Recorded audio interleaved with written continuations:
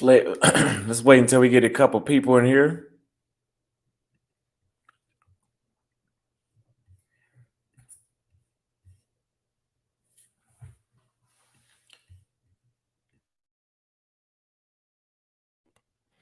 If you in the room, leave a chat.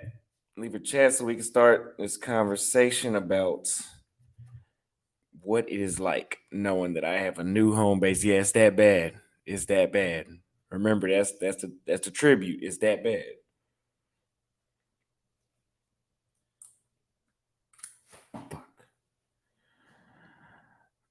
Now, to start, what's going on, Gail and Greg?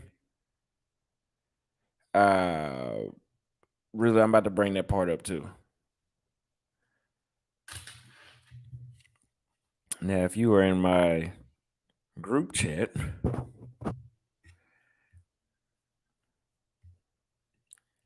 you've seen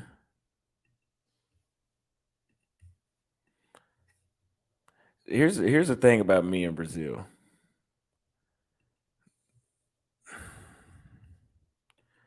I'm not gonna show the face here, but there's so many chicks that I have met since I've been down here. They are just left and right in Rio, and I'm about to go to Salvador.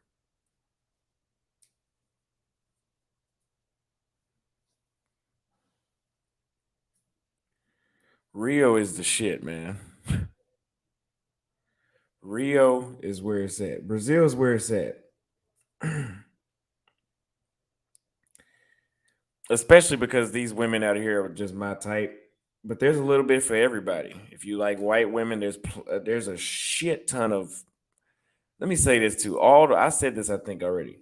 All the women out here have a lower body, bigger than yours. Trust me. I don't know what it is, but they have. It must be a law to be in the gym out here.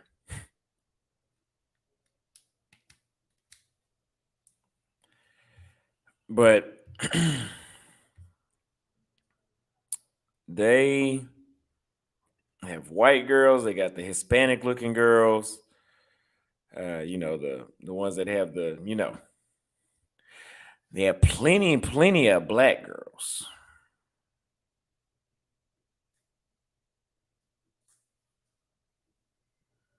And they're real. I know that they say that a lot of plastic surgery comes out of Brazil. Well, I mean, I haven't seen it. I know it. I've been hearing it for years, but no. These chicks are in the gym. I was telling my homeboy we were in the gym earlier, and I said it seems like there's more women than men in the gym. And I said every time we go to the gym, I'm like, there's a lot of women in here. But then I forgot it's because all the women are here.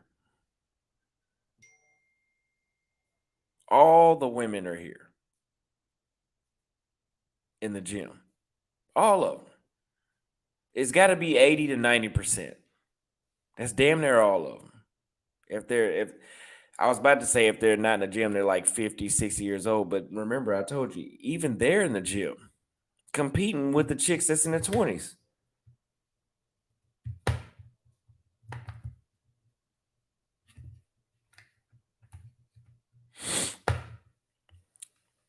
But I have seen a couple of plastic surgery, chicks, but I mean, it's not like what they no. It's just like the tranny thing. When they say there's a lot of trannies in Brazil, there's a lot of trannies in Thailand. No.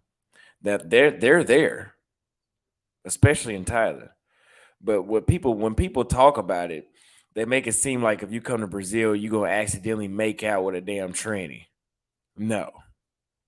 There's not that many goddamn trannies out here. You got a better chance of doing that in Atlanta.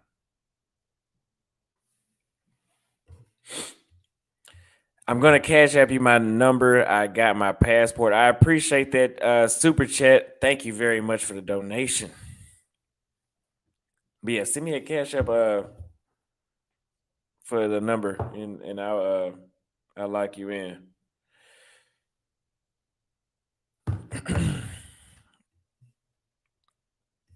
He said, "I'm a barber in the States. How do I move out there?" Stay tuned for that. That's coming real soon. Real soon. What healthy hair products do you use in your 360 waves? I use Miel leave-in conditioner, and then you just use like an argan oil or something like that on top. Yeah, there's not a lot of lady boys. They're out here, and I seen one today, uh, passing by the restaurant. Bet. I appreciate that. I will add you on WhatsApp right now. Thank you very much again.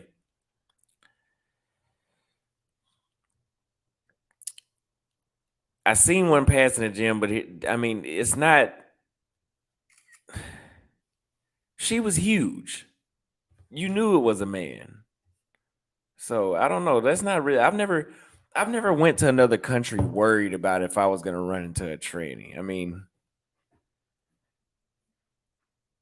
it's Omar. What is your is your email under that same name? I did see that comment you left about Quimados. No tourists there. I've been there myself. Yeah, I'm gonna focus on going to places where it's less tourists for a more experienced Brazilian experience. But you got to be careful because I went outside the tourist zone to go to a party Saturday. It was not in the favela, but down the street, I guess the Uber had to take us through an area, and it was a motherfucker outside with a tech directing traffic. I think I said that already. And luckily, the Uber driver was Brazilian, of course, so he knows, I guess how to honk the horn or whatever he did. And the dude, didn't even stop the car, but still, shit. We were in a black neighborhood, and we were black. We weren't even light skinned black. We're both, clearly black. But honestly, to be honest with you, I feel like had we been white, they would have stopped the car because they know that you're not from around there. So just keep that kind of stuff in mind. And when you see that kind of stuff out here, it reminds you that you are not in the United States no more. When it comes to, I would say, when it comes to crime, Brazil is like 40 years behind. I think what crime was like in the 90s and 80s is what it's like over here right now. Because that the 80s and 90s, I believe that was the war on crime era, right? Yeah, they have a war on crime here now.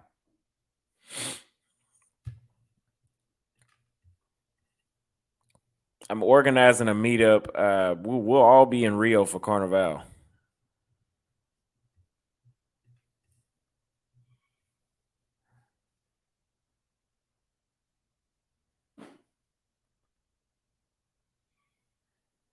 Yeah, I'll open up the call line for you, Omar, here in a little bit. I got this chick I'm about to meet up with, and but that depends. We got some stuff we're trying to work out first.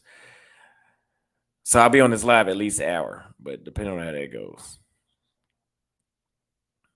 Now, what has changed since I've been here in Brazil? Let me put my phone on mute.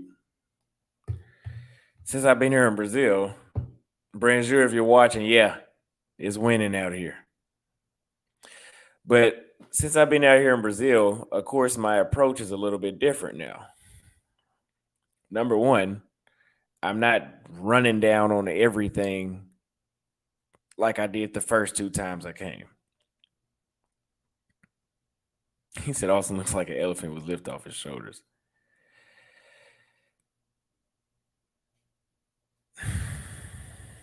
Where was I at? I'm not running down on everything. Why? Because there's too much to run down on in the first place, and I'm not going anywhere. I mean, I'm leaving this city, but I'm going to a different city in the same country. And from what I've heard, Brazil is the same way how it is bad women every 10 seconds in Rio. They say it's like that everywhere. Even more in Sao Paulo because there's fucking twice as 2 or 3 times as many people.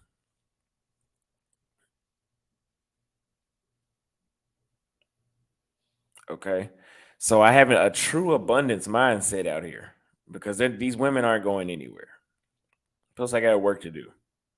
Which is the women. Shit. But whenever I approach women, I no longer say, "Oh, I'm just here on vacation. I'll be out here 2 weeks." Here's the sad truth about that. From what I've seen so far, whenever you are living here and you tell chicks that you're not leaving, see, what I don't tell them is that I'm leaving the city, just not the country. They feel like, oh, let me push the date out 3-4 days now. Not all of them, but I'm noticing it more than it was before because I've always said that the women would be ready to go on a date the next day, the same day, or within a 2 day period. If I got your number on Wednesday, we're usually not going to meet any later than Friday. But now that I've said, "Oh, I'm not going anywhere," again, they think when I say that, they think I'm saying, "Oh, he's not leaving Rio." Yes, the hell I am.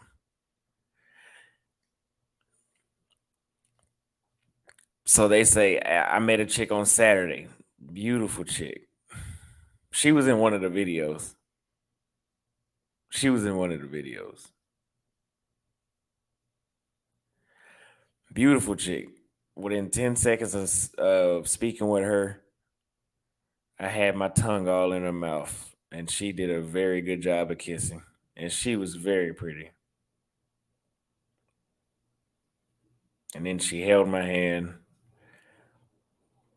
and I was like, okay, I'm finna go get something to eat.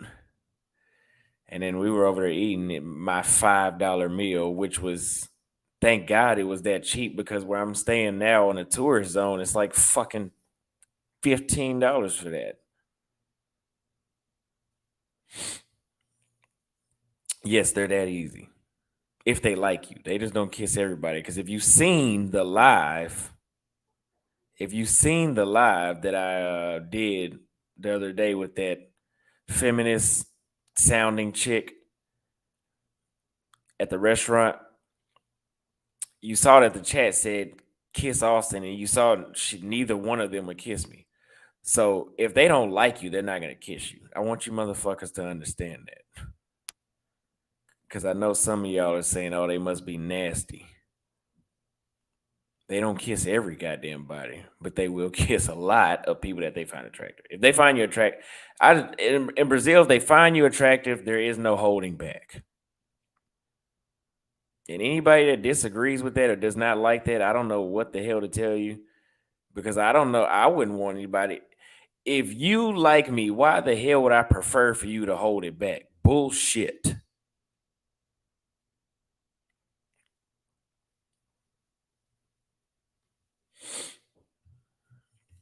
Clarity. Thank you for somebody put that in the chat. That's why I always say clarity. It's fucking clarity. They know exactly what they want to do out here. Anyway, I was eating my burger, and then she's sitting over there with her friends. Nah, she kissed me on the ear. That didn't count. But anyway, I was over there eating my burger, and then she seen me. She seen me. I didn't even think I seen her first. And then she told me to come over, and then she introduced me to her friends. And she had a gay dude with her that pretty much cock blocked. He told her that she couldn't go home with me.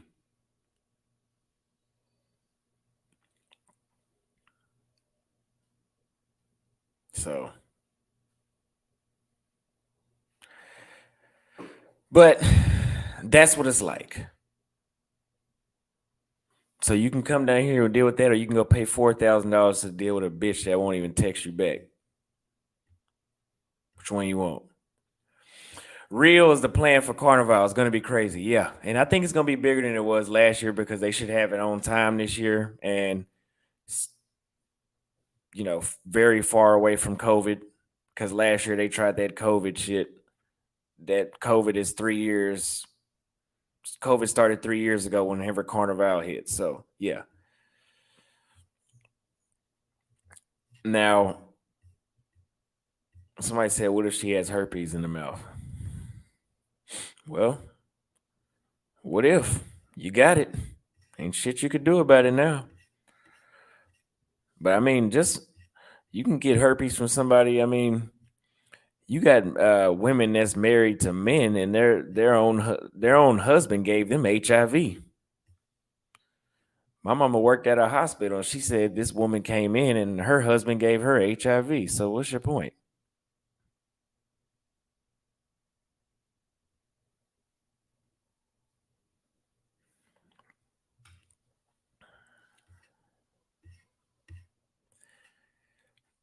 Alphabet guys always do that shit. Yeah, I almost got into a fight with a gay dude one time at this place in Dallas called Deck on Dragon. I still took his homegirl home, but he damn near stopped me. Like he damn near his homegirl, she wasn't convinced. She wanted to go with me, but he was cock blocking so hard, he damn near stopped the situation, and I wasn't having it. I just downloaded WhatsApp, hit my line. I can't wait to fly out to Brazil. I'm tired of these modern women. Come to Brazil. They're out here too, though. I made that clear, though. They're out here. There are games out here in Brazil too, but not to any extent. Like, for example, the game of the game of well, Austin is living out here, so let me push the days out 3 days further than it would be normally he not had he been here for 2 weeks. That's a little game, but I can deal with that. But what I can't deal with is going somewhere and a chick is very, very into me, grabbing up on my nuts and kissing me and giving me the time of day and having a good time. And then just like that, you never hear from her again. Who the hell wants to deal with that? That doesn't happen out here. At least it ain't happened to me. But yeah, herpes can be spread with, they have a version of herpes that has no symptoms ever. And if you ask me, that means it's not herpes. I mean, it's not anything. If nothing changes, what the hell does it matter? Um, the white girl did not want to kiss me. I mean, she seemed like it. She was letting me wrap her arm around a nigga. I saw that, but she didn't really want to kiss.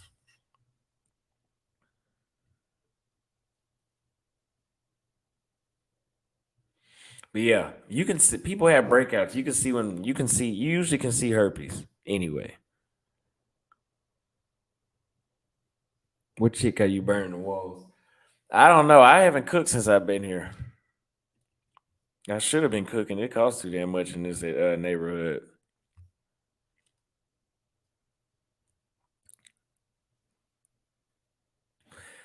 And somebody said they got doctors to help that. So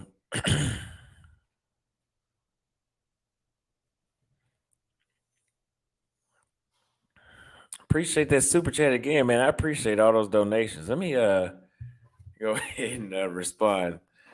Do what I said I was gonna do. Somebody sent me another cash app. Oh, same guy. Appreciate it. Um, I'm sick right now. I have green mucus. And I want you guys to know that healthcare, I didn't figure this out until recently, until I got here this trip, that healthcare in Brazil is free.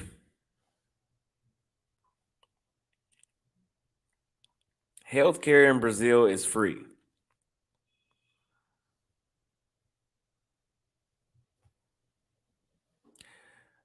I tried to go to this doctor's office across the street. They wanted to charge me 500 ice, which is about 100 US dollars. I wasn't doing that. That's like being in the States. So I told her, point me. I heard that healthcare is free. So point me to the nearest free clinic I can go to. And there's one by the train station in Copacabana. So I walked down there. I signed in, showed them my ID.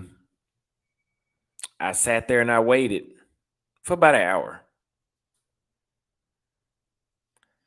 I went to the, you have to know Portuguese if you're gonna go to the doctor, unless you want to go back and forth, and they don't know English. So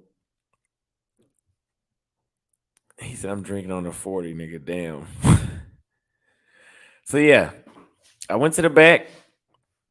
I was back there for 5 minutes. He gave me a antibiotic, and I feel better already. The prescription was like $10. And the difference is when I got to the pharmacy, it was already ready. Yeah, it was free. I didn't pay a single dime to go to that doctor. The healthcare here is free. Now, I don't know if you get shot in the chest and you got to get a emergency surgery. I don't know if that's free or not. But they said healthcare is free, and I went to the doctor yesterday for free.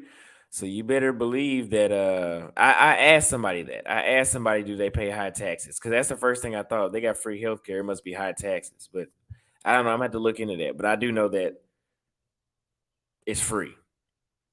No, you do not need to be a citizen to receive it. I went there. I'm a tourist still, basically.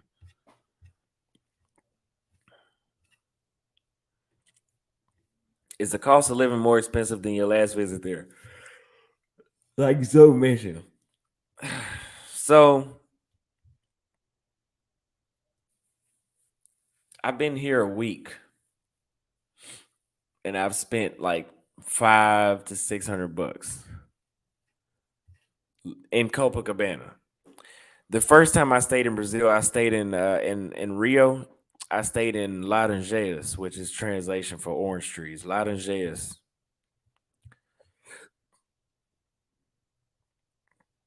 Okay, I stayed in Laranjeiras, and you get more of a local experience. It's near the tourist zone, but it's not in the tourist zone. But you get more of a local experience. And the reason I know it's not in the tourist zone is because not a single soul over there knew English.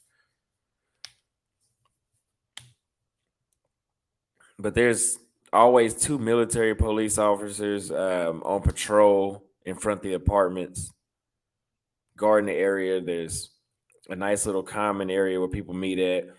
There's 3 restaurants with decent pricing, very decent pricing. Some of those places have the kiosks. You can get a nice little snack that'll last you a couple hours for like $2. And I was in Rio back then. That was during Carnival, so that's during the high season. And I was drunk all 7 days. I think all 7 days I was drunk. And I ate out every meal. And I went just about everywhere in the city. And I only spent $400.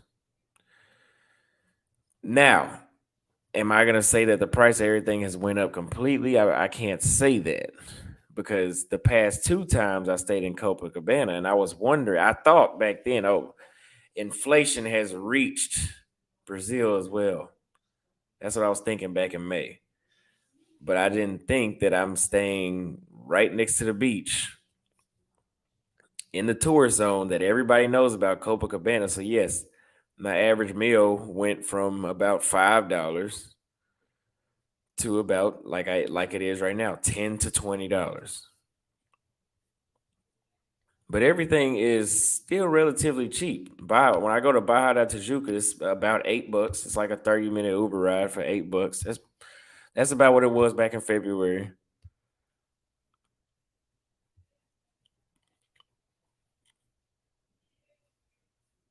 But it's still cheaper in the States. Free healthcare, that's awesome. It is. It's absolutely awesome. I'm gonna wear that shit out while I'm here. I should have wore that while I was in Thailand. I don't know if it's free in Thailand, but it's just so cheap.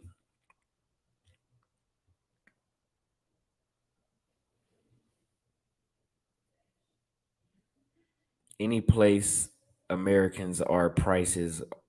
Oh, any place Americans are prices going to be high. Believe it or not, there's not a lot of Americans in Rio. And the reason I say that is because being in Colombia and Medellin, there's a lot of Americans. It damn near seemed like there was just as many Americans as there were Colombians. Being in Pattaya, there wasn't a lot of Americans, but there was a lot of foreigners from countries that would be considered rich to Thai people. JB says, "Am I ever coming back to the United States?" No, I haven't. I haven't even thought about that. That's not even on my mind. I'm not going back. Salute to everybody in the chat.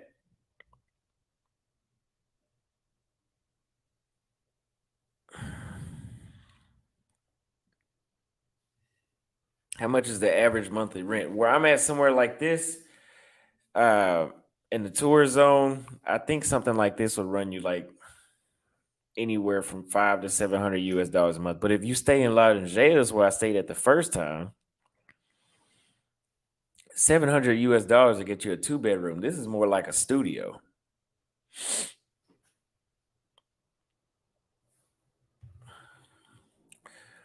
Or y'all can go way out there to Madureira, where it's a lot more dangerous, and pay $300. But it's a lot more dangerous out that way. There aren't any military police that way to save you if something happens. Well, they'll come get you after it's over with. Yeah, I am. What? Oh, I'm coming back to the States.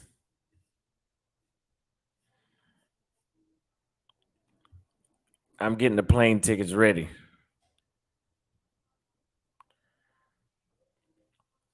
Hey, you end up buying me a new plane ticket in a minute. You have to run the content circuit. There's no getting away from that. Uh, yeah, I would come back to the United States for like, I don't know, man. Peace of mind is a motherfucker. Like, I think the most I could do in the States is a week.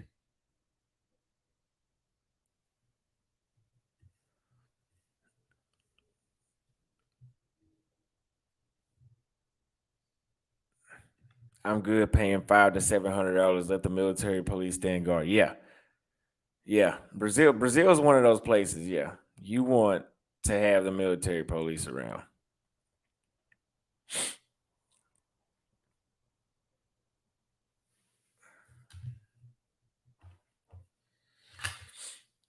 He said, "Don't come back. You're not missing shit." And but he said, he said, "How is it living in the war zone?" Y'all pissed me off with that war zone last time. Um, yes, I will be trying. I'm going to stay in Brazil. I think the remainder of the winter. I'm supposed to go to Colombia in December, but I will not be in Brazil's wintertime. No, I'll be in Europe in the spring. Would I fly out my mom to come spend time with me? Yes. Yes, I would. Just not yet. Gripe is mild flu in Brazil. That's how you say it in Portuguese? This dude bought a cheap suit to chase prostitutes. Uh, you gotta have some better shit talk than that, man.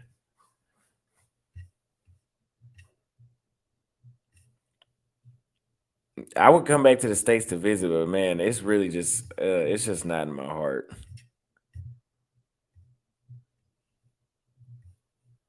Like asking me to come back to the States is like asking me for too much. Seriously.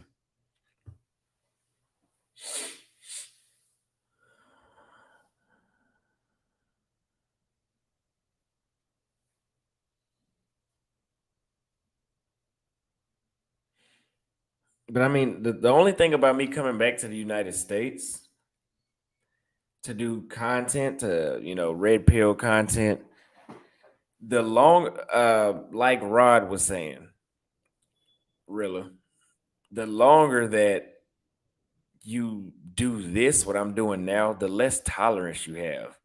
So I don't know if would I even be involved, because me and Pearl before the video that she posted, we did a we did a segment about Brittany Renner, and I could not focus because I don't give a fuck about Brittany Renner. I don't give a fuck about American women. I don't.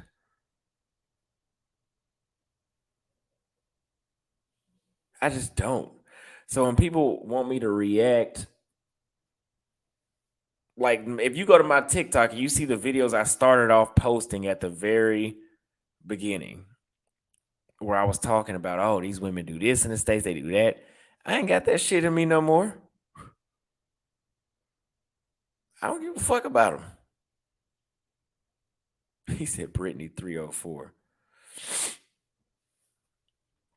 It does make good content, but it's like, damn, that shit, it gets old because the reason talking about American women gets old is because number one, the conversations that we have with them are just dumb as hell. Like we're trying to convince people that you should be nice to the other partner or person in a relationship. That's stupid. And I've ran out of talking points. I've ran out of talking points because I've said it all. And then guess what? Nothing changed. Kevin Samuels died. Nothing changed. Um,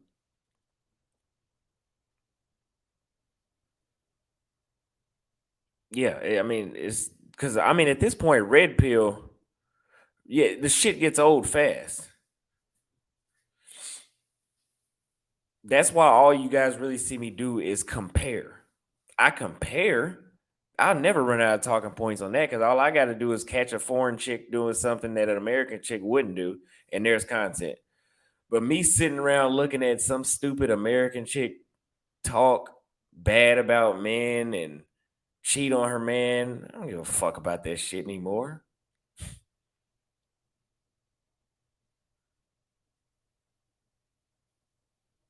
I just don't.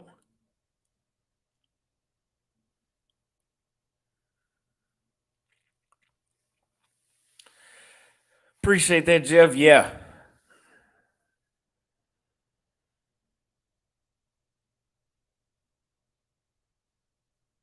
Because let me tell you about what red pill is right now. It says you would be just vulturing off of Kevin Samuels instead of developing your. Like, you guys ever notice if y'all see me go to a podcast and they start asking me about marriage, I kind of just get lost. That's because I don't care. It's dumb. It's a dumb conversation. It's dumb. Like, y'all are in the United States having conversations like this. Should a woman have sex on the first date? What a stupid ass question. Do what's natural. Jesus Christ. It's that simple. Do what is natural. That's what these chicks here do. And yeah, I am 23. Why would I care about marriage? Yeah, they asked me that shit.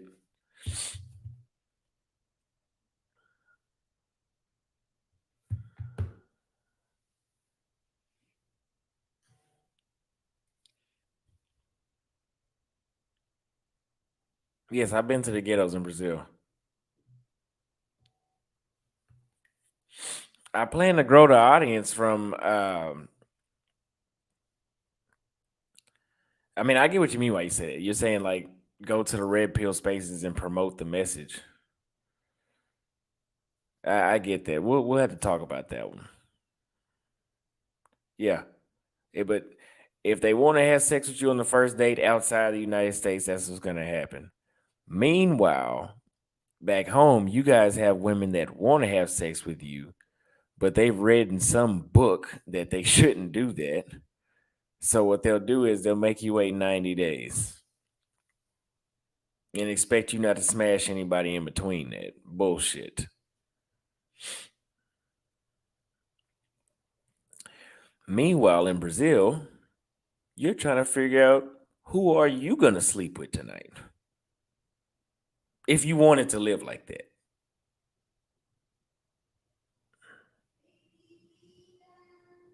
You don't have to come down here and be a dog, but if you wanted to live like that.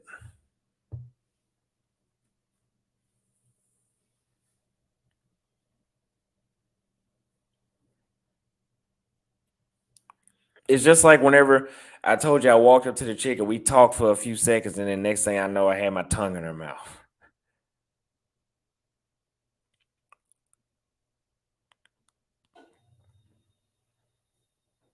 Clarity. No holding back. Ready.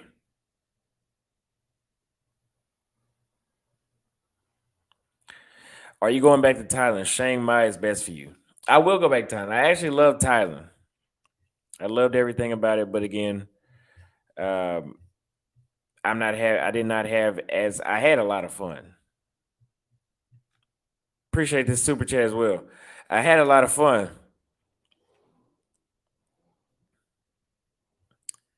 but the Asian women are just not Brazilian women. You know, to me, Brazilian women blow my fucking mind. So I can only have so much fun in Thailand. So it's literally if I'm going back, it's I'll have fun and I'll enjoy being cheap, but it's literally just for work, just so y'all can see. You're right. I've honestly got tired of looking at videos. Yeah, I got. Yeah, I'm pretty sure if you've been following me for a while, you noticed when I got tired of it, and that was really once I went to Colombia and I got reminded, like, oh, yeah, I need to get out the states, and then I just got tired of it. That shit gets old. It's beating a dead horse. Them women in the states ain't gonna change for y'all. What is a woman? Yeah, yeah. While y'all are busy trying to figure out who is male and who is female, I'll be over here getting with females. How about that? While y'all trying to figure out who is who.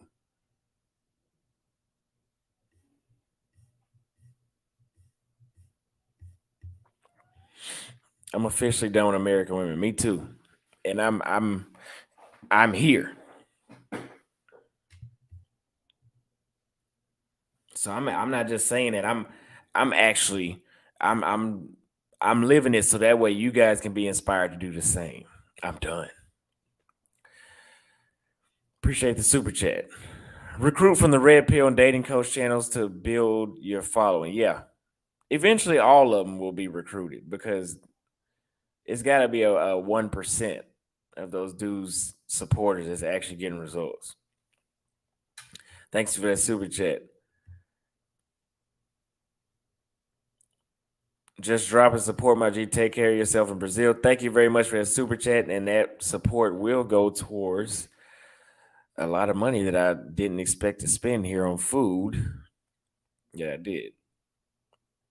I want to drink really bad, but I haven't drank since Sunday night.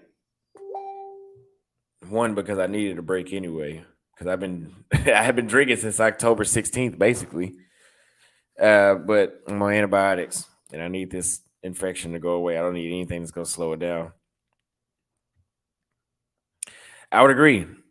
It does seem like the majority of the red pill community is not aware of passport bros. Yeah. So I'm gonna keep pushing it. I'm never gonna stop pushing this. Andrew Tate Andrew Tate says Thai girls are ugly.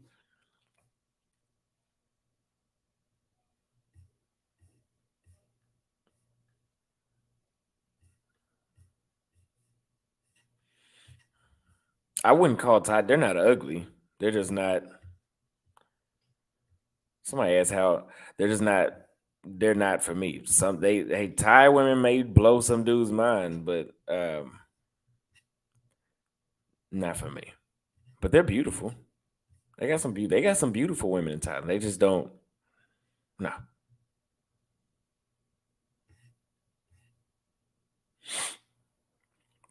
This is the longest, and this is how you guys know I'm serious about not going back to the States. This is the longest I've been outside the United States. The longest trip I had was 14 days, but I ended up saying 15 outside the United States in Brazil. Last time in Rio here. I came to Rio on a one way.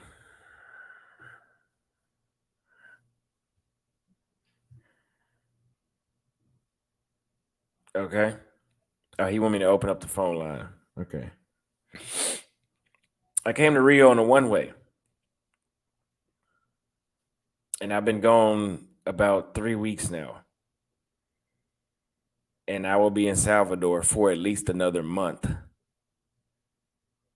I'm not coming back.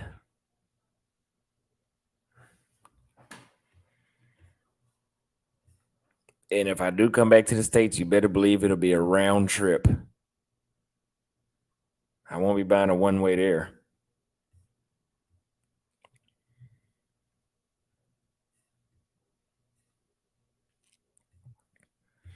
I'm drinking a lot of water.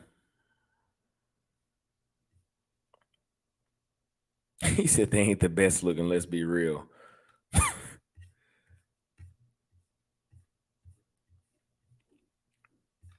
Let's see. Got another super chat. What do you do for a living? How do you earn income? YouTube.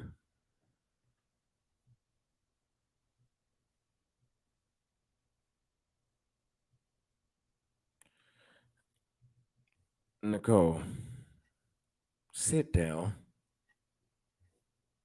Sit down. Just sit down. What would you do? Would you do Muay Thai training in Thailand? Yes. Why not?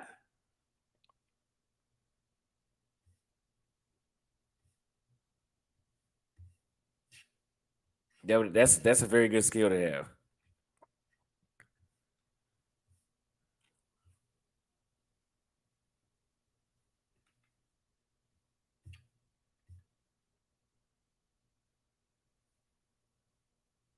He said Nicole is mid, not gonna lie. Is crime bad in Brazil? Yes. It's bad. But it's bad in certain areas. It's crime can happen to you anywhere out here. But if you go to Madureira walking around at nighttime by yourself, I can damn near guarantee you're gonna end up wishing you didn't do it. You can walk outside. I'm in Copacabana. You can walk around Copacabana at nighttime by yourself. You need to be watching your back.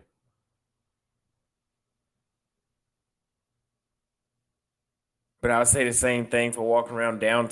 I wouldn't. I've been saying that. I've been saying this about Dallas for a while.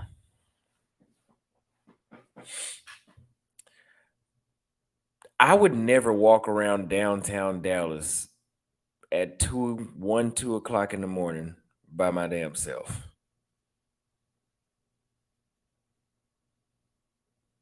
And I carried a gun in the States. But the chances of me having to use it, we can all, act tough and say, I got a gun. But do you really want to use that motherfucker? Because you just don't shoot people. That's not the end of that. You just don't shoot people. Okay? When you shoot somebody, the police get involved. Or it could be both, or the person's family and friends get involved. Now they want to kill your ass. So yeah, it shooting people. The fucking rap music, they don't tell you the whole thing. When you shoot somebody, that's not the end of that. That's not the end.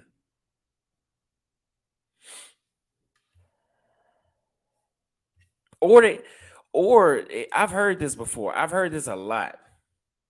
If you shoot somebody in the United States and you don't kill them, even if it was in self defense, they can sue you. What the fuck is that about?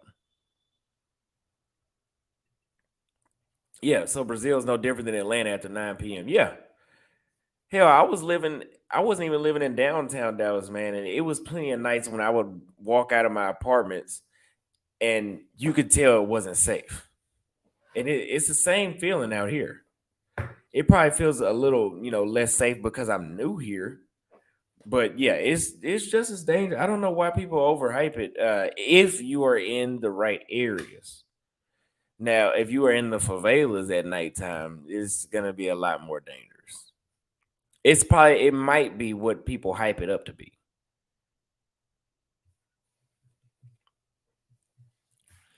Drinks on me, I appreciate it. I'm gonna save those when I get to Salvador.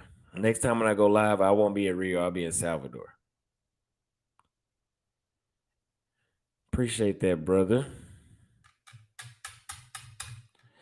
What's your cash app? Cash app. What's your cash app? Didn't realize this is your mainstream income. Yeah, that's why I did a video where I said I was like, oh, I'm gonna depend on my subscribers, but I'm about to get out of the United States. That's why I'm back uploading daily. Is that bad? But yeah,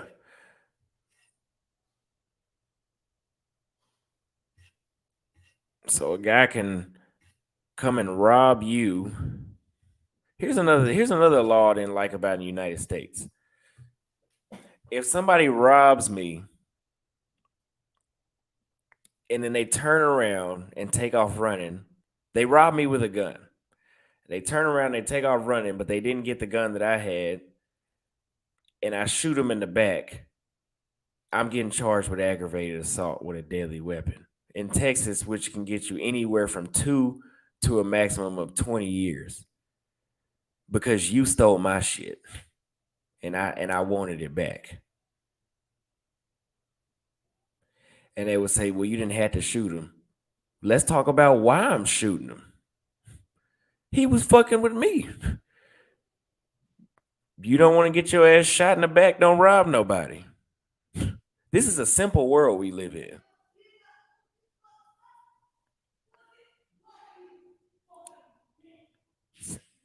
Sound like they out there fighting.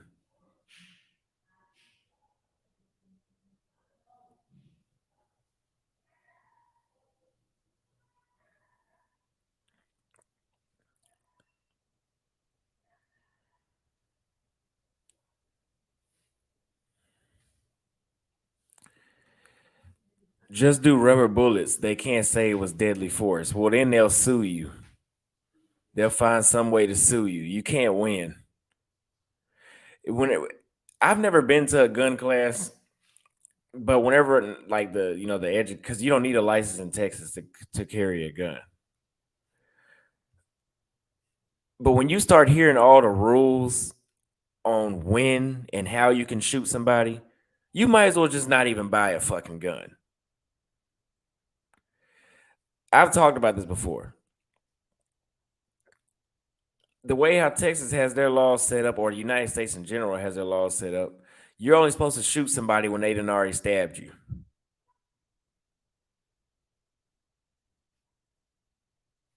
You're not supposed to shoot somebody when most people would think it makes sense. You're supposed to wait until you supposed to get shot first, then you shoot them. That's what they want you to do.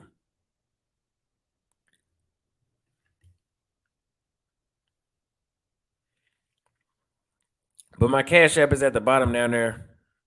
Scrolling down there at the bottom.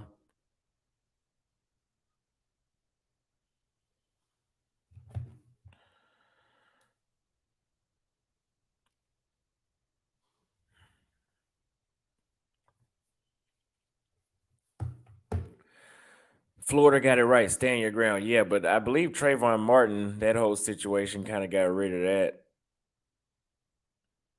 You need to try South Africa. Those the last good English speaking women left, and get concealed carry insurance. I heard it works. Yeah, I've heard about the insurance, and I've heard about that in South Africa. I had to try that out for sure myself and see. Appreciate that super chat. But I don't know if you guys watch Fox News. They do seem to spread a lot of propaganda type, news. But I often hear Tucker Carlson say Tucker Carlson says that they have just legalized murder against the U.S. citizens. That it that that sounds about right.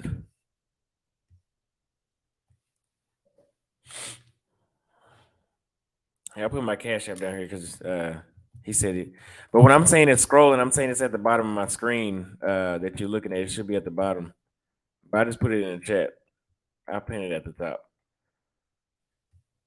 Yeah, but they've legalized murder in the United States, basically.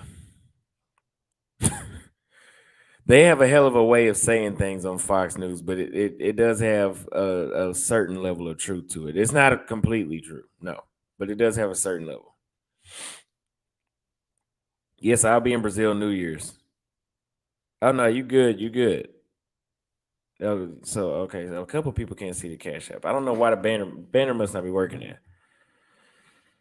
It might be. I don't know. I don't know what it is, but I did pin it at the top of the chat.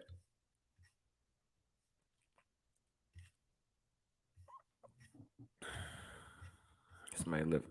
I got sued here in Compton for defending myself. Gun laws here are trash in California. Yeah, I've known that about California, and that's where crime is legal at, is in California.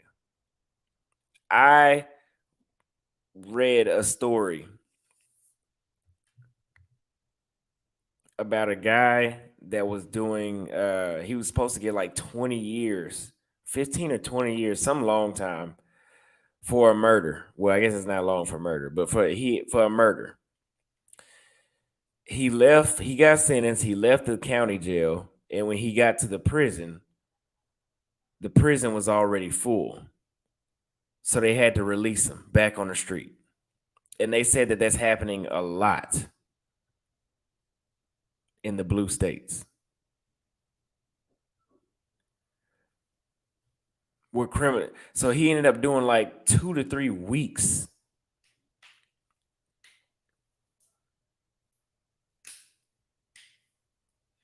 Let me tell you something about Tucker Carlson too, and Sean Hannity. I don't know how the hell they do it, but they have. I've never seen them stutter.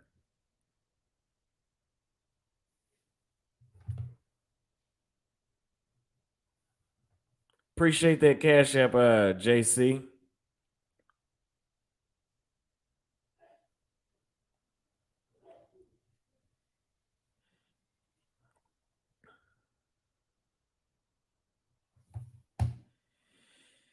I've never seen Tucker Carlson or Sean Hannity stutter.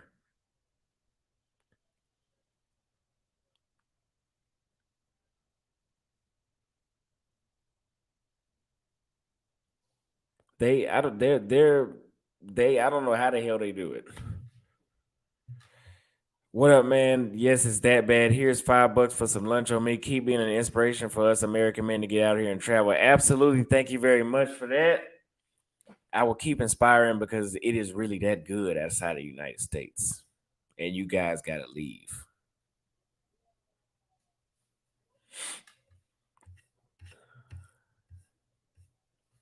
Now, but there's some things that Fox News does lie about, like with the whole electric car battery thing. And they're saying, oh, well, the lithium batteries are being brought across the ocean. And those those ships that, are bringing them across the ocean. Those run on diesel. So you're still using fossil fuels. Yeah, but the point is you're using less. And they know that. They know that. That's why I said you have to watch. Dar Levon, appreciate that cash app. Thank y'all very much. I'm gonna tell you another thing too. So I just bought my ticket to Salvador, Bahia, Brazil. It was $85 when I was in Thailand, and I was like, you know what? I might like Rio a little bit, so I'm not gonna buy my ticket to Salvador yet. I'm gonna wait. I checked that damn ticket yesterday morning. That ticket was $270. Damn near in America. That's how much it costs to fly to another city in America.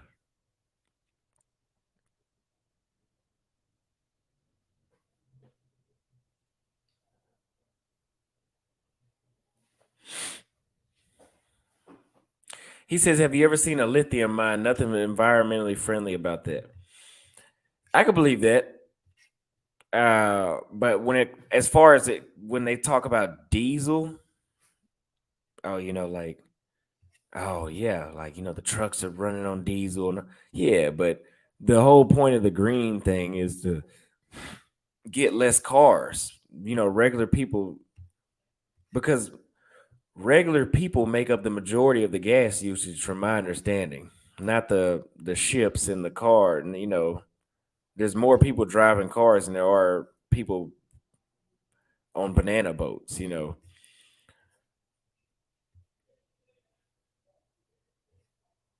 How many states have you actually been to? I've been to California,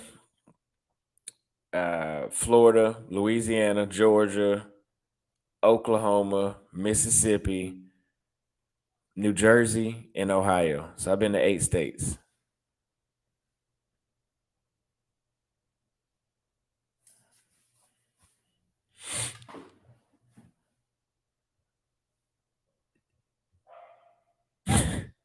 I remember hearing about this back in the day.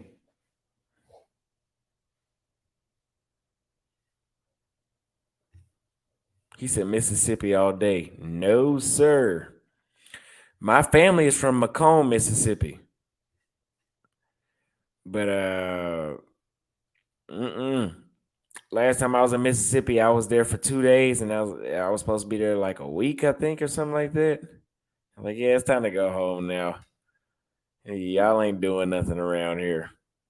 There ain't nothing to do. It's good food. All I'm saying is this: if you go to Mississippi, bring a girlfriend with you. Something that's gonna keep you occupied in a video game. Ain't nothing to do in Mississippi. Tell you, last time I went there, yeah.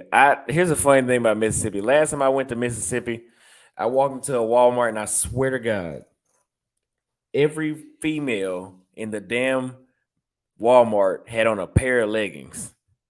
It was the oddest thing. I don't know what that was about. That was so odd.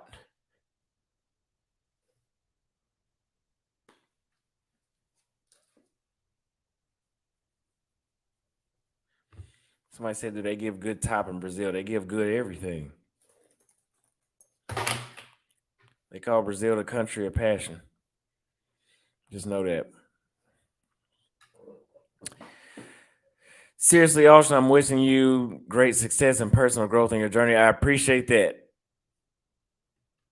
I'm growing up a lot faster outside the country.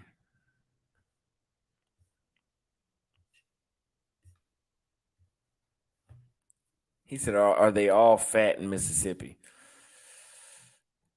Not all of them, but it's a lot of them. And that's the diet. That's the diet. They gotta. I mean, you gotta think about it. We was out there in Mississippi, I was out there eating pig feet and pig lips. That shit is not good for you. The closest thing I ate to that here, I was at the buffet, and I ate. I don't know what kind of tongue it was, but it said lingua, and it looked like a. You could see the taste buds. It was a fucking tongue.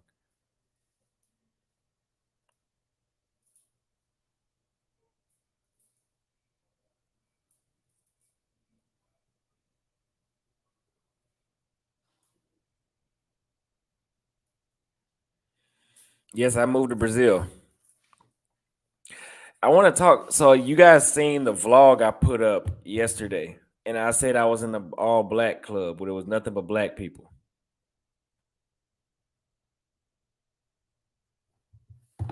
Nothing but black people.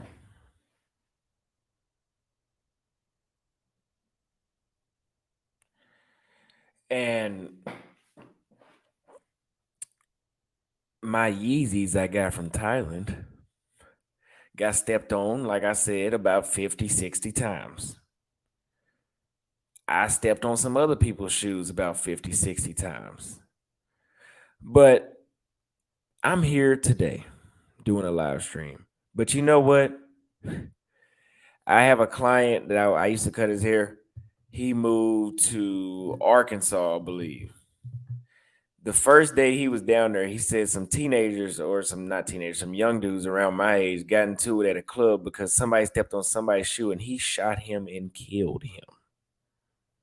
And that is not uncommon in the United States. Yeah, I was at Casa Black. Shot him and killed him. But meanwhile, Casa Black, these are all black people. All black people. It's 9:51 p.m. here. Casa Black, black people, my skin tone, light, and there were a lot of them are darker than me out there.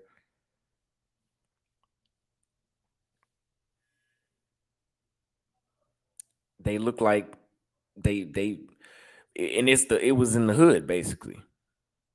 But nobody wanted to fight me because I stepped on their shoe.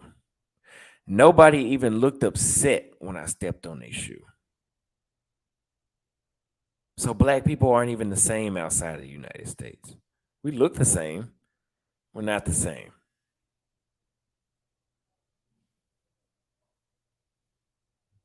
He said, this is a good analogy.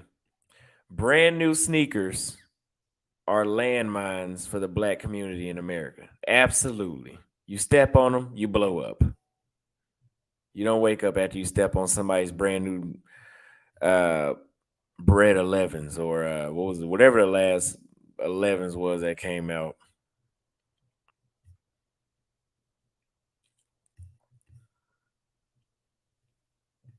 So let me tell you about that. When I was at Casa Black, the area upstairs, this is Saturday night, the area upstairs, we were going to get a table with the bottles and all that was $200. I didn't think it was worth it because upstairs, nobody was up there. And the chicks downstairs weren't looking upstairs to see who was up there. So it was like you need to be downstairs. And it's not even that many. It's just not. I don't think Casa Black is so worth it to buy a section. Because the first time I went there back in May, there was some American dudes I went up there with. They had a section. And that section shit does not hit the same like it does in the States. See, if you got a section in the States, the women want you. You got a section in Brazil from experience, it doesn't make that much of a difference besides the fact that you get to sit down. I don't think that makes women want to jump on you. It just doesn't. People are not as superficial outside the United States.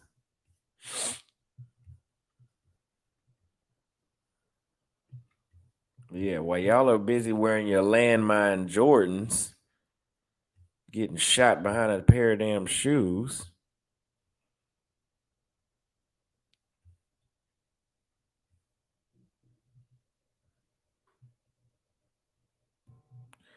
Yeah, they tried to charge us 200 to be upstairs.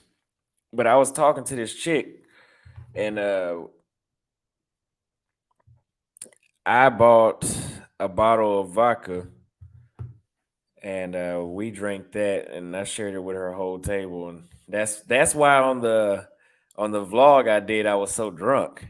I drank a lot that night. I drank a whole lot and I'm gonna show you something else. I almost forgot. I gotta take these with me. Charcoal pills. I had a subscriber hit me up on Facebook and he said, before you drink, take a charcoal pill because it'll absorb all the toxins out of the alcohol, and there's less toxins. You know what that does. I got really drunk and I did not feel as drunk. So take the charcoal. I'm telling you that worked, and I didn't have an extreme hangover. I did not have an extreme hangover.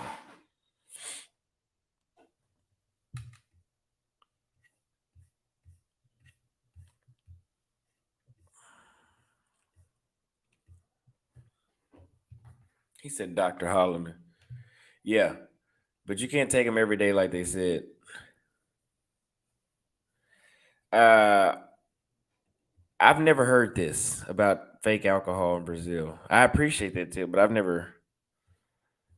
I don't know. I've even drinking the favelas, and I didn't feel like I was drinking fake alcohol. That's new. Multivitamins, yeah, you should be taking multivitamins every day anyway, though. Those make your brain work better and give you better energy. Seriously.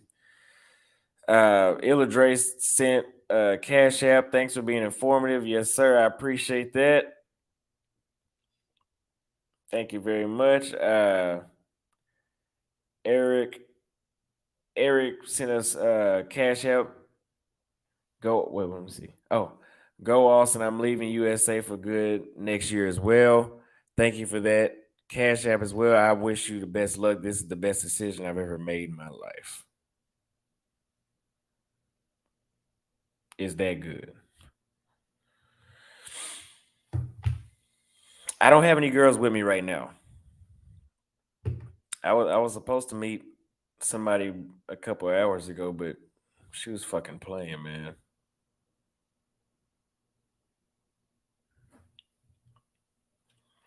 She was playing. I don't know what that was about. The thing is, she was waiting for me in the rain. And I'm like, "Hey, come over here." And then just wouldn't do it. And I'm like, "What the fuck are you you're waiting on me." I don't know. I don't know. I don't know.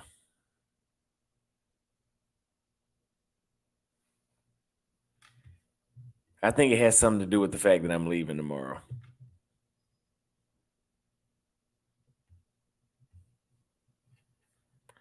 Appreciate that super sticker. But like I said, you might run into some games here and there in Brazil, not like the States. The States, yeah, it's ridiculous. Brazil, it's like if you run into a game, it's like, because you got to remember the chicks that play games in Brazil are dumb. You know why? Because there's too many chicks to play games. That's another reason why you won't trip. If you do run into a chick that's playing games in Brazil, you're not gonna care. I don't give a fuck how beautiful she is. There are beautiful women everywhere. Like, let me just remind y'all.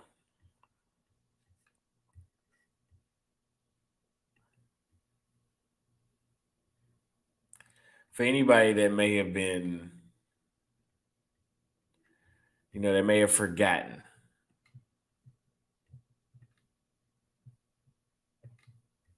Let me go back to their picture. Share my screen. Great work, Austin. I'm a Dallas native as well. I went to Casablanca a few months ago. He said a few months ago. A few months ago, it was a cool vibe, but I only saw like 1-8. You mean like it was more than that, or that was the best you saw in there? Appreciate that super chat. What are the marked differences on dating Thailand versus Brazil, costs associated? So I've been needing to make a video about this. Let's go ahead and talk about this one. But first, let me show you. Let me show you. Oh my god. It's funny whenever y'all call the women in the United States when y'all call them whales. That shit is funny. I'm gonna show the crib I stayed at whenever I leave.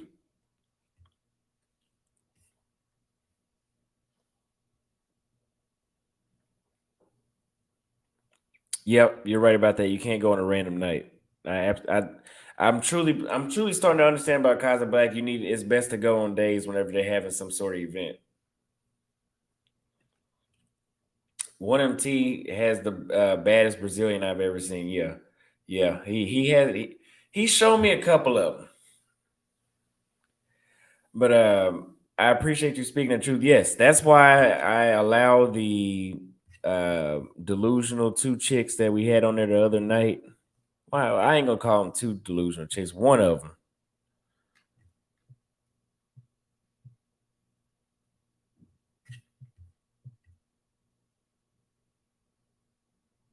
He said Austin Harlem is actually 5'2", fat, ugly, and is a virgin. Yeah, but I allowed him to get on there and talk what they want to talk. That way, you guys know that hey, it's not perfect here, but what you hear from those women is not the majority here. But in the states, what you heard them saying is the majority. So, which one do you want to do?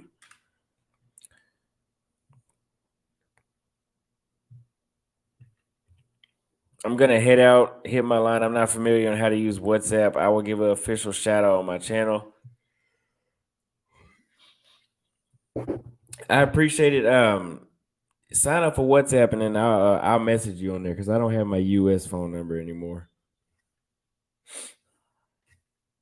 Allegations. I haven't seen him in a while. Mad love to you, brother, man. I appreciate that. Thank you very, very, very, very, very much. Did you did you go in order or did you skip lessons? I never skipped a lesson, but I would at least do 3 lessons. I think you can do them like 10, 10 lessons before you master that course. But I would at least do 3. Yeah, I'm about to open up StreamYard. Let me talk about Thailand versus Brazil, and then we're gonna do all 3 countries I did. We're gonna put them all against each other.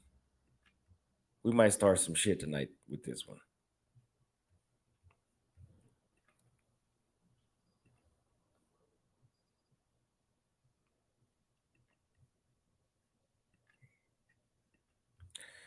But remember this.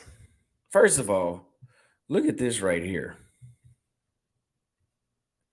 Now, if you would have seen her in person, the shit was ridiculous.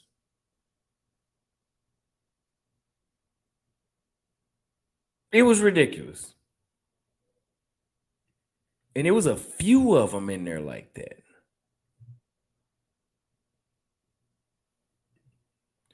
Now, y'all remember these 2 chicks. Look how she looking at me.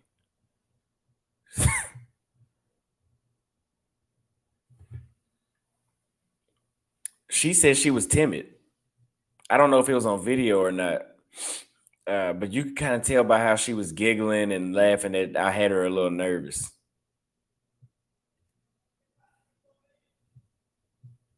And y'all seen how she was built.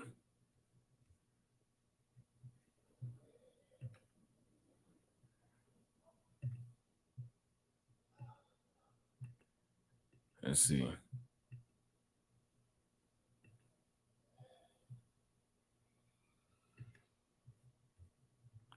But those chicks, this chick right here, first of all, this right here on the right, a lot of dudes like her. You're seeing that all day. And that's not an exaggeration at all. You're not getting away from women of that standard or that look. That you're just not. It's just that's why Rio changed my life. Women with legs like this, I swear to God, you're not getting away from this. It's so many of them. It's not surprising anymore, and you don't feel the need to try to talk to all of them because you know you're going to see another one. It's just like if it's just like if you wanted to eat squirrel meat and you live in Texas, do you think you need to chase down every single squirrel, or do you think you'll see another one every 5 minutes? Minute. I didn't mean to say 5 minutes. I meant to say minute.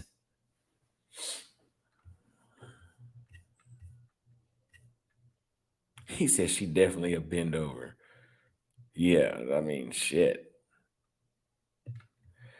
Dropping something in the collection plate salute. I appreciate that. Thank you very much.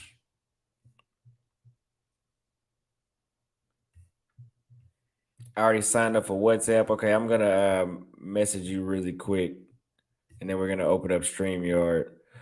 Austin will sing a song for us if everyone in the chat hits the like button. I promise you all that. Let's see it. Thank you very much, sir.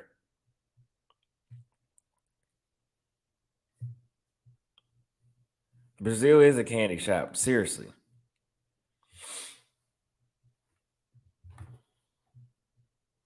Whenever I get to Salvador, I got a feeling I'm gonna have a lot. I'm gonna have a lot of chicks because black chicks are my thing, and black chicks like me too. And it's like I think Salvador is like 80% black. So I think it's gonna be I'm gonna try to get every chick I meet on live. I'm gonna try to if I can do it, get somebody to get on live every day. That's why you guys need to subscribe because status works around the world. When these chicks see that I have 27,000 subscribers, the demeanor changes. So if I get to 50 to 60, every chick's gonna want to be on live. And in Brazil, I can put 365 women in the next 365 days on live. And I bet you they'll all be bad. I fucking bet it.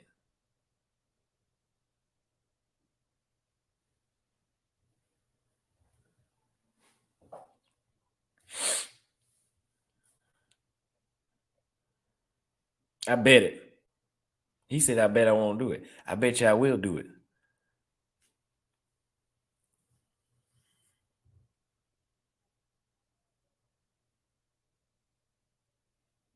Build momentum. And that's the thing. Here's the thing that these dating coaches like to say. Oh, I don't put my women on YouTube because they got some reason like, oh, they gonna use it against me or blackmail me or it's gonna mess my game up. It's gonna mess my game up. Really? I could put no. I bet you I could post. I could put all these Brazilian chick. I could put every Brazilian chick I meet on a live stream.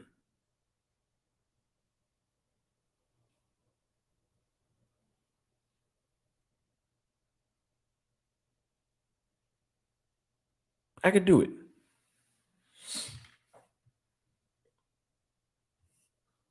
Yes, you should go to overseas immediately. Appreciate that super chat right here. Paying to potential. Thank you, thank you, thank you very, very, very much. Your channel will get fresh and fit numbers if so. Yeah, it would. Because I already don't care about nothing.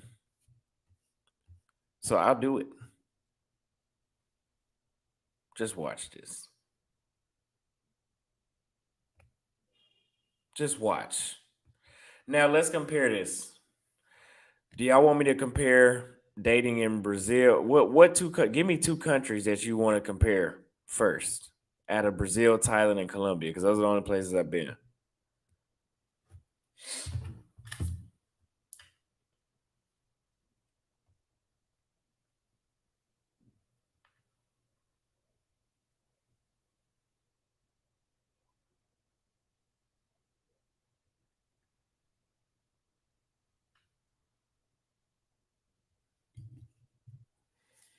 So we see a lot of Thailands. Brazil versus United States. That was one of my first YouTube videos. I can't do that one right now. Actually, that's what the majority of my content is about. Compare United States to Brazil.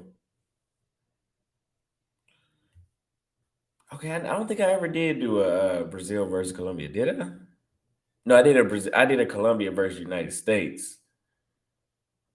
402.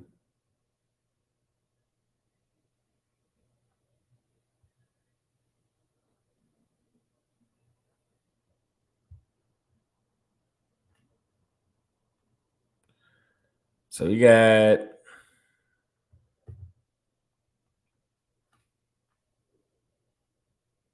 Floyd. I just texted your number. You look kind of familiar. Okay. Mr. said MR says vodka shot. Cheers. Appreciate that. Thank you very much. Now,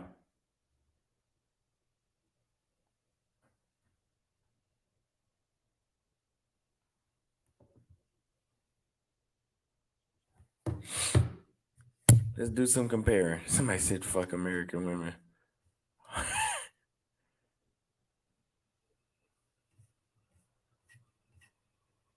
So let's do Thailand versus Brazil because that seems like I'm seeing the most.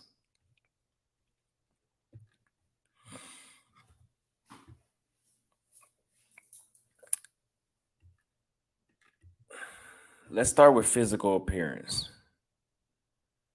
I'm going to give it to the Latinas in Brazil.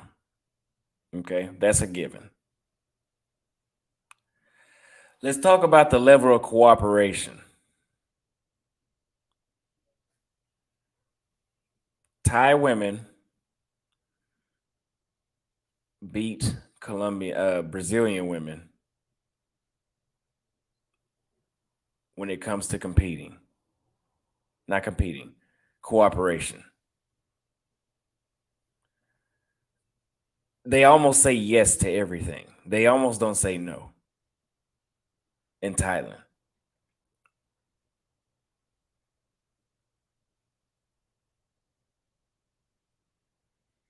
They say yes to everything. I've even seen dudes in Thailand have a chick with them, and they're talking about other chicks in front of their chick, their girl, and she's listening without a care in the world. Now, does that happen in Brazil too? Yes, but not like it does in Thailand. Like in Thailand, I've seen dudes get very, very, very, very vulgar about other women that they slept with, and their girls are just, it's almost like they're trained to not say nothing when a man starts talking about that kind of stuff. In the United States, you're not getting away with that. No, not at all. Unless you're some billionaire, and hell, they're not even getting away with that, I think. In Brazil, I think a favela girl. Yeah.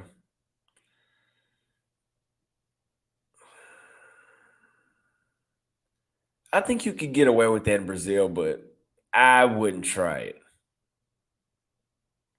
Like that would be something you would have to tell her up front that, hey, I talk about other women, and she would have to know that you were out here hoeing first.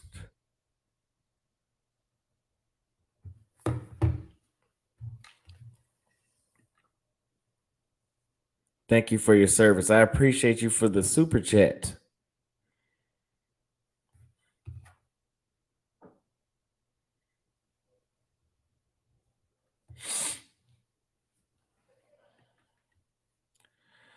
Now, I'll respond to your text here in a minute, Floyd.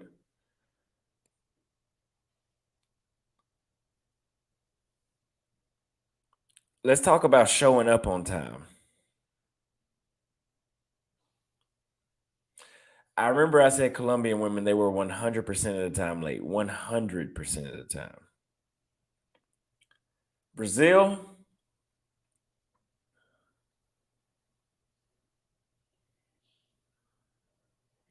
the majority of the time, Brazilian women have always been on time for any sort of meeting we had, whether if it was coming to the crib or we going out to eat. The majority of the time, Brazilian women were on time. Here and there, they be late. In Thailand, they're on time. And put it like this, in Thailand, you're pretty much telling them what the hell to do.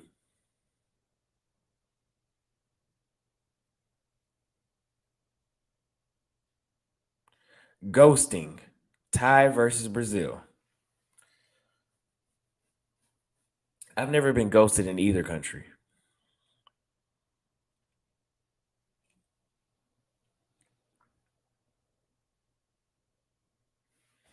Casper for King right here says, yeah, if you establish an exclusive relationship with a Brazilian woman, do not talk about other women, period. Absolutely. Absolutely. I wouldn't do that.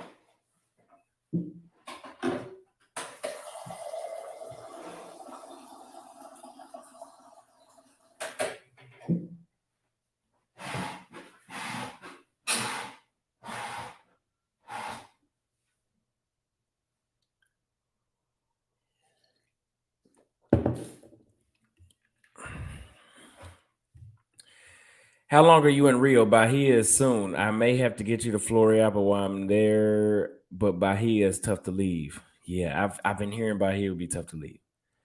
In Thailand, they are early. I won't be in Rio. Like I won't be in Rio Friday. I can tell you that. But I'll message you.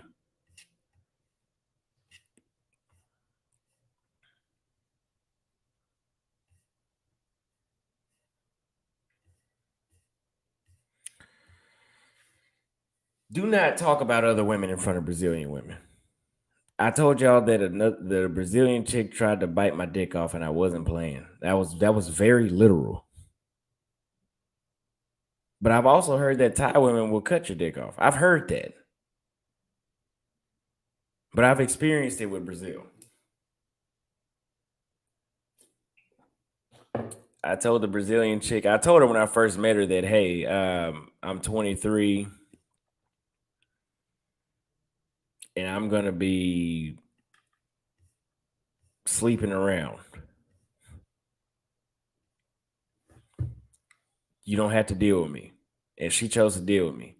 But then she wanted to police who I slept with, which I guess that's kind of fair, right?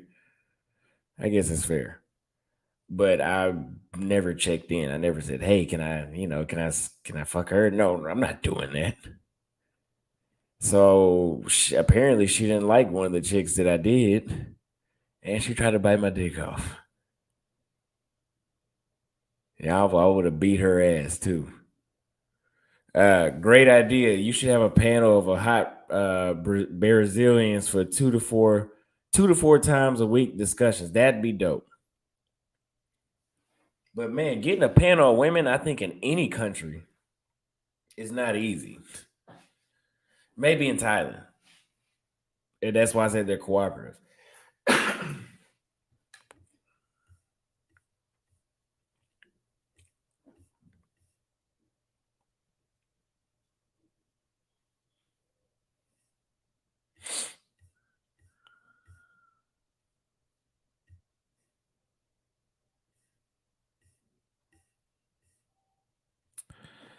Possessiveness. No. Brazilian women are possessive. Like he said, do not talk about other women. You can look at other women. Don't sleep with other women.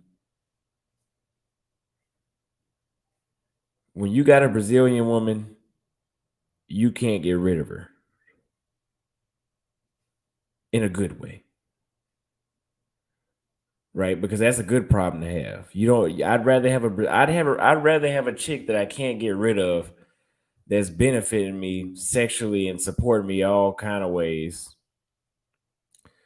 versus being somewhere like in the States where you don't have a problem getting rid of them because they talking to 40 different other dudes and they're not supporting you at all, barely even sexually.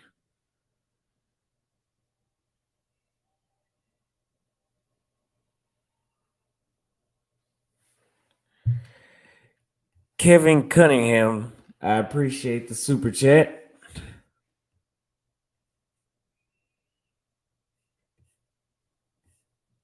Yeah, she tried to bite my dick off. Yeah, she tried to bite it off. Oh my God, I'll never forget that. How did she find out? because the chick called me. The chick had just told me that morning because she seen that I was with the chick that tried to bite it off. She told her, "Oh, I seen that you were with another chick. Like, hey, don't call me anymore." So, okay, won't call you.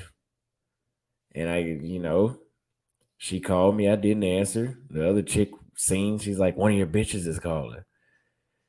And then, I was like, "Fuck it, yeah, she's calling." Then she called again, and the phone rang for a long time. And the chick I had with me was so mad. She was literally, and they talked on the phone for 30 minutes.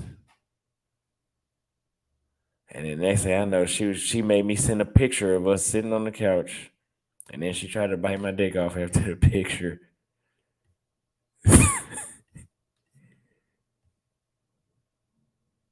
Yeah, it's that bad. So what's another comparison y'all want me to compare?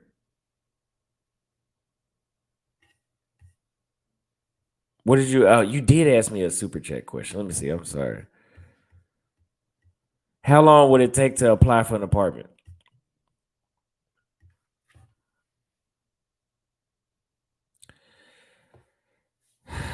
I'm gonna jump around to two more cities in Brazil, and then I'm gonna figure out which one I want to actually live in. Two to four actually. But you can apply for an apartment right away. All you gotta do in Brazil, all you gotta do is go to the Receita Federal, which is like I think their version of like the DPS or something like that, and then you do that, and you get a CPF, which is like their version of a Social Security, and you can apply for to rent an apartment or buy an apartment. That's what you would use today. Even going to the gym, going to the gym, you have to have a CPF. I mean, you don't have to, but they do ask for it.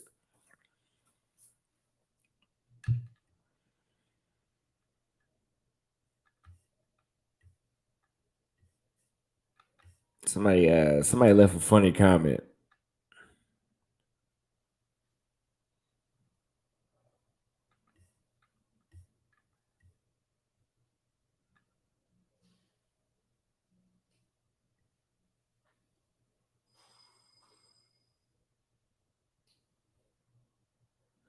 Well, see, sir, you're judging based off off of very, very little context. You don't know what type of women these were. They got sluts and whores in every country. I'm not saying that they were, but you don't know what type of women these are.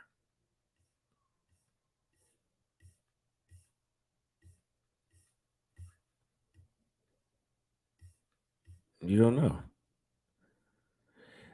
Weed is illegal in Brazil. Don't buy weed in Brazil. Matter of fact, just the only drug you should be using in Brazil is alcohol and tobacco. People smoke weed, but stay away from it. I mean, you're in another country. Do not get caught up, dry caught up. pH balance versus Thailand and Brazil. The hygiene is the same.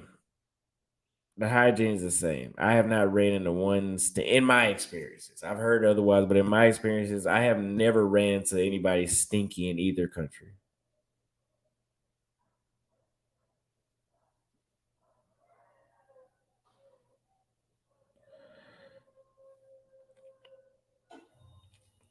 The little sprayer next to the sink, I mean to the toilet that they have in South America, the little douche thing, wherever it is, they have that in Thailand too. And all the chicks before they get in the bed with you and after they get out the bed with you, they spray themselves with that. And that's the same thing they do in Brazil. I love it. That is such a good habit that they built up. But yeah, don't smoke weed in Brazil. Only smoke weed in places where it's legal.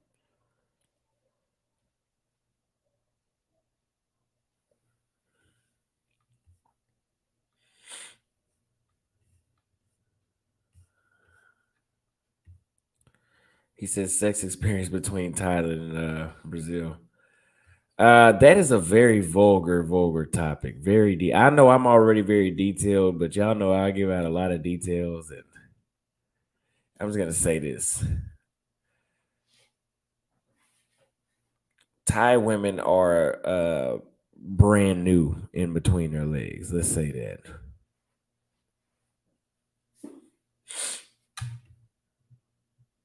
Yes, Brazilian women shower all. Now I will say I didn't notice that. The Thai chicks I was with, none of them. If I didn't put them in the shower first, I didn't see them get in the shower. They maybe when they got home they got in the shower. But Brazilian women, if they don't go in there and spray themselves, if they don't spray themselves, they take a shower. And I guess they do it in there. Let's talk about condoms. Condoms in Thailand versus Brazil. Condoms in Brazil are bullshit. Bring your own condoms here. There's a reason I think why a lot of people go raw in Brazil because these condoms are made for you to take them off. they you might as well get you might as well wrap a paper towel around it. You cannot feel anything with a Brazilian condom. They're made for you to take them off. In Thailand, I noticed a lot of the same condoms, not a lot, but I no, yeah. I noticed I think all the condoms I see in the States or all the ones that they have are in the States as well. In Brazil, yeah, you start using their condoms and then you're like, look, when was the last time you got tested? Because I can't do this.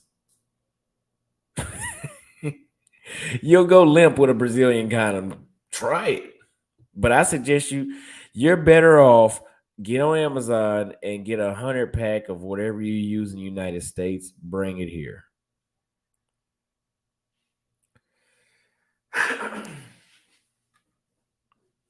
And I don't think they no, they don't have magnums. I don't think they have magnums over. I've never seen a magnum. At least not in Rio.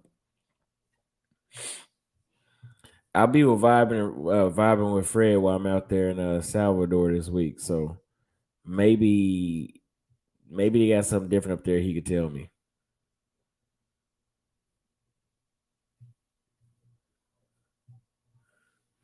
Yeah, don't flush toilet paper down the toilet in Brazil either. I caught my Trojan for Walmart before venturing overseas. Yeah, seriously, buy like 100, 1 to 200 of them. Seriously,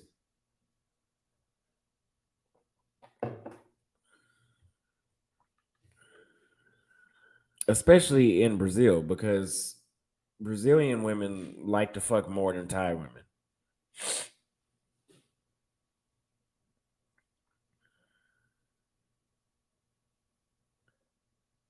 He said brand new. What do you mean? What I'm saying is in Thailand they're tight, basically, like by a lot.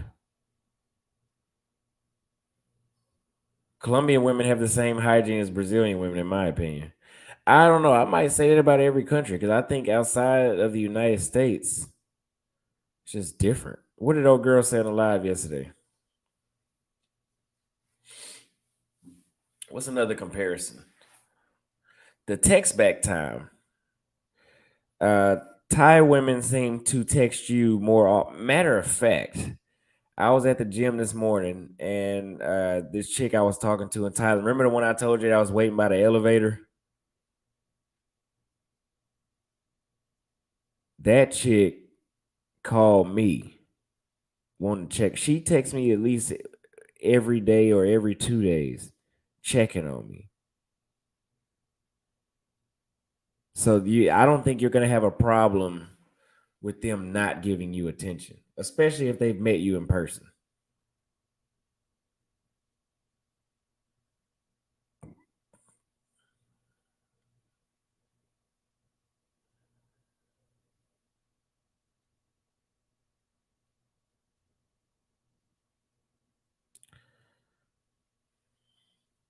In Brazil, you have to actually, once they get to know you a little bit and they actually start to like you, then you can't get rid of them. But Thailand, it seemed like they were just kind of like that right off the back. Like they just automatically, Lena's comment, they just automatically attach to you. You said highlight, come to Ecuador, variety here, and we have the same currency. We smell great too. I thought about going to Ecuador. I'll go. I'll go everywhere in South America at one point. I'm glad you smell great.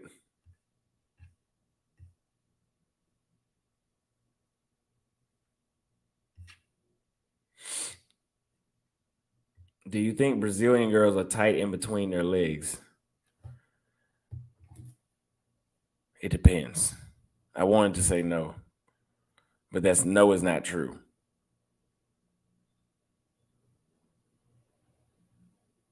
But sex is not taboo in Brazil. So if you put two and two together, a lot of them are not tight.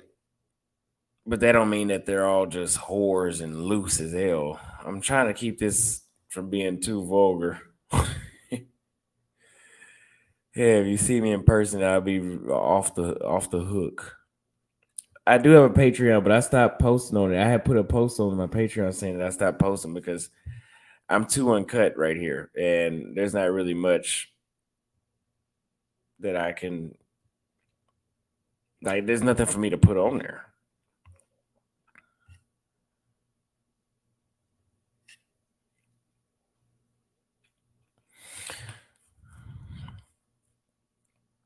I'm on the way. Peace too. Thank you very much, Kurt, for that cash app. Thank you very, very much. I'm getting sleepy. Right here, almost 2 hours.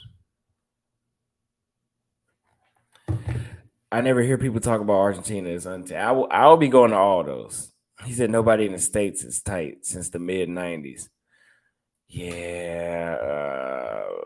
I mean, I've had a few in this. I've had plenty of them. It depends.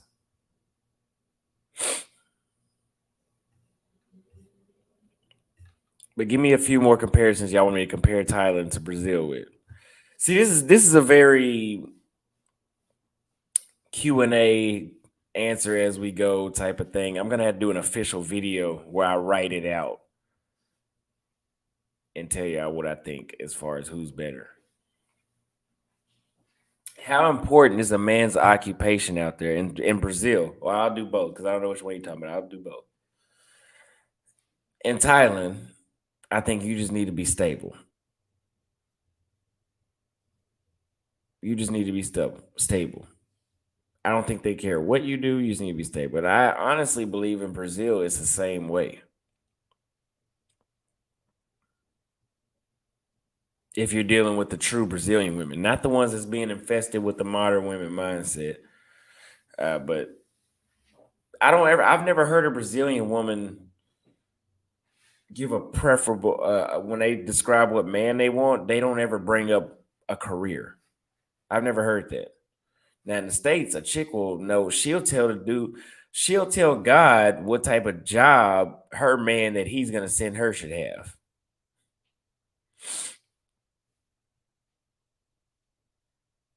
I visited the temple in Thailand. How did I feel? Nothing.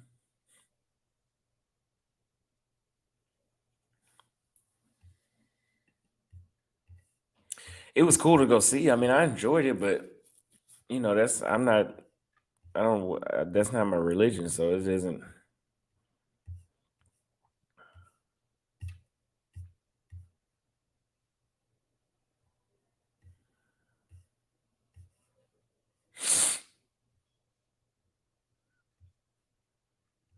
Do you currently have a remote job as well while over there?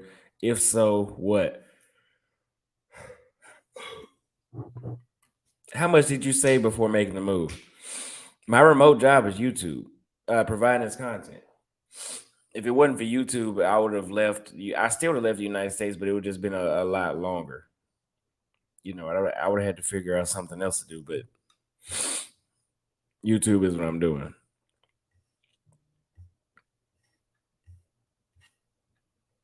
And how much did I have saved before making a move? I recommend. See, I'm risky, man. I'm risky, but because I would tell you to move on 5,000, but I don't have any kids.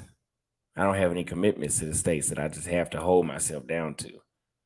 And I'm very much of a person that's I'm gonna make it happen. Yeah, I won't be going back to the states because of finances. Like I would be out here. I told you I'll be out here cutting hair. Honestly, if my finances got bad, I would just go as much as I wouldn't want to. I would go back to Thailand and live for cheap because you can live in Thailand for fucking $900 a month if you sit down somewhere.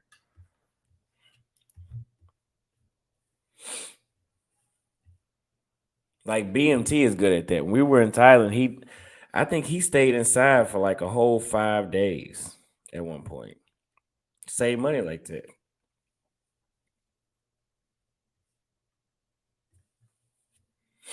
But you got to take the risk.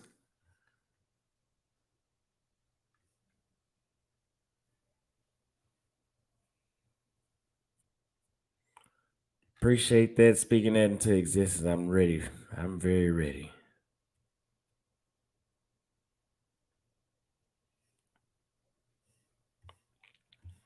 I know for sure before the year is up, we might be at like 40, at least 40 to 45K at the pace is going in now. Should be at 30K by next week or week after next.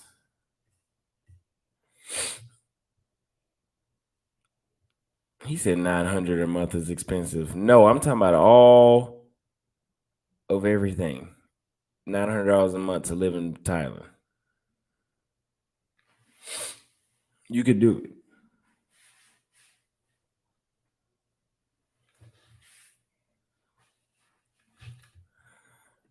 Let's open up these call lines though. Brazilian women. I'm gonna have to give it to Brazilian women. I had conversations with both of them after we slept together, but Brazilian women.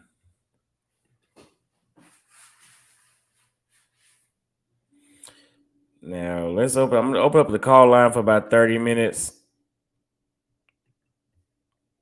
Yeah, I'll do more YouTube panels. Actually, Lucario and we have another one coming out. He wants me to destroy him again. If you ever live long term back in the US, just join my simp army, young king. Good luck. Good luck. Thank you for the super chat. Good luck with that one though.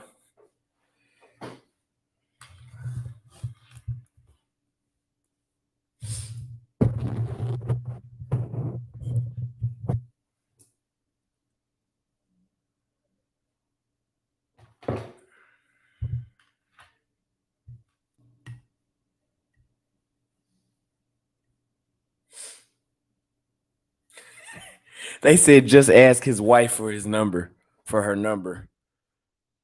I mean, just ask for his wife's number.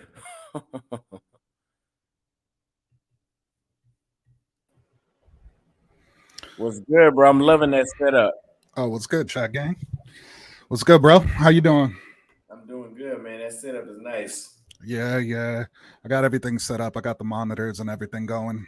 Just been trying to get back on learning and all that, So got to get the remote gig so I could get out there. Oh yeah. It's about to happen. But I definitely, it's good. So yeah, we got to talk about this real quick because we were trying to have that convo earlier. So you really think you're not going to end up coming back to the U.S.? Poor Austin. One day it'll happen, but Oh, what's up, Takeem? You in Connecticut, bro? Hit me up on Facebook. one day it'll happen, but from the looks of it, no time soon. I'm telling you, man. I'm telling you. Uh they're saying I'm not a rapper, bro. I'm definitely not a rapper. I'm the last person you're gonna see. But yeah, bro, trust. We're gonna have to end up going back. I literally think there's no way of getting away from the staying in the red pill world. You know what I mean? Because we got to keep in mind this is where all of it started. And yeah, I agree. It's annoying as hell, like to even have to deal with, you know, having to reiterate the same thing over and over and over again. But you know, if you look at any of those content creators, that's all they do is just reiterate the same talking points with different ways of saying the same thing and having a discussion. But I do think it's really, really important, guys. So I guess I'll touch on that. I was a dubstep producer, for a long time. So yeah, I have like, recording studio gear and all of that stuff. So yeah, that's where the alias Rilla comes from, by the way. But but yeah, man, like you're gonna have to go back. And we definitely got to plan ahead for that. Get you linked up with some of the other podcast channels and everything as you're growing. And this time, I think it's going to be a little bit different because now you have receipts. So now, what are they going to say? They gonna find something, but yeah, I definitely feel what you mean. I'm gonna have hundred. By the time I come back, I'll have hundreds of receipts. Trust me, it's gonna be. I think at that point, it's kind of like it's just shutdown time. Anytime they say something, it's just pulling up receipts all day. You know what I mean? And definitely pushing as basics learn hard said SYSBM passport bros, like to keep it growing. I feel like this is the next thing, and there's going to be two camps. There's going to be the red pill guys who don't want to go and the red pill guys who do want to go. But I do think that the drama around it right now is the best time to capitalize, honestly. Correct. Correct. But yeah, Correct. if you want to That has touch the on most that, go for momentum. it.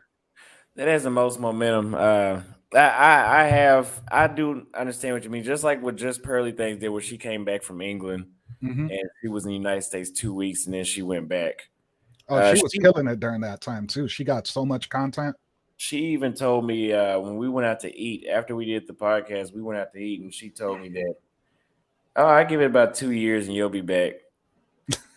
I don't, but I told her not to live permanently. I'll be back, to do work. But I think you should be going back. Like me personally, like looking at the momentum, and we talk about this all the time, bro. We talk about plans, strategizing for content, and all that kind of stuff. So, you know, I would be coming back and trying to come back for 2 months out of the year. 2 times a year, 1 time a month each, and like literally killing the whole like circuit, going around establishing relationships. And like really right now is gold time, especially this first year, with the growth of the passport bros movement. You can't let that up so early, because you got to keep in mind, as far as young people are concerned, I really feel like you sparked that whole movement. It was here. Everyone knows, we can all agree it was here prior. you know um what are we talking about? Hartford CT guy lets it fly. Yeah, nah, but yeah, Connecticut. Everyone, anyone who's in the chat that's from Connecticut, shout outs to y'all. Hit me up on Facebook, man. I need a community out here. We could go out, grab drinks, have a good time. But yeah, bro, no, for real. 2 times a year, killing it during this first year is going to be really important. I can see that 2 times a year. Mm-hmm. It'd be summertime. Mm-hmm. Uh, Let me read a couple of these super chats and we'll continue that. Rilla looks official with the new setup. Absolutely. Um, Ronnie Ronnie says Rilla left us for a minute like a bad dad. Yeah, I'm done. Have you ever heard a Brazilian or Thai woman offer you their social media IG or just giving you their phone? So the thing is, in Brazil, you get both. Okay, every chick I approach, I get their phone number and their WhatsApp. If I ask them for their WhatsApp, they'll say, "Do you have Instagram too?" They don't say, "Can you just add me?" They say, "Do you have it too?" Meaning, I want both. Real quick, CT gang, you could join the Facebook group and find me in there. Also, just join the Facebook group, guys. Let's get the likes up. a little bit more. Y'all been killing it. There's 478 watching right now, 439 to the 50 or so who haven't hit it. Hit it. Let's see. But yeah, somebody said Brazilian women give you all their shit. Yes, they give you. They actually find you on every goddamn thing in a matter of 5 minutes. It seems like. We got another caller in. Want him out there in Thailand. What's going on, bro? What's good, Austin? How you doing? Chilling, man, chilling. Glad I could finally make it on one of your lives, man. Oh yeah, oh yeah. You caught me Shoot, just in man. time. Oh, what was y'all talking about, man? Because I just saw you was on live, so I decided to hop on. We were talking about me going back to the States, and then somebody asked a question about do Brazilian women offer you their Instagram instead? If you ask for their phone number, will they say, "Oh no, take my Instagram like they do in the Well, States"? pretty much, here's the thing. If you get one, you pretty much want to get all. So if you get the WhatsApp, then you're pretty much good enough to get everything else. Um, for me, when I was in Brazil, like the WhatsApp was just cool enough, or the Instagram, I found a way to contact them either way. Or me personally, I always prefer Instagram because that's where I'm always at, and most Brazilian girls have Instagram anyway. I met a super bad Brazilian chick, and she has 350 followers. Yeah, like that's the one thing I like about South America in general is that, and you'll find a lot more of this once you like learn the language and you start to leave the touristy areas. You can find you a very beautiful woman, and I mean an 8 or a higher, that's very attractive, that'll only have a low amount of followers on social media. You But did you? before y'all boys get too excited, I got to tell y'all got to actually become proficient in the language. And my strategies is more in line for expats, not necessarily gentlemen who just visit. Let me do this too. I showed this picture at the beginning of the live. Now that we talking about followers, I want everybody to leave a number, and I know her face isn't in the photo. I left out the photo for a reason. Based off how she looks, how many followers would y'all say she has on IG? Oh, in America, easily 1,000, You think a two thousand? thousand. Well, it depends on the Eh, city, right? So all right, I'm from New York, right? In my city where I'm from, that's 3,000 right there. That's about 2 to 3,000 off the rip. It could You know, range. It could range. It depends on the woman because the ex Vegas, right? Like she bad as fuck, right? She just don't promote herself or try to be an Instagram model. But if they trying to do that and they doing the OnlyFans thing, they're gonna have a bunch of simps, tens of thousands, potentially hundreds of thousands, yeah. for no reason at all, other than So she's just showing pictures of what's between her legs. yeah, that is very true. But what I was trying to get at is that you can find that more in abundance because if you was to find that stateside, good luck. Me and Austin, we would have to like hire like a task force and a whole private investigation team if we wanted to find a woman like that in the United States on average. See, well, that chick I just showed y'all, she barely has 1,200 followers. Oh yeah, Twelve one hundred. the prettiest girl I seen like as far as beauty to followers. Like I once seen like a girl who I would say is about a 9 out of 10 with only 150 followers on Instagram, and that shit was private. Wow, 150. Yeah, like you'll catch them. You'll catch them, especially the longer you're there, and you start to pick up on the nuances of the culture, and you like drift like further away from the touristy areas. Like for me, like when I plan, I'm in Thailand right now, as Austin knows. But for the audience, I'm in Thailand. But when I return to South America, I don't think I plan on doing the Medellins and or the Cartagenas. It'd be best to like really learn the language and then go to a smaller city or not as well known city because a lot of these cities have great to offer, and you'll find these girls in abundance, and I mean just walking down the street like in abundance, and I mean beautiful women, not really trying to be popping on social media, no nothing like that. Because like the audience is especially for guys who never traveled. These girls are popping. They have a lot of status on social media. It's just be within their own ecosystem. So definitely going to come across a girl in Colombia or in Brazil. But we talk about Brazil, who may have 100,000 followers on her Instagram, and it may be straight from the Brazilian population. So, but if you wanted to go to like a small town, you'll definitely get that with little followers. Real quick. I'll let you follow up on that, Austin. Chat gang, y'all been killing it with the Facebook requests. I wasn't expecting that. I ain't even go look. We almost got like 200 in there. I'm gonna try to help y'all out real quick. If you didn't answer the Facebook group questions, you're automatically going to be denied. So if you didn't answer them and you only sent a request, go back and answer them. That's a little hack. We do have qualifications. You do got to meet a certain bar to be accepted into the group. There's certain things that we look for in your profile. We're not going to mention them all because we're trying to avoid ops and fake people, from joining the group, but not answering the questions. That's an easy way to get denied. Go for it. Absolutely.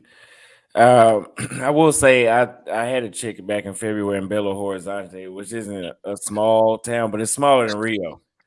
And she was a beautiful, beautiful chick, but she didn't have very many followers either. But I want to read this super chat. It says, how important is knowing the language in Brazil versus Colombia? I can't speak for the whole Colombia, but I know.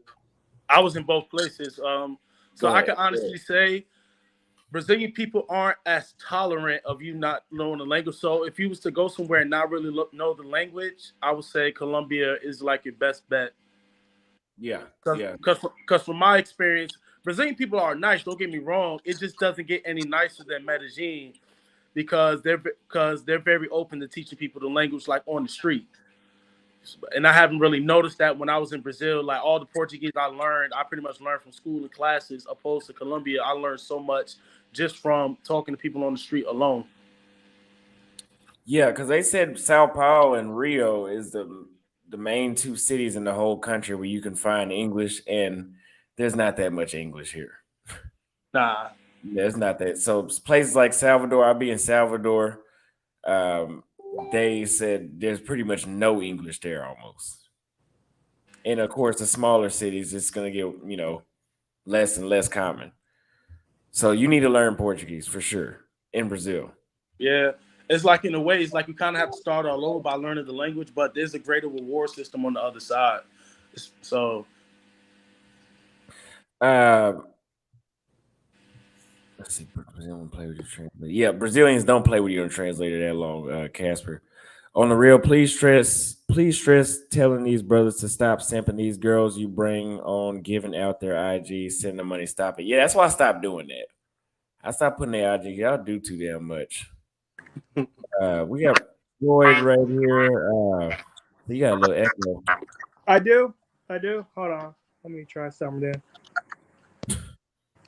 Is the echo going away or is it still there? Yeah, it's good. It's good. No, Yeah, it's man. still there. Yeah, you inspired me, man. Like I got into red pill, but I recently started hearing about Passport Bros because I heard it through your channel, and I'm like, man, it sounds good. Because like my biggest fear when I was thinking about traveling over the country is being kidnapped or stuff, extreme stuff like that. Because you know how the media play it up like, oh, it's bad to go to this country, this could happen to you. So why don't you just stay in America? And you inspired me, man. That's what I'm trying to say. You inspired me. Thank you. I'm glad that had that effect. Now I will say you can get kidnapped. You can get kidnapped, but it's not. It's nowhere near to the degree as they make it seem. bro, the media overhypes it. And if I wanted to tell you something to make you feel more comfortable, if you're talking about South America, especially in Brazil, most of the people gonna think you're a local until you open your mouth anyway. Yeah. Well, let me tell you this too. Cancun is one of the worst places in Mexico for murders and kidnapping. Well, damn. They ain't stopped going there. Well, man, you just inspired me to leave the country. I'm tired of dealing with modern women because they play too many games. It's like they got so many options. So it's like, why am I going to compete here when there's other better women in different countries? That's what I'm thinking. Like, I want to work hard here and then bring my money over to different countries because I'm just tired of dealing with these women, bro. I'm just tired of it, bro. Like, that's just my opinion. Yeah, it's at the burnout stage. Yeah. We burn out. Yeah, I just get tired of it, man. I mean, if my dollars can go long in Brazil or Thailand, I'd rather do that, than focusing on trying to get a relationship here. That's my plan. So work hard Right. here and bring the money over to a different country and not worry about these American women no more. That's my way of Right. And you actually brought up something that I wanna kind of see real quick, get a little bit of an idea of what's going on with the audience here. Yo, chat, real quick, if you can, if you came here and found Austin before ever hearing about the red pill community or red pill content, put a 0 in the chat. I want to know what percentage were already red pill aware and what percentage wasn't. So if you were not red pill aware, throw a 0 in the chat. Austin, I told you about this 2 weeks ago, man. You was about to take off in the red pill. Like, I told you this. I think that's the point that I'm bringing up is like, the audience, the core of everybody in Passport Bros comes from the red pill. So stepping away from it, that's the wrong idea. Yeah. I feel like the Passport Bros is the solution to this issue because modern women are not going to change. They're not going to. What's the one? Y'all niggas trolls, bro. I can't stand y'all. I guess one is you already were red pill aware. Yeah. Okay. Talking to me. See. Okay, I see. Red pill day one. Okay. No, but I feel like Passport Bros. I feel like that's going to change the landscape as far as dating because when women start losing the men that are important, they're going to change. But until then, you just got to leave these modern women alone and just go out of the country, bro. You got to leave them alone and stop playing their games. Yeah, you see, there's got to be kind of a rhythm there where maybe you focus on red pill content for a duration of time to get more brothers into the passport section of content that they're watching. We got to continue to siphon over the audience though. From the red pill community into the Passport Bros. But that's where we're going to see the clash because you're going to see the red pill like coaches and all that, and the people who have the mindset of staying in the US are going to be kind of haters on that. But then you're going to have a lot of people. It's going to be 50-50. It's a 50-50 camp thing. You know what I mean? There's going to be the brothers who go and there's going to be the ones who stick around. And you're going to have a portion like myself. I'm more hybrid. I'm not going to marry an American chick, but I could smash them. So like just smash them and keep it moving. Another thing is that the manosphere and the red pill, like all the raw female nature talks, does apply overseas because I just got to add disclaimer: women are women wherever you go. So if you came over here from like we're all pretty much from the red pill community, that red pill knowledge really applies in any country you go to because women are women wherever you go. And being red pilled in America is one thing, but actually taking some of the red pill knowledge that you learn and applying it overseas, it'll go so further. Yeah. And I want to add on to that, though. I think you guys are going to have more of the guys that were on the fence, like the purple pill guys, going over to green pill, basically. And I just wanted to ask a question to Austin and both you, David, as well. Did you feel safer in Brazil or in Colombia more? I felt safer. I ain't gonna lie. So here's the thing, right? As a black man, I guess you could say at times I felt a lot more safer in Rio. Although there was one time I was in like a favela and I casually saw a dude walking down the block with an AK, but everybody's like, it's some chill shit. But it was funny. Yeah, we got Richie Mack. We got Richie Mack in the chat. Shout out to you, brother. And then on top of that, when I was in Colombia, see, the thing is I'm from New York, so I kind of grew up around Colombians.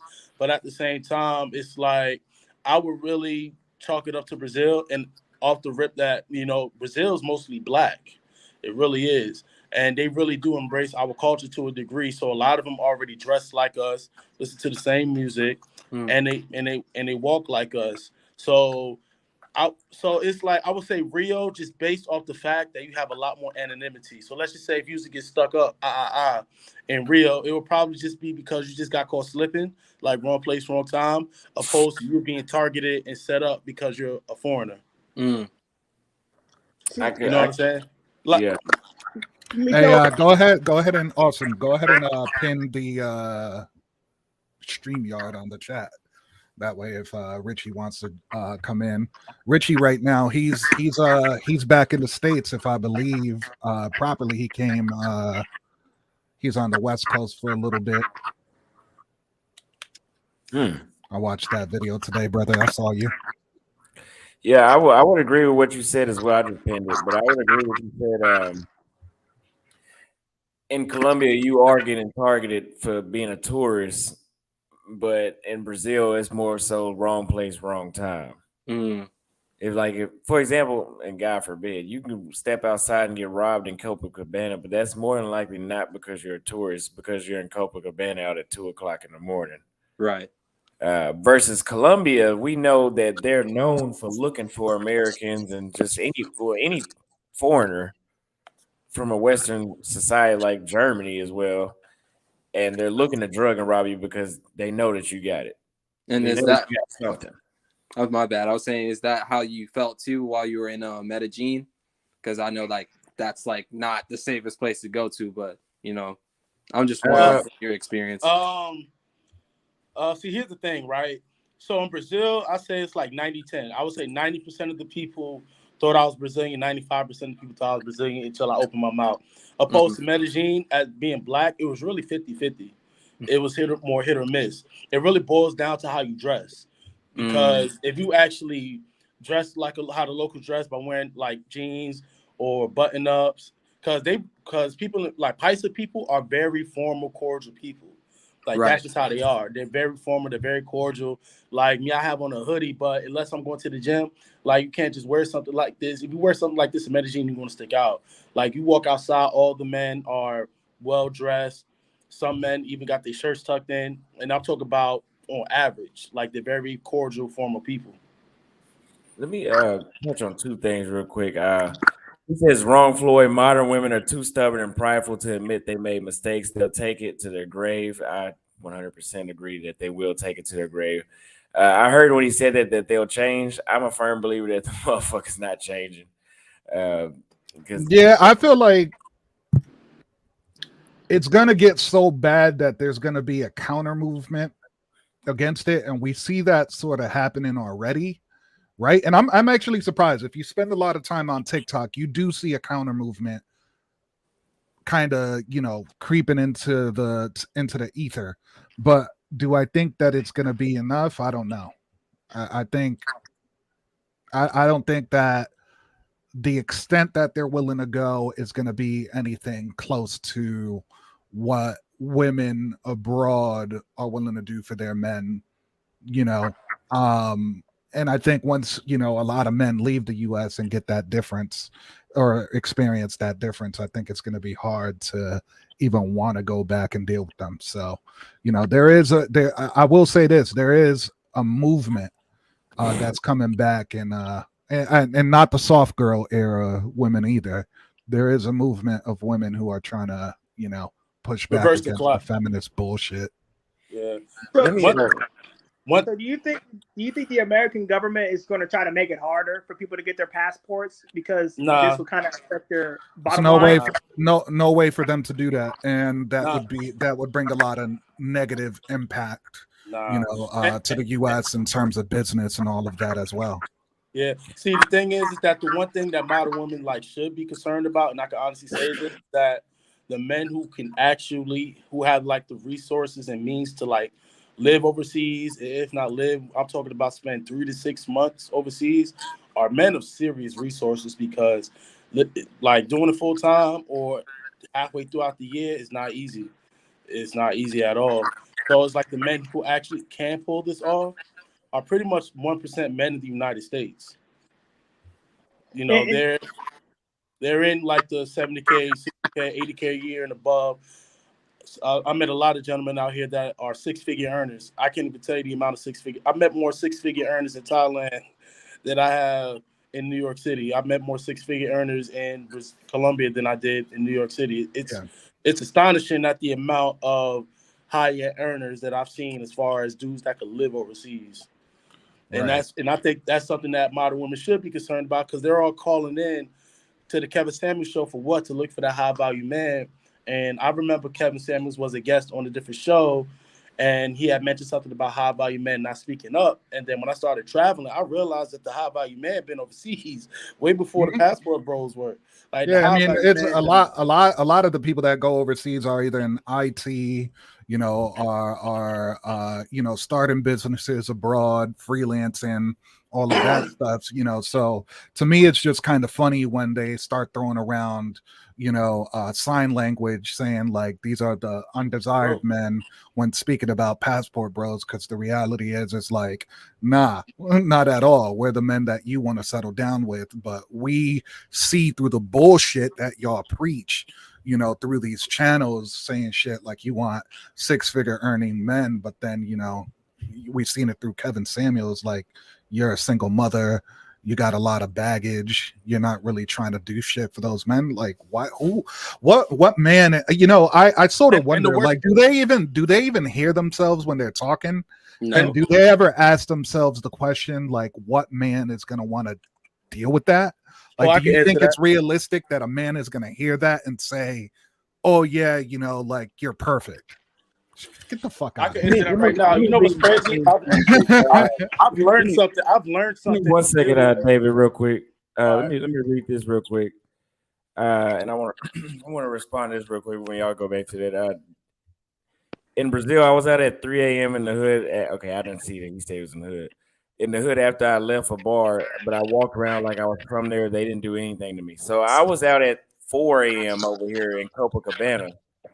And they didn't do anything to me. I was alone, but it was very dangerous, right? There was a bunch of homeless people sitting around next to this wall or whatever. And then there was a patio where there was a restaurant, and there was a dude in an all-black hoodie with a damn ski mask on. And he had some big long rod, and he was sitting over there like he was a samurai. Some sort of Japanese samurai. You know how they be sitting down with their legs all folded up. And I was like, shit, you know, I think if I was a woman, something would have happened to me, or you know who.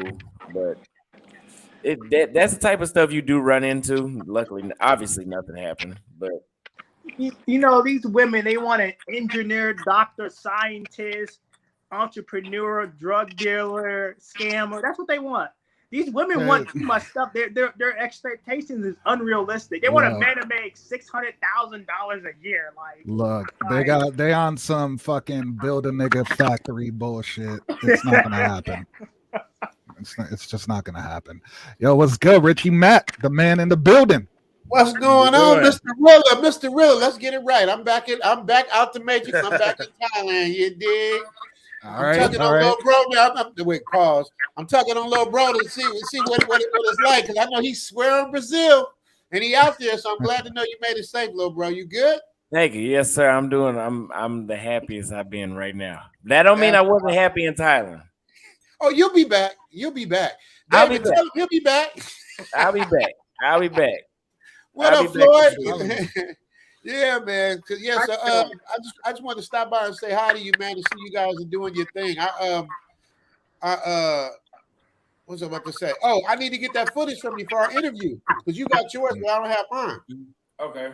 So I need to get that from you and just make sure you're good out there, because I looked up and you was getting rocks thrown at you and shit. I said, yeah. Hold on, what was that? Really, you didn't see that? Really? Hey, Austin was like this. He's like, yeah, man, I love Brazil. Whack! Oh shit! Somebody just threw a rock at me, but it's all good. I love Brazil. Yeah, these dudes on the bus. I was eating on the patio, and there was a bunch of people on the patio, and these dudes on the bus all lit up the windows, and they had these rocks that was probably about like that big. Bruh. Like, if you would have got hit, you would have got hurt. Like, it could have knocked you out, and they all just was throwing rocks at people on the damn patio. I was like, what the fuck? Thank God I was paying attention. I put my head up under the Were these grown ass men or kids? They were grown. They were grown. Oh, that's fucked. Oh, they were grown ass. I couldn't see who threw them. I just saw you duck. So Now I didn't know who they it look was. like they was probably my age. Wow. That's bugged out. Wow. Man. Yeah. Really, where you at, man? Everybody talking about your set is professional. I'm over here. I'm over here in Connecticut, man. I just had some Nice. gear I had for when I used to be a dubstep producer and DJ, travel, do all that kind of stuff. So, it's a little something. It's nothing too crazy. Nice. My boy Michael J. White got a studio in Connecticut somewhere, man. Okay. You should definitely check it. Just tell him you know me. He'll give you love. You know what I mean? I'm not sure where in Connecticut though, but I know Right. that's where he's from. So Definitely. just trying to spread love and connect people, man. But little bro, you good? He's actually taller than me. He's my little big bro. Little big bro, you good? Me? Yeah. You said I'm taller than you? Ain't you taller than me? That's why I said little big bro. I think that everybody should, like, every man should get their passport, and it the women out in Brazil that I saw in those videos, man, I'm like, man, you having fun up there, man. And I'm sitting here just angry and depressed dealing with modern women stuff, man. I'm like, man. Richie, you said you've been to Brazil, right? You said you actually went yourself. Okay. When you went, was it before you and your girl were together? Before you and Oh no, I went to Brazil like I was on this train I went to Brazil like 10 years ago. And I loved Brazil. You know what I mean? Okay. Austin's right. Aesthetically, it's hard to compete with Brazil because they got the best of all three worlds. They got the African, they got the indigenous Indian, and they got the European. So you'll see a dark, pretty girl with long curly hair coming out the beach, shaking her hair like this with a fat booty. Oh, so Brazil. You see, I can't deny that, right? And me and Austin get into this all the time, man. I tell him, I just know for a fact, for me, it's going to be Thailand because for me, the priority isn't women. I'm 31, approaching 32. I'm thinking about business. I'm a software engineer. What you talking about? You said it like but here's the thing, right? 30s is your prime age, your career prime age, right? So, for me, being a software engineer, I'm in building mode right now, because if I could focus over the next decade and make the right moves, live frugally, invest the right way, my 40s and beyond, especially being in tech as a software engineer, I'm in a good place. I just got to make the right moves right now. Women are everywhere. There's beautiful women in Thailand too, but I think right now they need to be on the back burner. So, I am a passport bro, but for me, it's more the initiative of the finances and all that for me as the priority. I gotta keep my priorities in line. When I figure out that portion, then I'll go to Brazil at some point. But there's also the language barrier. I think you're spot on. I mean, I wish, like I tell Austin the same thing. I wish. Well, I wouldn't have been an actor if I would have been at Austin's age. I would have been like, forget acting. I'm moving to Brazil. I would have did the same thing. But for you at your age, at 31, to be thinking like that, bro, you are going to cruise within the next 5-10 years. So you got the right mindset. The infrastructure in Thailand is way better than Brazil. Austin, don't cap. The internet ain't nothing close to what it's like out here. Talk about that. Hey, chill. Hey, 5G right here. Relax. It's definitely not the same though. I gotta say, I have seen videos of people over there getting like 800 gigs for no reason. Upload too. Like you could get some pretty crazy speeds out in Thailand. So that's pretty wild. In Bangkok, especially. Yes. Yeah. Well, so I want to say something. I appreciate you guys letting me come on a panel. I really love your content, man. Keep up the good work. All right. Thank you. I appreciate it. Y'all have a good day. You as well. Let me read this super chat real quick. Austin, I'm about to be in Rio on the 17th for my birthday. Have you noticed any trouble since the elections? No.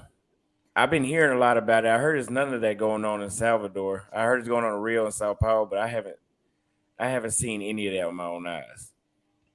And it would be right out here by the beach if it was going on. I seen on somebody's story that they were out there, with flags and stuff, but they weren't out there fighting from what I heard or nothing like that.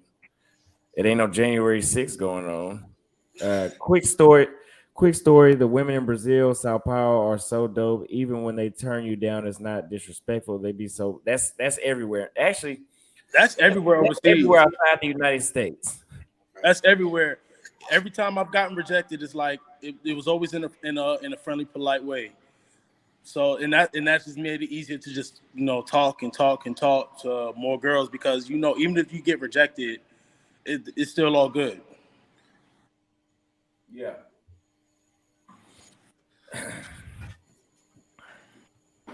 What's going on, Todd? How you doing, brother?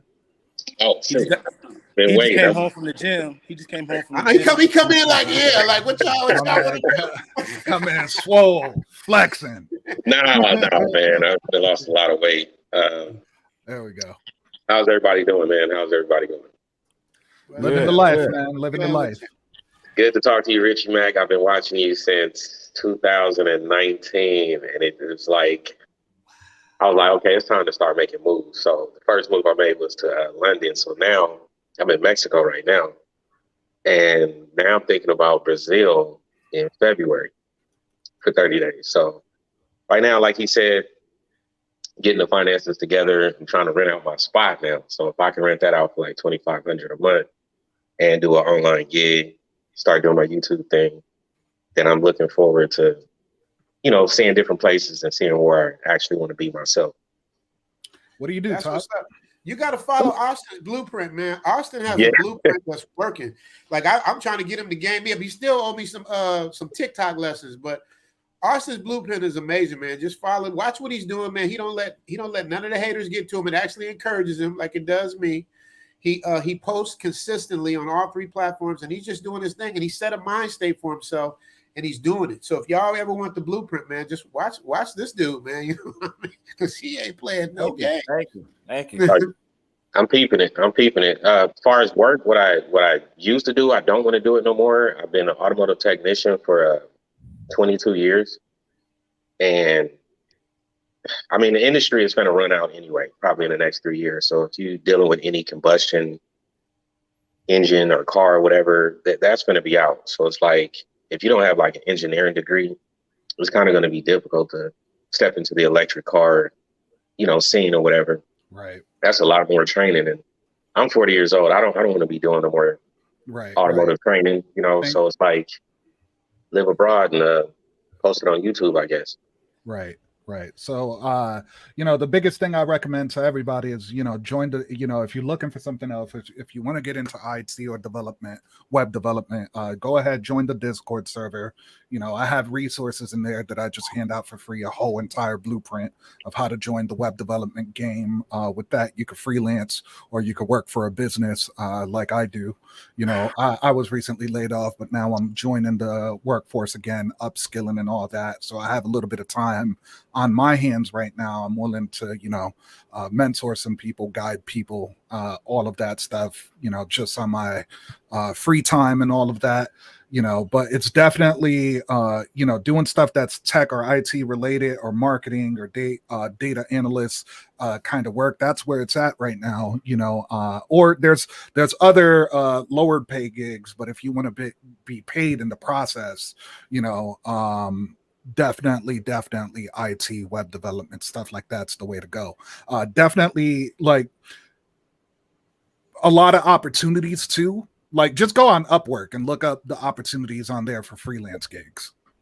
That alone, I mean, there's thousands, hundreds of thousands of, freelance gigs that you could do. And that doesn't even include, the other platforms and then how many businesses you could get as contractors off of LinkedIn. So, Real, I need to holler at you then. I need your services, brother. We could definitely chop it up. I'm always feeding some advice, some analytical advice to Austin too, like on some YouTube stuff, some TikTok stuff, around all sorts of stuff. But you've been in that game for a while, so you're killing it on YouTube, brother. I don't know if I could be of service there. You absolutely could because I've been a one-man band. You know what I mean? I got Vitaly, my guy does my thumbnails and he does the technical stuff. But in terms of that part, I really don't know, man. I just got blessed. I got lucky, man. I hit the algorithm. People start digging the content, but I'm just, ask Arson, I'm just in YouTube. Like if I touch TikTok and IG and all that, it might go to a whole different level, man. So it's like, I need somebody that's familiar with that type of even website. Like we're doing the Amazing Creator Awards. I don't know if you saw the latest videos, and it's like, and I had Austin do Austin did one of the he's one of the presenters actually. So it's cool. So the Amazing Creator Awards is basically, Austin, I don't mean to take over your channel, bro. I'm just chopping it up real quick. You mind? The Amazing Creator Awards is basically our version of the Academy Awards for YouTubers. You know what I mean? So it's like it's really gonna be dope. I'm putting it together, but I also want to do a voting poll. So everyone can vote. So I don't know how to do. I went to GoDaddy and all that stuff. They said they don't offer voting. So little stuff like that, I got to figure out. Do I need to build a website? Can I do it off YouTube? All those kind of technical things. I don't know. Right. So I would love for you to be a part of it, and I try to connect as many people together as I can, man, because we're stronger together, man. Because there's a few haters out there, but if we band together, man, like Voltron, the haters can't really touch us. So the main thing is to stay together. So if that's what you do, you're proficient at it, bro, I would love to chop it up with you and help whoever I can with doing the thing we're doing to promote. But that's my little spiel. Yeah, for sure. Just reach out. You got me on Facebook, so we can definitely chop it up and just see what we could do there as far as building a little app or something for voting and stuff like that. That's possible. There's also other directions you could take that, but just let me know what you need. Okay, I'm looking at what I have you under in Facebook. It's on there as Rilla Code. So you sent me a message. I'll go ahead and reply to that real quick, so you know. Okay. Yeah. So I have it. Yeah. There you go. I see you there. No, we're not even added as friends. I got to add you now. Oh, man. Yeah, I just added you. All right, there we go. Yeah, I just added Gotcha, you. brother. Yeah, there we go. Okay, yeah. See that technology I love. See, my old ass just made it through the technology part of the shit. If I would have been 5 years older, I would have been done. You know what I mean? But luckily, so yeah, man. You live, you adapt. I'm telling you, it's everybody's game. There's people who are just getting hip from Gen X, boomers and stuff like that are coming into the internet game, man, and they're killing it. It's nice to see. It's nice to see that though. Because it took y'all like damn. I mean, come on, y'all built the damn thing, but it took y'all like 3 decades. Let me read a couple of super chats real quick for y'all. Continue real quick. Let me read a couple of these. I already read that one. Just a little support. I am 24 American expat, my boy. Go ahead, I'm listening. I'm 24 real. The same reason why I'm going to Thailand: the healthcare infrastructure, safety, and quality of life, and want to build a family. Absolutely, that's the perfect place for that. I appreciate you guys letting me come on. Thank you for coming through again. Thank you very much. Thank you. I'm in the tech field and I will be hanging out with you guys soon. I'm fully remote now. Absolutely, we would be glad to have you. Really will be there soon as well. That's a dope name. No, that's a dope name. You like that name, Austin? Really? Well, ballers are traveling the world. I didn't see that. Ballers are traveling the world. Yeah, it is. That's who's traveling. You got to breathe. You got an acronym BAT for it. I see. And you got the Batman logo. Austin Holloman, yo, how do you fund your lifestyle to travel? As you're a man star to get in this upper 30s and beyond. I funded through YouTube. Shout out to all my passport bros. What's going on, Jay Fleming? Appreciate the super chat. Shout out to you as well. I'm glad you moved out the States as well. Austin inspired me as well because I can relate to him. He's 23, I'm 24. Austin will have young men because we are seeing us young guys can do it too. Absolutely. Absolutely. Austin is the Christopher Columbus of passport bros. I never thought about it like that. Discovering shit. Go ahead. Listen. That sounds about right. How about the Neo of the passport? Neo, yeah, it can be Neo too. Neo Columbus. Hey, I'm sorry. I got to get that one to Charles Tyler. R.I.P. Charles Tyler. Charles Tyler's an OG. Yeah, I got it. He is an OG. I got to get that one to Charles Tyler on that one. So what you gonna give Austin? Because Charles Tyler he reached to like our age, our group, our people. Austin is just inspired a whole different category. I mean, if I would probably give him like the Kevin Samuels moniker because he's the one that went not because he has the same message. He's just the one that went mainstream. Yeah. Yeah, you see, like, that's where I put. Yeah, That's I can't where give him Kevin Samuels. He's too young for that. Right. But mainstream, the reason why I say Christopher Columbus, because Christopher Columbus discovered some shit that was already there, right? So a lot of us have already been there, but Austin has like rediscovered it for people his age to really see that they have a shot at, at really doing it. So that's why I say, but I like Christopher. What do we say? Neo Columbus? Yeah. Neo Columbus. That's kind of where I put Austin too, because I feel like he's the one that really cracked the egg for the red pill community, the younger red pill community, to see the content, to discover that digital nomads and expats were already a thing, right? But I feel like that's where the disconnect was, as far as everyone who was traveling.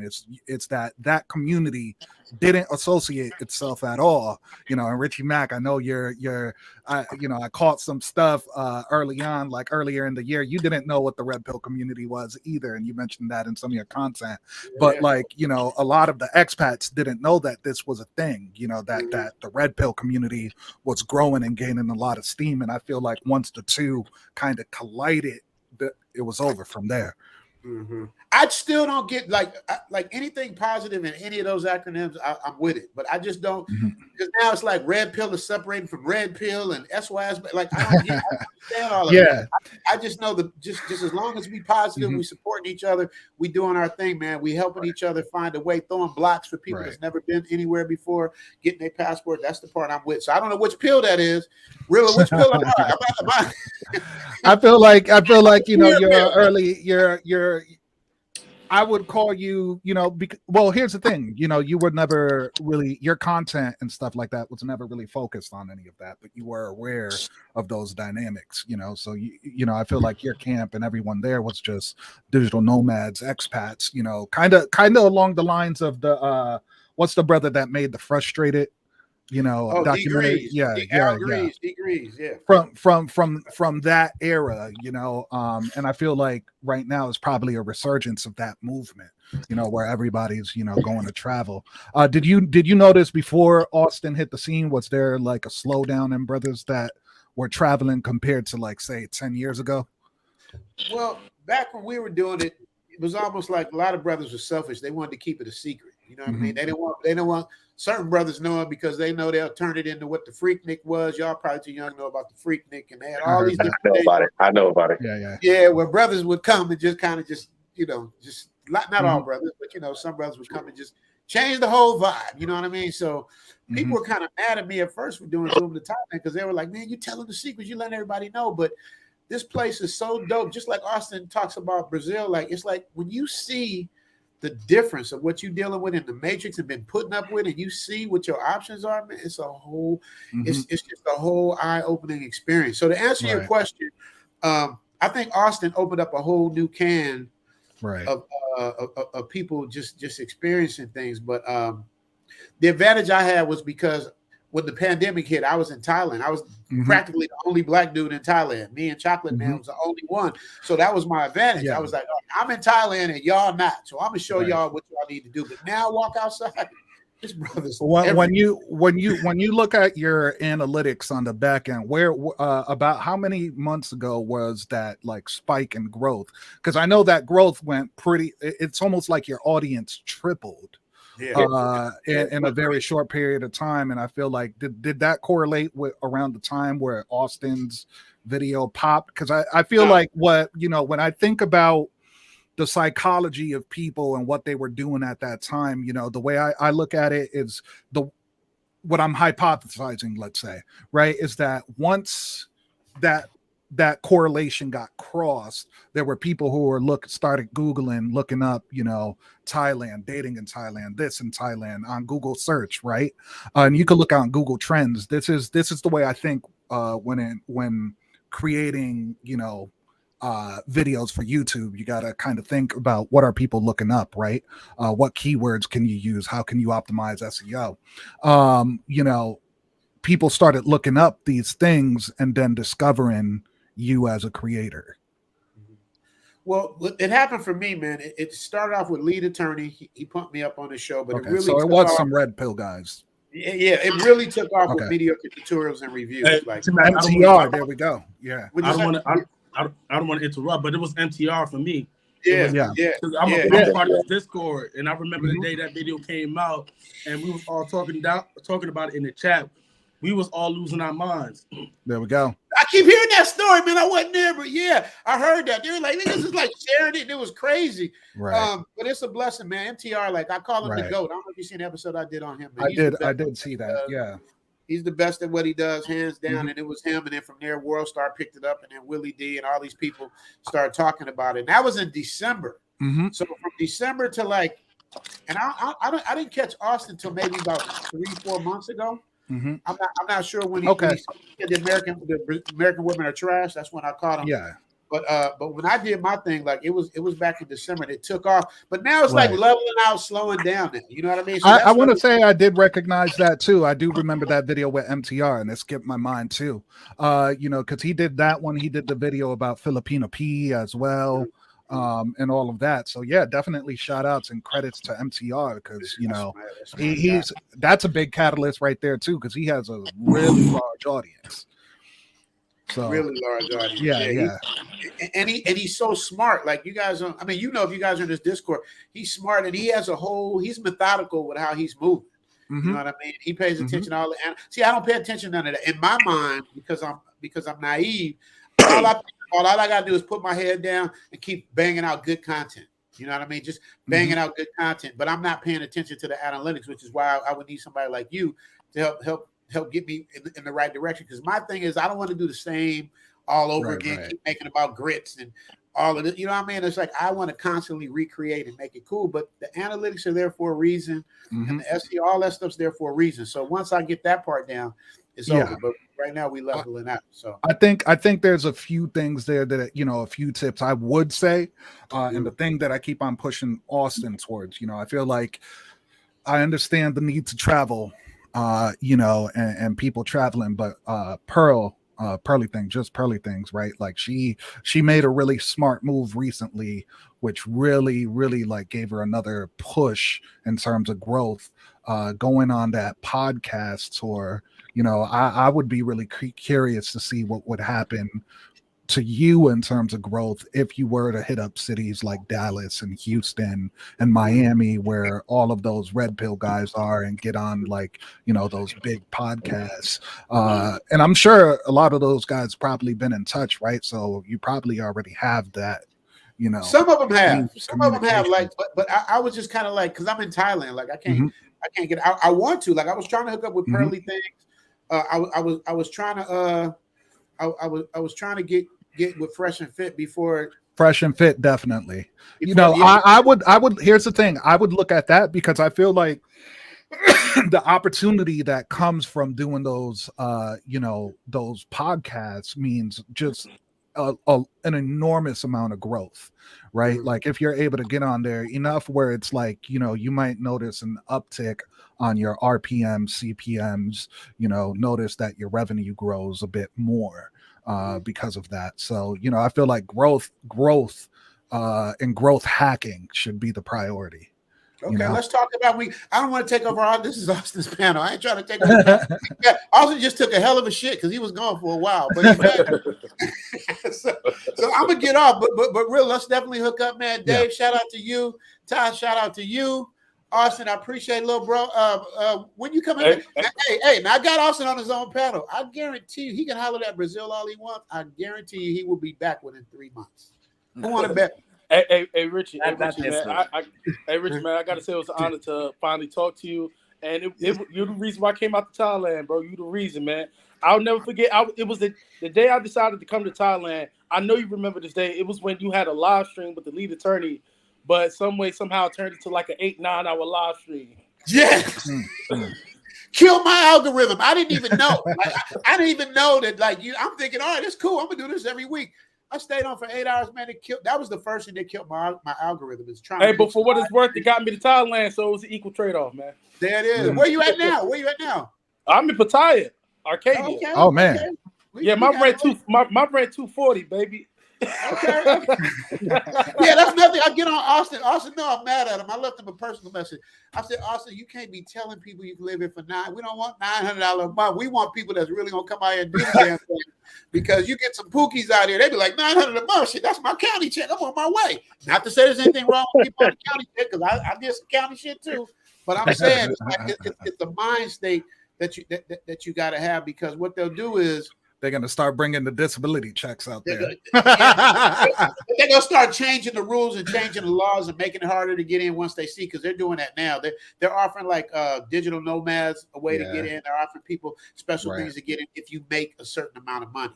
So they're trying to weed out the people that's coming and just living off the soil and really do some stuff. So it's like, like I said, this place is David tell you, like, I had somebody, Austin, I'm going to say this real quick, Father. I had somebody to tell me, he didn't say it directly, but it sounded like he said I was capping. Like, you overhyping Thailand. And I'm like, dude, if I exaggerated about anything, I said, bro. He says, what do you mean telling people it's impossible to fail?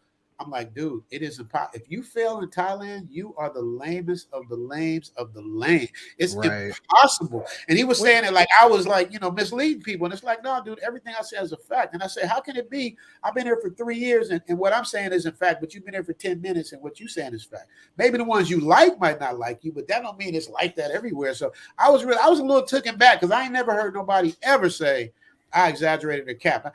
When I asked Austin, because Austin wasn't settled in yet. Like Austin was on his Brazil type of thing. I'm going to get at them, but I'm sure I'd say, Austin, give it a couple of days. After he figured it out, they come to you. Am I capping, Austin? No. It's true. Yeah, but Austin, hey, let me tell you something. Austin was so G with this. I'm gonna tell you this quick Austin story before I go. He was so G with it. I mean, all he do is eat. Austin just eat and broad.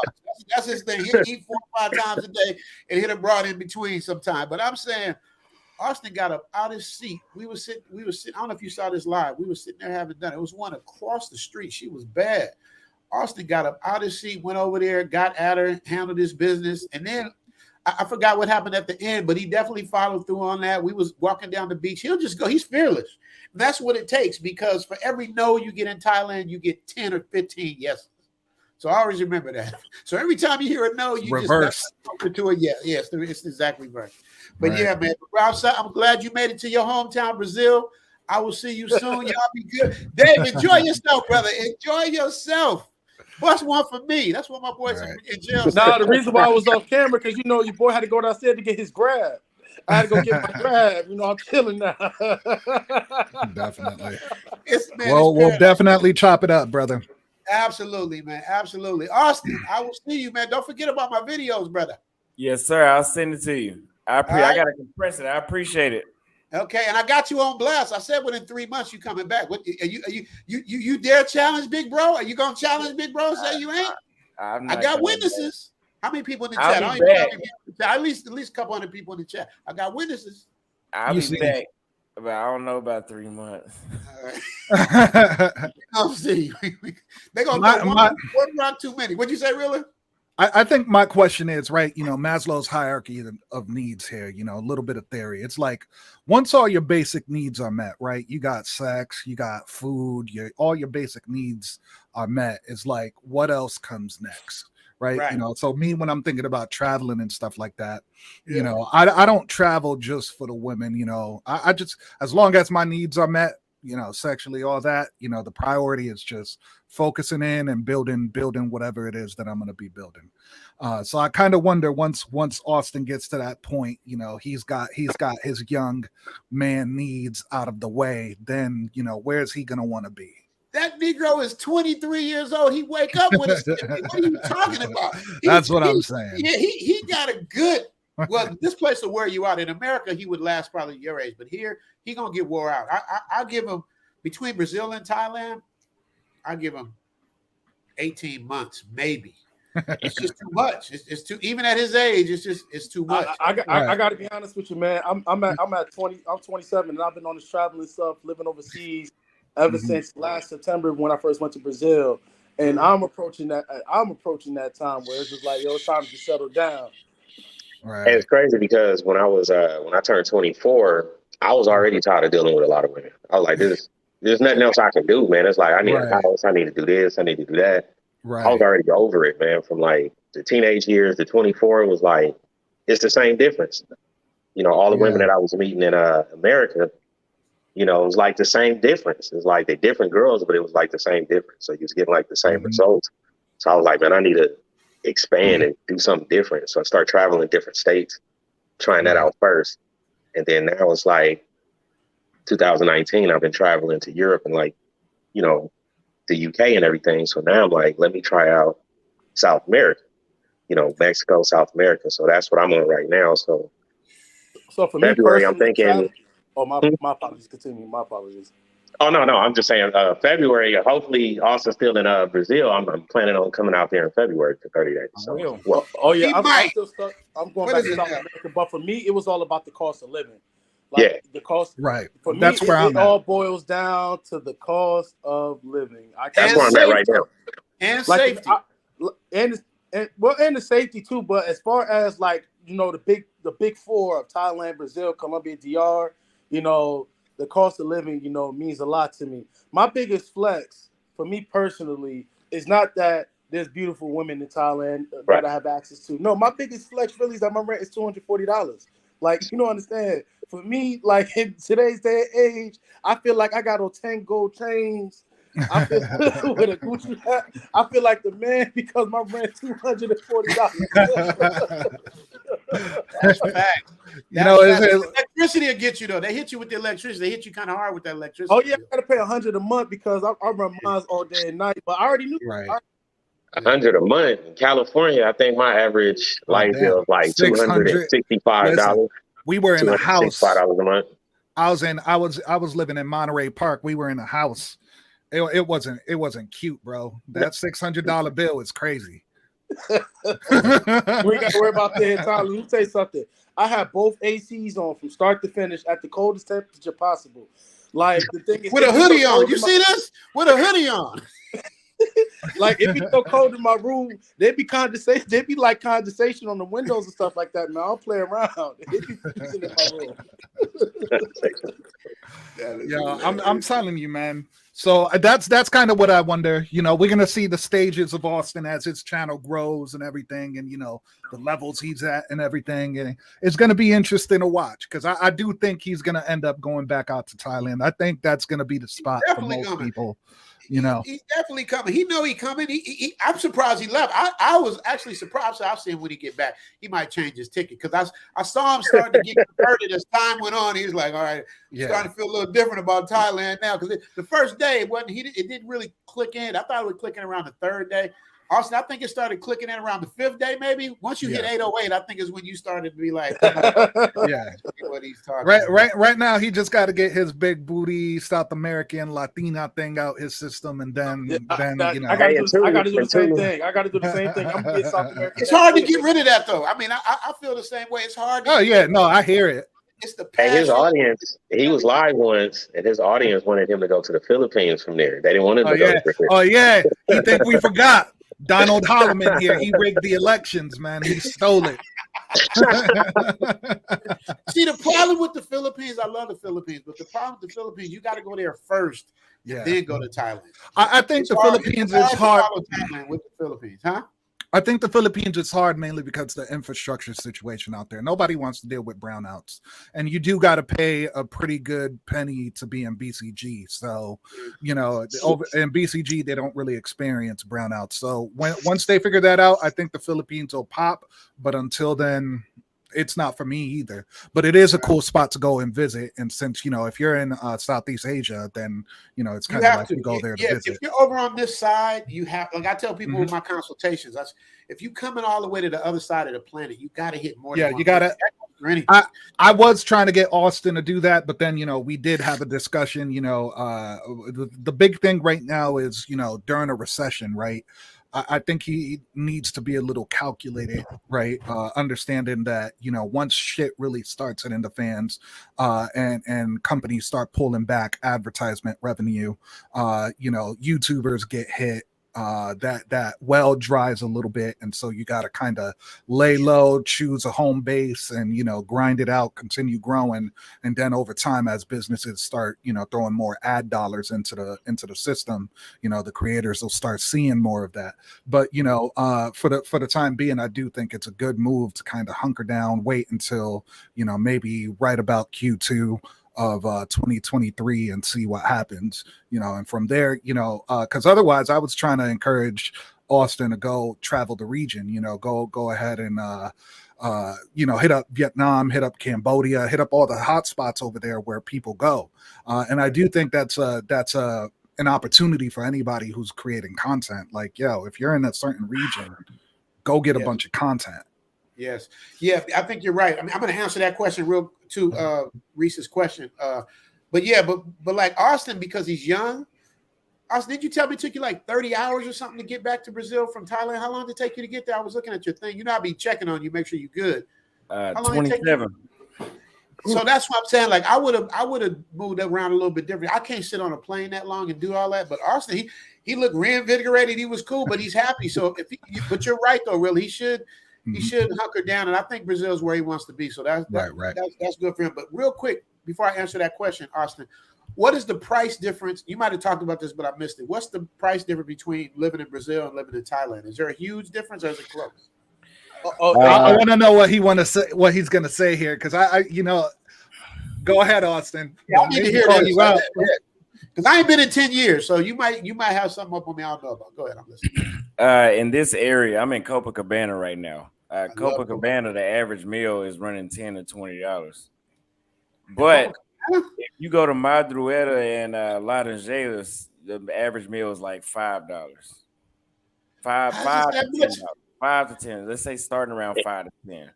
Yeah. Okay. When I went there, the money was like 3 to 1 American money. It was like 1 to 5 now. Yeah. Okay, and it's still $20 for a meal in Brazil. That's in Copacabana though. Right, that's the main spot. Yeah, it's high in Copacabana, LeBlanc, and Ipanema, but it wasn't hot. The crazy. Hold on, Madrueta, like I said, I ate a full meal there for $5. Right. You know what you need to do, Austin? Because you're the perfect age for this. You need to hit them colleges up, man, in Brazil. You need to hit. So there's a college somewhere near Ipanema, somewhere over there. There's colleges there. That's where you want to get the, right, the fresh of the fresh. So make sure you do that. I want to know it, and that should be some material for you to definitely. If you could doing that, make some university friends for sure. If you could get into those parties, that's a whole untapped region, bro. So you need to hit that up. Richie, you gave away my game. You gave away my game that I ran in Medellin, man. Oh, really? Oh my God! Hold on. We talking Medi now? Hold on. Wait a minute, King of Dreams is in the building. What up? King yes, sir. Yes, sir. I'm in the building, man. What's going on? I didn't see you there with your avatar shot. Let me answer Reese's Johnson, because I know Austin don't play with his business. He like to move on after his super chat. Reese Johnson says, Richie Mac, where can I go to be corny and live a plain lifestyle? I'm not a party person. Are you saying that? Cali, Colombia. Are you saying that because you think I'm corny? Is that why you asked me that question? Nah. Come on, Zoom. Ain't nobody think that you corny, B. No. I'm talking to Reese. That was a joke. I'm talking to Reese. Not you, King. I'm trying to answer his question. Anywhere, bro, outside of the U.S. Yeah, well, the thing about Thailand is like America. You know what I mean? It's like every place is different. Like Texas is nothing like Vegas. Vegas is nothing like L.A. L.A. is nothing like Atlanta. Atlanta's nothing like New York. New York's nothing like Miami. So it depends on what you want. You can be like King and Dream said, you can be corny anywhere. But if I were you to just chill and be cool, Chiang Mai, yeah. No, really, you said Chiang Mai. Oh, really? Rai, which is about 100 miles away. Chiang Rai is dope. I took Elle on like a hot air balloon ride. They got all kind of stuff to do in Chiang Rai. They got these dope temples, a blue temple, a white temple, and an all black temple. They got all of this stuff to do out there. And the weather's similar to LA. It's warm in the daytime, cold at night. Look that up. Chiang Rai is dope. You definitely people think about Chiang Mai. When I went there, I was kind of bored because we did the same shit because it was raining and we didn't really enjoy it. But it was way more to do to me and Chiang Rai. So I would to answer Okay. your question. That would be it. Woo! Wait, I gotta read this. Whoa, yeah. Hey, Austin, I'm gonna need like 10% on that one, B. I'm gonna need like 10% of that. Hey, I'm glad you found your heart today. I'm gonna need like 10% of that super chat. Daily killing it, bro. Yeah, I'm glad you followed your heart and made the move. Enjoy, no regrets. I appreciate the $500 super chat. That's the biggest one I've gotten so far. That's the biggest one I've seen. I don't think lead attorney gets none. Let's make sure, Daily, we go ahead and get you in the Discord server, brother. Absolutely, you better be on Zoom. Austin gonna have a good time at Mad. You're honest. We have a role. Honestly, man, first of all, I just want to say, salute to the panel, man. Austin, Zoom, Thailand, those are my bros. Shout out to everybody else on the panel. But, man, real talk, honestly, man, get your passport, and wherever you want to live, you're going to live peaceful as long as you find peace within yourself, man. You know what I mean? So I would say, Zoom knows Thailand. Austin knows Brazil. I know Colombia. Like, man, listen, Medellin, Cali, Colombia, you will find your peace there, but you got to find peace within yourself, man. And just get that blue book called the Infinity Stone, and you be good, man. Oh yeah, because I can't even tell you the peace within yourself is important, because majority of foreigners that I've come to realize, especially when I was in Colombia, the dudes that had, problems with the ladies, still had problems with themselves, and they was bringing all their problems from the States with them. I got to quote, Andre from Love Crossing Borders. If you're going to come overseas, you got to break up with the United States. You got to break up with the United States. Right, and absolutely. For me personally, that's why you'll never hear me complain about American women. That's why you'll never hear me say anything about black women. I ain't got no beef with them. We good. I got love. I got beef with the software. Right. Real quick. I want to make sure that I mention this. Wait. Yo. I'm sorry. I wanted to hear Zoom expound on that, B. On the software. Yeah. Absolutely. But first, this episode of the Austin Holloman Show is sponsored by D Daily 5716 with a $500. Shout out to you, my brother. Let me people like you. You just gave Austin a whole nother month in Brazil. Now you're gonna move. Daily. Say that, man. Austin might stay 4 months. Let that young bull eat, man. Here's the thing, anyway, Daily. We gotta shout out to you, Daily. We really appreciate that. So, we got the Enlightened Western Men's Discord server for individuals who throw big, super chats like that. We got a special role for you guys. You guys are known as the high rollers in the community. We really appreciate you. Make sure you join. I'm dropping the link right now. Make sure you join the Enlightened Men's Discord's server and message me directly. And I'll validate you in some sort of way, and we'll get you that role in the group. Hey, and don't forget to drop that Zoom to Thailand link in. D Daily, you following Zoom to Thailand? We need people like you, brother. You are appreciate you, especially for little bro, man. That's what's up. But let me answer King and Dream's question. I can get off. So when I say the software is different, it's like, but you guys already know this. You give a woman a compliment at work, you could get fired. Say that. Hey, you know what happened to me, right? you didn't even give a compliment. You did something based on your channel. That's how dangerous it is to say anything or do anything. Like Austin will tell you, in Thailand, even Brazil, the women flirt with you. Like there's no such thing as like a harassment charge that I've seen. You know what I mean? It's right. Different. So when you travel halfway across the world, all of that mentality changes. It all goes back to traditional roles in most cases, not all cases, but in most cases. So when I say the software is different, I just mean like you're allowed to be in your masculine self. She's allowed to be in her feminine self. You don't have to be hard as a woman and soft as a dude. Like I just don't understand how the roles have switched. The dudes are soft and the women are hard. Like, I just don't, maybe I'm too old to understand that, but I don't get that part. You know what I mean? But unless there's emergency, either, man. But then in an emergency, everything goes back to tradition. Oh, somebody breaking in my house. Oh, I need a man to protect me. Oh, Say that. But right now I want the same pay for the same this, but I don't want to do the media jobs. I don't want to dig no pipes. I don't want to do this, but I want the same pay at the upper echelon, but I don't want to do the same dangerous jobs that other people do for less money. It's a whole spoiled type of thing. Not everybody, but it's just like it's frustrating, bro, because it's like we're not forced to leave, but it's almost like staying in the matrix, there's really no option. Like, who wants to stay in that? Right. No, exactly. Man, sorry, gentlemen, but I have to kind of piggyback off of what Zoom has said, man, and I'm gonna drop off, after this, but I'm gonna continue watching. But the thing is, man, like when you got someone that's like Zoom to Thailand, that actually went to Thailand, and he didn't even go to Thailand to actually live out there. He went out there to go for properties, and the pandemic happened, whatever. He stayed out there, right? So he's talking about that. Then now you got someone that's, the young gun in the building, 23 years old, and he's out there and he's saying it's that bad. It's really that bad. So it's like, yo, no, for real. It really is that bad. So it's like, yo, but Austin had the nuts to say it. See, me, I couldn't say nothing like that.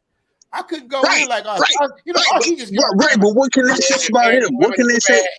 But here's the thing about it is, right, and I don't want to overcut you, Zoom, because you're my dude. But the thing about it is, like, okay, what can you say about him? Oh, he's young, whatever, boom. But you know what? He doesn't make six figures. He makes six figures, right? You know what I mean? He's a handsome young man. So it's like, you can't say anything about him. You can't say anything about him. And they are angry and they come after him. And I'm going to, we going to talk about this more in a one-on-one, Austin. But what I am saying is that you can't have no smoke for him. You can't have no smoke for him. You can't have no smoke for anyone that actually really travels, because all of the men that really travel consistently, we are all high value men. Yeah, but that's the thing though. With Austin, it don't bother him at all. That's a good thing. No, it don't bother him. No, you're right about that. It don't bother him. But it don't bother him. But let me say this. But before I started traveling, bro, like consistently, I was already making like 250,000 a year, B. Yeah. I was already there. There. I'd say we Henrys or high value men. There's some of us cross that threshold, and then there's some of us that are there. But see, that's the thing. I got to piggyback. What Richard said earlier about women like wanting the benefits of the hard work, but not actually willing to put in the work themselves. See, for me, I'm retired Army, and if I get more slack than anybody, they want the benefits, but they don't benefit. Excuse me? I said they want the benefits, but they don't benefit. Yeah, and it's really like that. Like I said, the blowback who I get when I receive the benefits of my hard work really be from women. It's never really from men, because at the very least, men, we understand hard work. Women, for some strange reason, they just don't. Well, we got to go back. We got to go back to the old school. Women really don't know what the hell they want. They don't know. When I was back in the day, an older guy told me, like, you could be the rich dude. She gonna cheat on you with the dude that's broke. You can be the dude with the house. She gonna cheat on you with the dude that got the room next to his mama. You know what I mean? You can be the dude with the car. She gonna cheat on you with the dude that catch the bus. So it's like vice versa. It don't even matter. They don't know what they want. You just got to figure out what's in their characteristics. If their characteristics are something you're used to seeing this behavior before, I wouldn't even tell her I don't even want to talk to her no more. I would just walk away, just leave her alone. You know what I mean? Like, at this point, it's like, it's no point even talking about it. You can catch a case doing that. They'll make up some shit. Like, I've seen that too. That too. Like, and it's crazy. So there's no escaping the matrix. That's right. Put up in that shit. That's why, brothers like Austin is doing his thing, is showing y'all, because he tells y'all exactly what it is. And I tell Austin, I tell everybody, it's like, you got the haters, man. Those are your number one fans, man. Let them work, man. Let them be your that's the head of your marketing team. Let them play. Because the more they hate on Austin, the more they hate on him, the more he goes on. They hate to love him. They hate to love him, man. They hate to love him. Let me read the super chat real quick.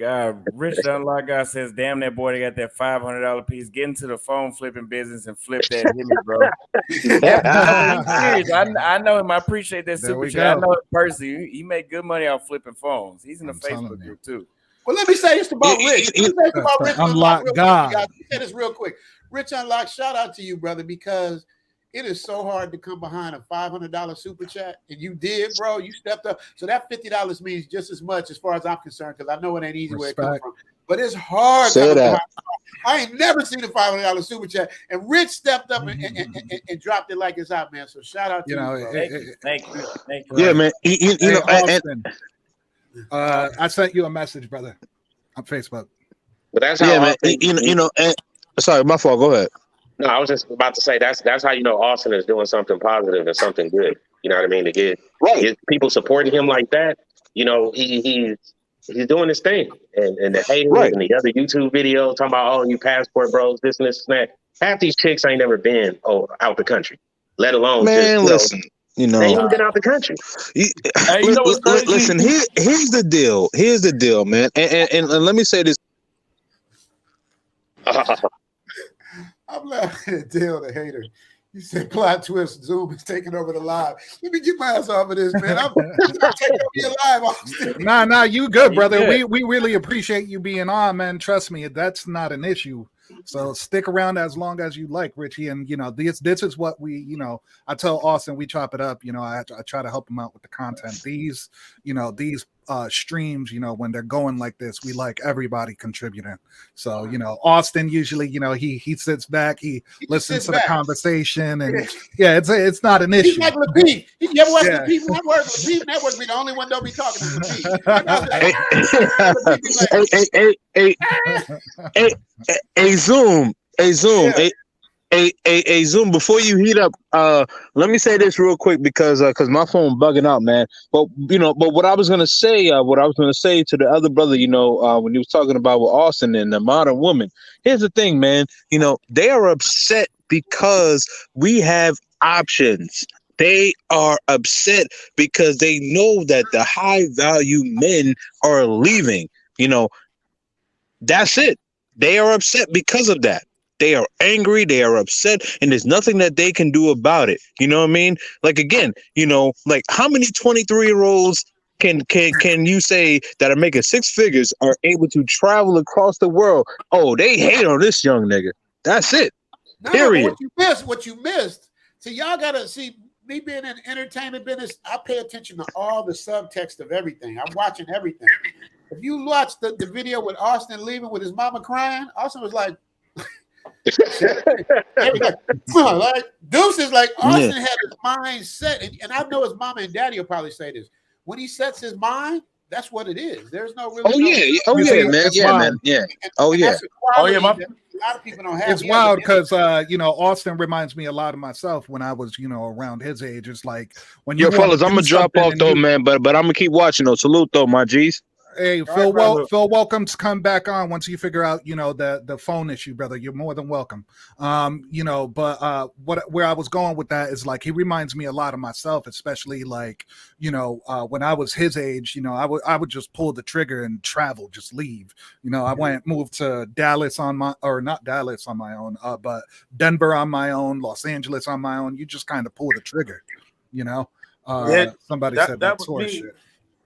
That was me. My family wasn't really all that surprised because I remember when I was 18, I joined the Army. Most people give their parents like 3 to 6 months. I gave my parents like 2 weeks. And then when I left New York, because I had decided to move overseas because I had the income, my parents really thought I was bullshit. I mean, I don't know if I can say that, but they thought I was playing. Yeah. They thought I was playing when I said, yeah, Mom, I think I'm going to go to Brazil. I'm not sure if I'm going to come back. And they was like, yeah. And she thought I was playing until she saw that I drove 9 hours to New Orleans to go pick up my passport just to come right back because I had already booked my plane ticket. And he said the only appointment available was in New Orleans. And I said, looks like I'm out. Took my car, drove to New Orleans, and then drove back to South Florida. And next, I was going to Brazil. And, I was pretty much determined at that point that, I'm a dedicated, being able to travel, and I'm gonna dedicate learning languages and learning cultures and stuff like that. And once I, pretty much shut the door and I left myself no room for, like a plan B mentally upstairs, then, I just became fully dedicated to this. Right. You have to be in it to win it. You definitely do, man, because, like Austin said earlier, I was watching, he was saying how, he takes chances. And a lot of people can't take those kind of chances and not have a backup plan. He just kind of jumped out with the parachute, said, hey, this motherfucker it better open. I'm jumping out. This motherfucker better open. And fortunately, it opened for him. You know what I mean? But parachutes don't open for everybody. So make sure you follow the blueprint and really pay attention to people's mistakes. That's the way how you learn. You know what I mean? Yeah. Like watching people's mistakes. I'm sure Austin will tell you, certain things he did. If he could do it again, he'd probably do it over. He'd probably do it a little bit different. But that's how we learn. I would say the number one thing you need is your finances in order. Right. Like that's Right. I can't even tell you the endless amount of dudes that I saw in Colombia and out here in Thailand that have lived out here, but they wasn't stable enough and they had to go back home. It was it was an endless amount, and I really got to say figure out a way to get you an online career, not a job. Right. Not like a job off of nepotism or like just a basic job for a small company. If you let's say work for customer service, it better be Amazon or it better be Google or something like that. If you're gonna do a job like that, like a job that can actually sustain you for about 20 years, because you're talking about living overseas. And the thing is, the pressure of being a traditional man overseas is 10 times stronger than you really think it is. Mm-hmm. Like American women, they want that stuff for a whole bunch of superficial luxurious stuff. But here, you have to be traditional, pay all the bills, take care of everything, and there's a lot more pressure on that. So, I think the biggest thing is using common sense. Like make sure when they say you have your finances in order, just be financially literate. You know what I mean? There's if you know about finances and you're trying to plan to invest and you've done the research on how you shouldn't get into investing properly, then you should have about a 6 to 12 month runway, of emergency funding, no matter where you are in the world. And once you have that, the rest of your money that you should have a budget. The rest of your money should go into, some sort of investment pool, and you still grow that pot for your savings, Also, so as long as you're doing that and you're using common sense around your finances, just know that it's easier to make it with an American job, earning American dollars, living abroad than it is in the U.S. in the current state of things. Also, you can, if you got a place or, you got property somewhere, you can Airbnb it, or you can rent it out, or you can do the Section 8 rent out. That way, you have that income coming in every month. That's a security blanket as well, having some rental property. Especially, one thing I kind of want to recommend to all, young 17, 18-year-olds and 19-year-olds that are still trying to think of something, but they also want to travel. And I know this is a long shot, but this is what I did. So I recommend it for, as just an idea, and that's join the militaries, and then if you want to like travel the world, I was in the Army and I traveled a little bit. You are talking about taking a fucking lottery. Right now, I'm sorry, I'm a veteran. I'm a veteran, man. So that's like, you don't know where they're gonna send you for your first duty station. You like, I'm going to Korea, and next thing you know, you in Texas. I don't know, middle of nowhere. Yeah, that's true. That's true. But I've never been in the military. But you do 20 years from 18, you out at 38, you done. Oh right? yeah, and you for got, sure. And you pay for the rest of your life. Dude, I'm retired. Dude, I'm semi-retired at 27. You see, but for that, man, I'm sorry, I can't recommend it because I got to tell these brothers, man, just learn the code. If you want freedom, if you really do, just put in that time, man. I know you got to put in a year before you get anything, but I promise you, once you have the skill set and you know how to code, there are so many recruiters. Man, I'm telling you, I wish I could share. Oh, I can present.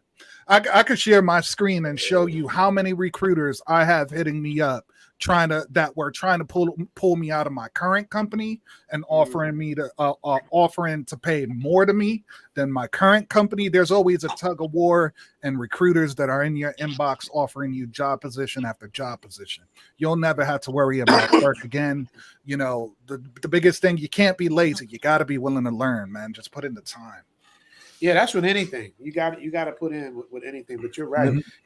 But we definitely got to talk real. I got to get on this episode, man. Get back to this. I was just coming to stop by, say what's up to little bro, and absolutely, and shout out to all you guys, man. So do what you do. Austin, hit me later on, man. The last time you hit me from somewhere, you were like, I gotta hit you what, back. Bro? Was you in the middle of clapping cheeks? No. I think I had just got out here. I think I had just clicked down when you called me. Richie, don't worry. I'm gonna be in your inbox tonight, bro. Because you how are you fumbling that bag? Like I'm gonna be on your ass, Austin. I'm gonna be on your ass tonight and tomorrow. Damn. You're gonna pause. Wait. You see, why y'all gotta take that out of context? Damn, because that's what niggas do to me. That's what I'm saying. you gotta remember, there's certain niggas. Well, I from Brooklyn, B. I'm from Brooklyn, B. So yeah, B. I'm in Connecticut. I definitely messed up. With it, you know what I mean? So you gotta pause. Yeah, you just say I'm on your helmet or something. You don't be like I'm on your we don't say I'm on my out of pocket, bro. I get what you're saying. Damn. No. Go ahead, rock out. Yeah. I was trolling a little bit. My bad. Hey, really, just don't go to prison. You go to prison with them terminologies, boy. I'm telling you. This ain't good, but shout out to my man Zoom, and man. Yeah, this nigga Richie back be saying pause at the wrong moments too. Yeah. I'm done. I'm out. But really, hit me later on, bro. Hit me later on. I got you, bro. Hey, Zoom. Hey, Zoom, hit me. Zoom, hit me up in like a few minutes because I got some updates for you. Okay. They're out of pocket, man. All right. You got that. Hey, but what's your opinion on Mexico? Okay, that's not for me. It's for somebody else. Austin, that's crazy. Permission to leave the chat. You said permission to leave the chat. Yeah, you're supposed to say permission granted. Oh, the permission is granted. You may exit the stream. Let me read a couple of these super chats real quick before we get back to it. We got about 7 of them. So, what's your opinion on Mexico? Would that be a good place to find traditional women outside of America? I've heard mixed things about Mexico. I've heard that it's somewhat Americanized, or they have that similar issue there. But the guy on the bottom right, when he gets back, we'll ask him that question. So I'll leave this one. I'll come back to this one. That's not one. Can I respond to that or no? Yeah. Go ahead. Yeah. So I would say yeah. Like, there are some places where you have modern women, but like if you're going to the populated areas, you're gonna find more, like westernized type women, right? But if you go to like the more like less populated areas, you're gonna find some less modern women, more traditional. Okay. Yeah, you really just gotta. If it's a country that speaks a different language, you really gotta like learn the language and then eventually branch out. Because in those touristy areas, you're gonna run into girls that have a lot of American influence. And Say that. That pretty much goes around the world from my experience. Yep. No, that's big facts. That's big facts. Yeah. Shoot, Austin, this sounds like some shit that we was talking about yesterday on the phone. Yeah. I mean, because like for me, right? I'm from New York, and even I know all my life people tell me, "Oh, I've been to New York," and I'll be like, "Where'd you go?" Same old Times Square. Right. Oh yeah, Times Square. Right. Yeah. Exactly. Yeah. Bro, that's not I'm from Brooklyn, man. Yeah, born and raised. Right. That's not the real New York, so I already know to apply that mentality to every place I go because I said Medellin is not Poblado. Yeah, I mean, excuse me, Poblado is not Medellin. Say that. I mean, it's facts. not. You know what I'm saying? A lot of people don't know, but Rio is a city and a state. You know what I'm saying? So there's a lot more touristy areas. And like I said, man, you're gonna kind of run into similar problems, but a lot of dudes are just way too nervous to like leave the touristy areas. They're just a little bit too nervous because when you're in these areas around like Colombia or Medellin or like a Rio, and people see you, they know you're there on purpose because not many tourists. There's a lot of safe places that tourists just don't go. But if you go there, you'll be a lot more welcomed. Right. No, absolutely. Yeah. Like, you know what I mean? Like if you go to, the populated areas, like they already know, like, like, okay, they have an assumption of what you are there for, right? So they're looking at you as an op anyway. So, they're looking at you as an opportunity. They're gonna finesse you some type of way. Yeah, because to be honest with you, um, it takes about a good month. Like once they see you consistently for more than a month, then eventually kind of like lose that gringo status, and they'll start like fam, and like I lived in whether that I was in Rio, when I was in Medellin, I became my neighbor. I'll talk about I'm hanging out with everybody in my building. I'm eating with everybody in my building. I'm smoking with everybody in my building. And you get that sense of community when you're there for a long time. But I only got this in local areas. A lot of my friends who decided to have apartments in more touristy areas never really got these experiences because Right. that are in your are just people who are just in and out. If you meet a local, like if you meet somebody from a different part of Colombia or Sao Paulo, they're going to be in and out. So, like for me, when I was in Medellin, I was in Belen, which is a middle class of the middle class. Ain't nothing much to do Right. with it. Quiet. Yeah, that's like zone. Yeah. I think that's like zone 2 going to zone 3 because it's right next to Larella's. Yeah. Yeah, so and like I said, man, the sense of community. Like I remember when I used to go to my grocery store like every other day to like get food because I ain't have that big refrigerator, and I was pretty much cool with everybody just inside that grocery store and everybody on my walking path. I'm talking about all the restaurants I used to go to and everything. I was telling people after like 6 months that I had to leave. People genuinely looked devastated that I was going. Yeah, no, you're right about that. Like, so I have an apartment in El Poblado, which is right down the block from Parque Jettis. Now, I'm not a Parque Jettis guy. Like, like I recommend people to not go there. But you're right about that. Like once you start like ingratiating yourself with the people and I'm in Medellin like 6 to 8 times a year, right? So now the people know me and like I've been to Baylin, I've been to Larelis, I've been to Envigado, Provenza, all these places, right? So like like I have a lot of strong ties there. So I get exactly what you're saying. And being from New York, like, so I get the New York reference, right? Like everybody say, oh, I went to Times Square and, and I watched, I went to Rockefeller Center. Like, come on, man. Like anybody that's born and raised in New York, we ain't never been to Rockefeller Center. Come on, Yeah, B. I can't Nah. believe a lot of times people ask me outside of New York, have I been to these places? And I said no. Like, why? I'm like, I can see it from my balcony. I'll be all right. Say that. And Facts. not only that, it's just Oh, that for it's the like fire escape, I understand locals want to avoid tourists. It's like in New York, it's like us New Yorkers, we like tourists, we just don't like touristy areas. So it's like Right. if I'm chilling in Washington Heights on Dykeman and there's a whole bunch of clubs there and I see somebody from England, we all gonna be happy to see him. Or if I'm in Bushwick or Williamsburg, Brooklyn, and I used to meet people from all over the world over there, I'll talk about Ireland, England, Bulgaria. Guess what? They was all welcome. It's just that we're just not going to go to the touristy areas. So Right.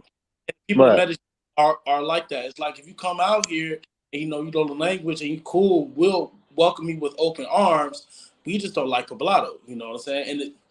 And the crazy thing is, Poblado wasn't even like that like 3 years ago. Like type of, it wasn't even like. Let me read this read a couple of these super chats real quick and we continue. All the love to the movement, a reason to keep grinding, bringing prosperity. That's all. I appreciate that. Thank you very much. Thank you, panel. Richie, any English speaking jobs? Any English speaking only jobs for expats in Thailand? He's not here anymore. Does anybody ever? I don't think.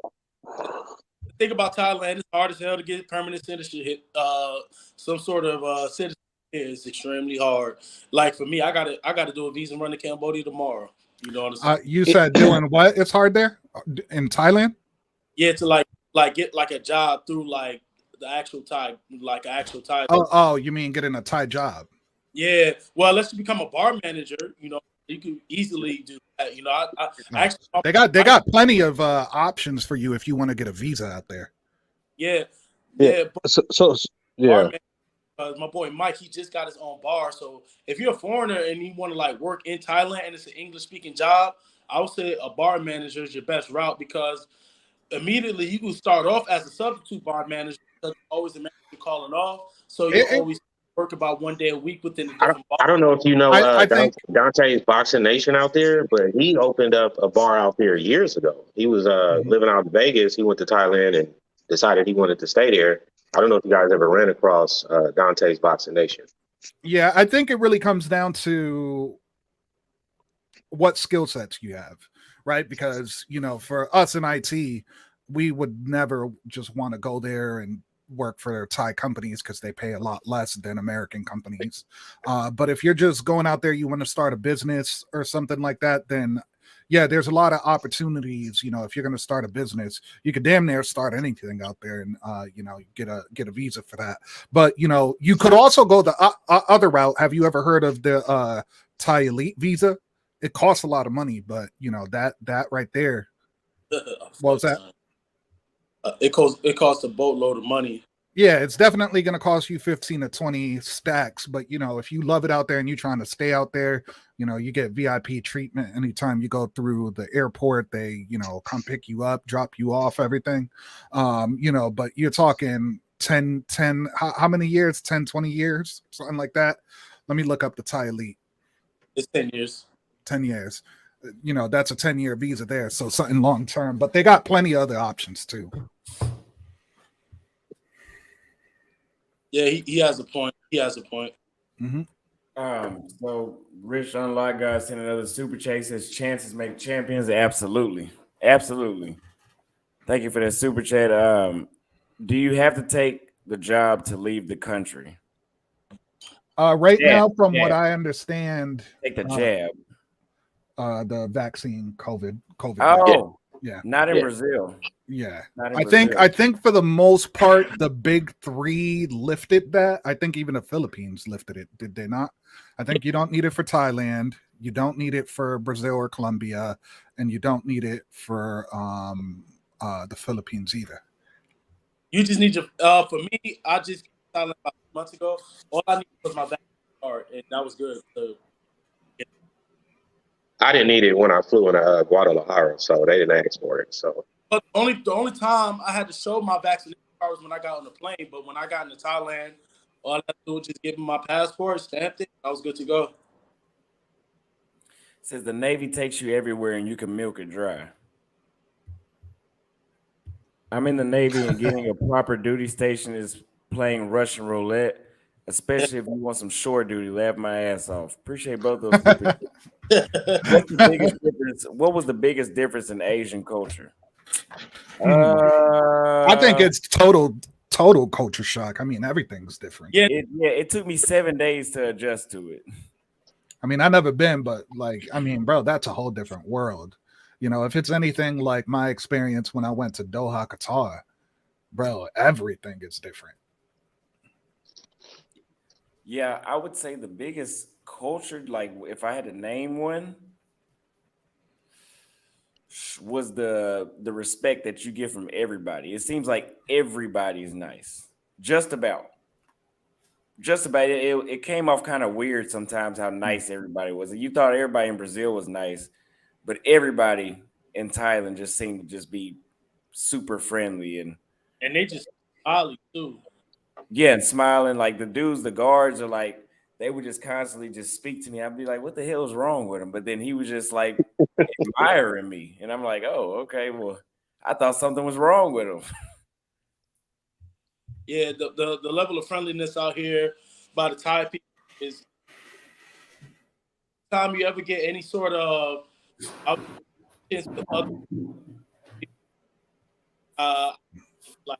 chirp and stuff like that, but that's about it. Is it just me, or is your mic cutting out? It's good now. Okay, it's going in now. What's up about my mic?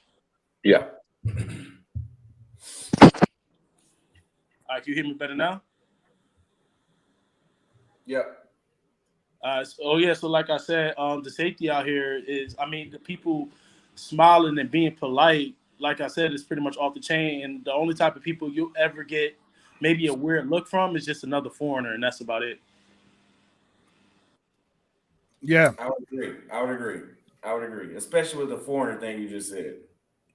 Yeah, because like I've gotten the greatest looks from other foreigners, but I've also got like the shady look from other foreigners, and I've always noticed that it was always more. I've noticed it was more Eastern European. I've noticed, or Russians, but outside of that, Western European people, especially, I meet a lot of people from the UK here and Australia all the time. And some of y'all guys bugging. There's a lot of you guys who's still trying to go to that region of Europe. I'm trying to stay the hell away from there for now.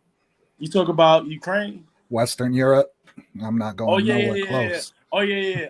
Bro, the whole West. I know we're here talking about women in the States, but this is a whole Western society problem.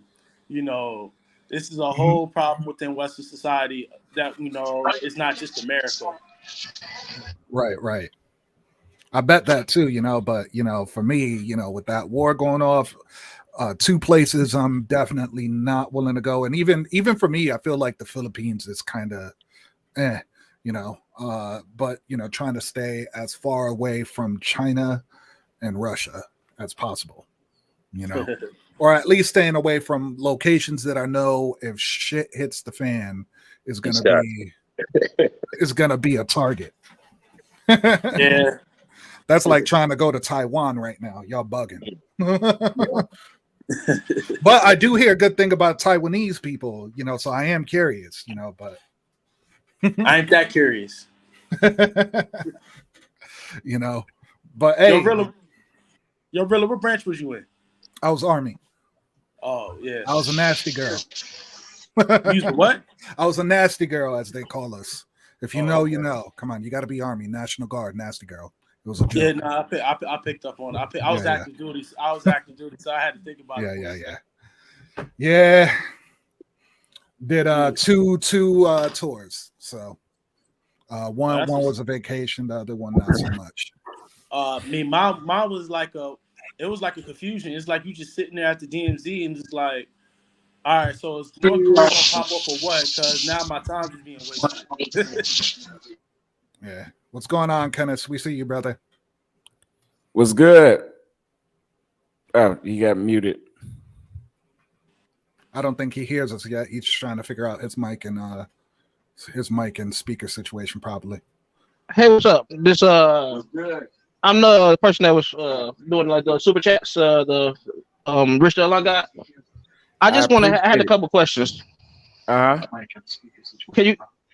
y'all hear me? We're getting a little bit of feedback, so turn down the speakers. Doing like the super chats, the Rich Delon got. I just want to add a couple questions. It's a big delay. It's a big delay. So you actually got to mute. It's a delay. Hey, Austin, mute him real quick, and then I'll give him the message. So you actually got to mute the YouTube channel and unmute StreamYard, so that way you could talk to us directly. It sounds like you're trying to listen off of YouTube, and there is a delay there when you're trying to listen from YouTube. Talk to us through StreamYard. The audio goes direct.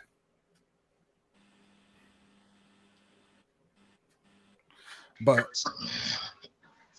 yeah, guys, make sure you go ahead and. How about now? Can you hear that go? Yeah, we hear you. Yeah, there's still a bit of a echo there, buddy. If you got headphones, that's going to be the best way. If you got headphones, that's the best way to chat. All right. So I just have one question. I can't see the names of you guys. The guy in the top right in the Pattaya, Thailand. All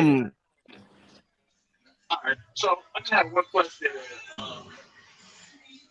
I got a question for actually all you guys. The guy in the top right in Thailand, Thailand. What do y'all do like if say I'm 30, I'm not actually young, but I actually am doing things. But for somebody that's like, I see most of Austin's like audience is like 18, 19, 20, and then they're asking about stuff they can do out there. What's the first thing you did when you went to Thailand as far as work to make a Oh, living? dude, I was in the army, dog. I was in the army. Go ahead and mute him so we can answer. Yeah. Yeah, I was in the army, so I'm early retired from that. So that's where my income comes from. Okay, I see. So if I had to give any advice, I just dropped, and I'm gonna go ahead and drop this link again. But I dropped these coding resources, like Word Doc. It has a bunch of stuff that you can learn on there that'll make you become or help you become a software engineer. There's a skill set you can take with you everywhere around the world. I would definitely learn to code, and you won't ever need to worry about work again. If you could get your foot in the door, you'll be all right. Yeah, IT is the way to go if you want to excel and you want to have a fantastic, career. Even for me, I'm doing the cybersecurity route starting next fall when I All right, settle my down second question. in South America. All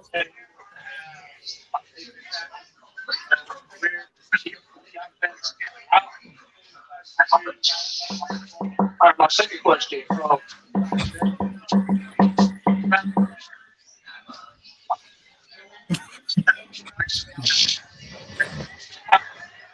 You hear us? Hey, brother, do us a favor. If you're Give me listening like through 5 minutes to be back YouTube, because it's like a real delay, and I can hardly hear any of you guys. all right. All right, just hop off and I'll answer that. Wait, what was the second question? I forgot. I'm not sure, but I think what he's doing is listening to us from YouTube versus trying to listen in from StreamYard, and yeah, that's not the way that works. But he asks, oh yeah, ex-military. But oh yeah, like I said, I plan on starting up school again for cybersecurity once I settle down in South America, because I do like it out here in Thailand. But I think I just want to go somewhere where I can actually settle down and just chill and relax for about a good solid year. Yeah. And so the decision's still up in the air, but I plan on either going back to Colombia or Brazil. If you got the finances, man, definitely learn to code. If the finances are coming in and you ain't got to worry about that, I'm telling you won't regret it. Well, yeah, I mean, because I'm glad you mentioned that, because I'm already trying to get into school. Like at first, it was for cloud, because I used to, do network and administrations and stuff like that. But I was also thinking about like working on cloud servers, but also software engineering is a good idea that I've kept hearing about. And also cybersecurity as well. So I still got those options because I ain't choose my degree, just yet. Right. Can we bring up all the names again? Sorry, brothers, I don't know you, but in the hat, bro, down below. So you Todd, said that. What is it? Todd, TODD. Todd, nice. All right, cool. So you said you were trying to pick up the same thing, right? Like, yeah. Okay. Software engineering. Where were you again? Right now, I'm just doing the Amazon thing. Okay, so but you're still stateside. No, I'm in Oregon, Sonora, Mexico. Oh, okay. So you out there? You good? Yeah. No, I'm just visiting right now. I'll be here for another 2 weeks, something like that. 3 weeks. What do you do for Amazon? It's the Merc or something like that. I started doing maybe a month before I came out here. It's like a starter. They don't really pay you much, but it's getting me used to like dealing with things online, working online. But it's basically just taking surveys and filling out little analytic things and stuff like that. So it's like you don't really do much. It's just the time that you put into it. Yeah. Well, I mean, that's a good thing. I mean, at least it's Amazon, because I mentioned about like a half an hour ago, in the stream, that if you are, still working, a job like that, let it be for a big major company. Real quick, I didn't even notice the super chat was up. But go ahead, Austin. I'm 23, right?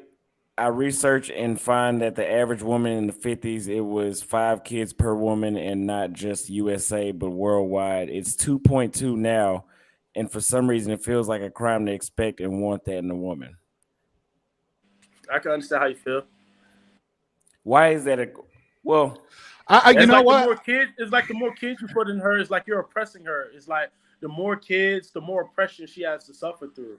So yeah, I agree and then disagree too. You know, I do see, you know, and I'm gonna pick this up from more of a overhead, like 100-foot view.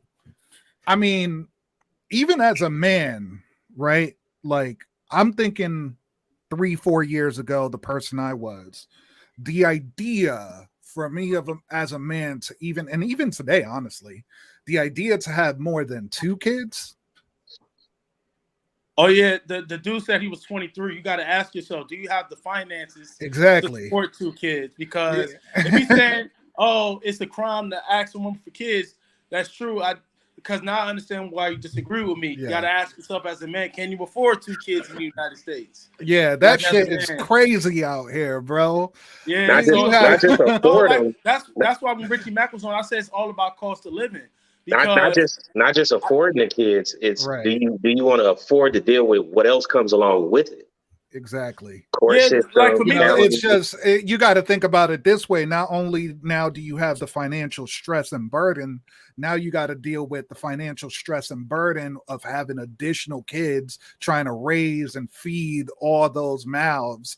You know, back in the 50s, that used to be financially viable for that generation of men who were raising a family. You used to be able to do it on your own. And, you know, women were more modest. You know, they didn't expect to have a luxury lifestyle on top of having all those kids. You know, they were cool with living a modest life, living in a house that cost them a few $1,000s, and it wasn't a big deal. If you had a refrigerator, a microwave, a house, you know, and wheels, you were good.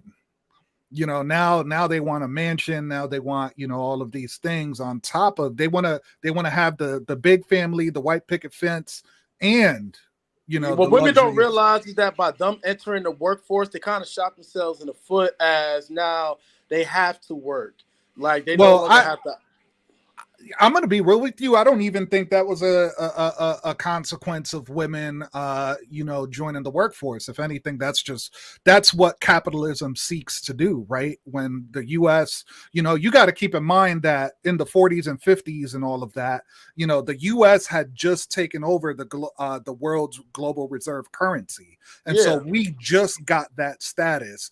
But as time progresses with capitalism, you know, things become, you know, especially when we switched off the gold standard and inflation started to take place because we have, you know, a fiat currency and we started devaluing the dollar, you know, things just progressively became hard for the family. Oh yeah, that's when it really got bad, because when Nixon did get rid of the gold standard thing, and that's also a big factor. Also plays a huge part in that as well.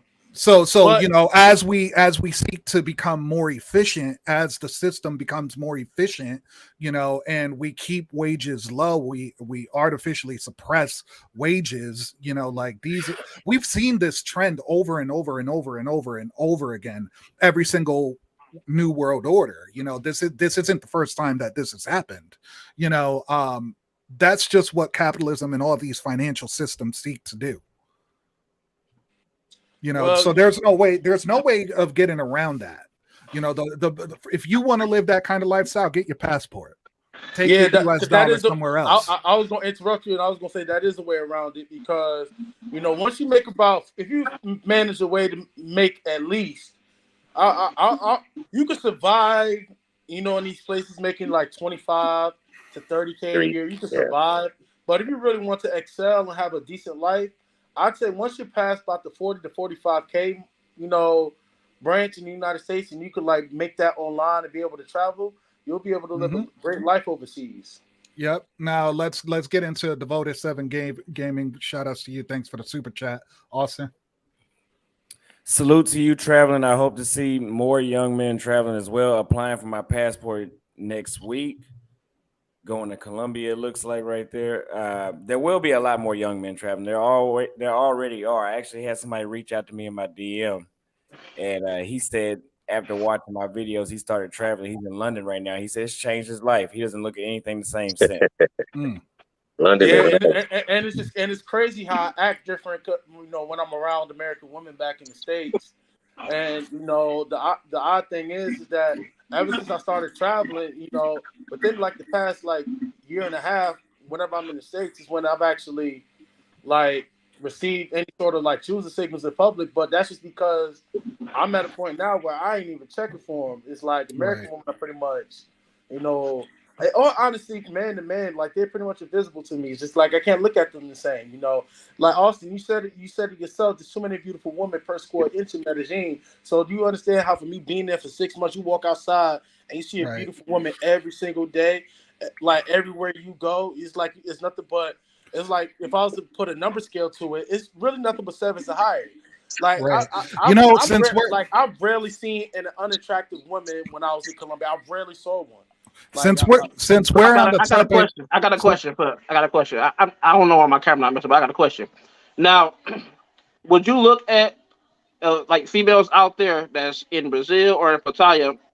Would you look at them differently? Like if they had kids, for example, like if we look at girls differently when they have kids out here. Now, is it a difference? Is it a difference out there? If they have kids, like it's a big difference because, like, to be honest, I used to condemn dating single mothers until I actually came overseas because, for what it's worth, I think my only problem, one of my major problems with single moms back in the States is that they're unappreciative. They never took accountability. They never acknowledged that they brought unfair baggage. But single moms overseas do all of that. They're 10 times as appreciative. And I noticed from my experience, they really go the extra mile to make up for the overcompensation that you're doing. You see, now let me ask you a question then, Austin. Austin, would you deal with a single mother across seas? Because I feel like for me, I'm not gonna lie, I just can't. I just had to ask the question because I had to ask this question because like I was a young, I was about around 23, 24 when I had my first kid. So like for viewers that got kids and they looking at this, they looking at the content, how would they apply? Like how would especially let's flip this question around. If I was over there and I told a girl I had kids, would they view me different? No, the same rule does not apply to you. Okay. Yeah, you're a man. Like, if anything, if you have a kid, it shows pre-selection for some women. It may even raise your attraction. Oh, yeah. You see, for me personally, I just can't do it. Because at the end of the day, it's still the same thing. It's still, even though they might show the appreciation and I might respect that, it's still taking resources away from, from my situation, to apply to kids that aren't mine. And it's just for me, it's for my values. I can't do it. Do you have kids? Well, no, I don't. For me, I'm just open to the idea, and I will only do it with a female that only has one kid only. Let's hear Austin. Austin, would you? I could do it. Would I prefer it? No. Yeah. You see, for me, I feel like I could do it at best one, but I feel like you're dodging the question. I feel like you're dodging the question because, like, I could say the same thing. Would I do it? I mean, let's look at my history. But will I? It's like, will you do it? Because the thing is, you have so many more other options. Will you do it? No. With that being so, that's what I'm saying. Let's look at my history. I had the chick that I told you I was in the United States that was from Brazil. She was a single mother, but I always knew, and I told you in the back of my mind, we would never be that serious because of that. Well, that was one reason, but why? When there's 1,000 of them, there's 100,000 of them outside in Rio that don't have kids. That's I ain't gonna lie. That's the one thing I liked about Rio way more than I did about Colombia and Pattaya, Thailand. Is that in Rio you could actually come across a lot of attractive women that don't have children. Where I'm at in Thailand, 90% of these girls got kids. That's what I'm saying. It's like when 85 to 90% of them girls got kids. But in Rio was like the one place where I never really came across that problem. But I'm not. So the thing about the single moms is that I condemn it in the States, but I'm open to it, and there's a possibility for me to, how would you say, seriously date a woman if she has just one kid, and we have serious conversations about it. So you want to do over one? It's gotta be one. That's it. Yeah, it's got to be one, and that's it. Because if you're talking about going to Latin America, good luck. I mean, but unless you go to like Rio or something, but just one kid max. And obviously there have to be discussions and talks about it and everything. But yeah, I'll be open. Like I said, open. I feel you on that one. It's not Go ahead and necessarily chime something in, that Todd. I feel you on that one because my son, he 13, he'll be 14. But I can't deal with no single mom with a kid that's like too young. I mean, 10 and up.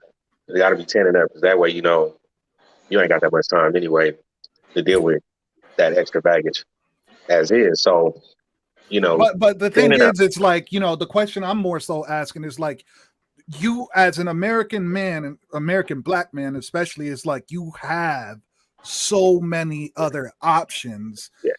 I really question, like, I get the virtue signal. I think y'all virtue signaling right now.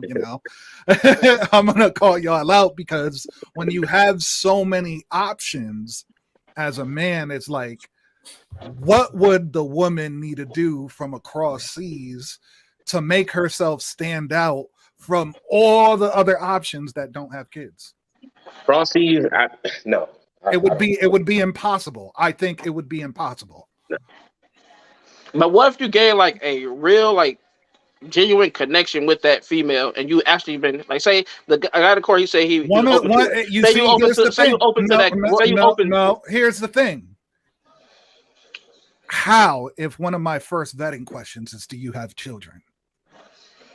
If she lies, because then if she lies to me, if she lies to me and I find out later, that's a red flag and it's done already.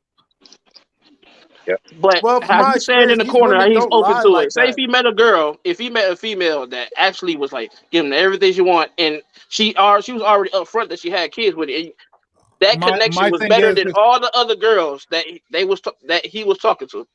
Remember when he said he was open about it? So how would you treat that situation? I mean, I'm not virtue signaling. I'm just saying. That's hypothetically speaking. My thing is, it's that's hypothetically speaking because you don't know who you're going to meet and how you're going to meet. Because it's just like if you look at when Austin posted the videos, he's not focused on one group. Even if he is getting to know her, he's not focused on her. Exactly. So it's like you got so many options to focus on other things. Yeah. At that moment, you don't even really know if you want to deal with that one person.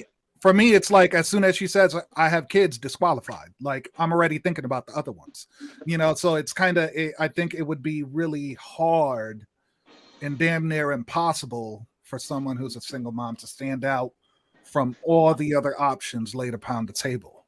Well, every man has different preferences as long as he knows he's aware of whatever situation he's going into. Mm-hmm.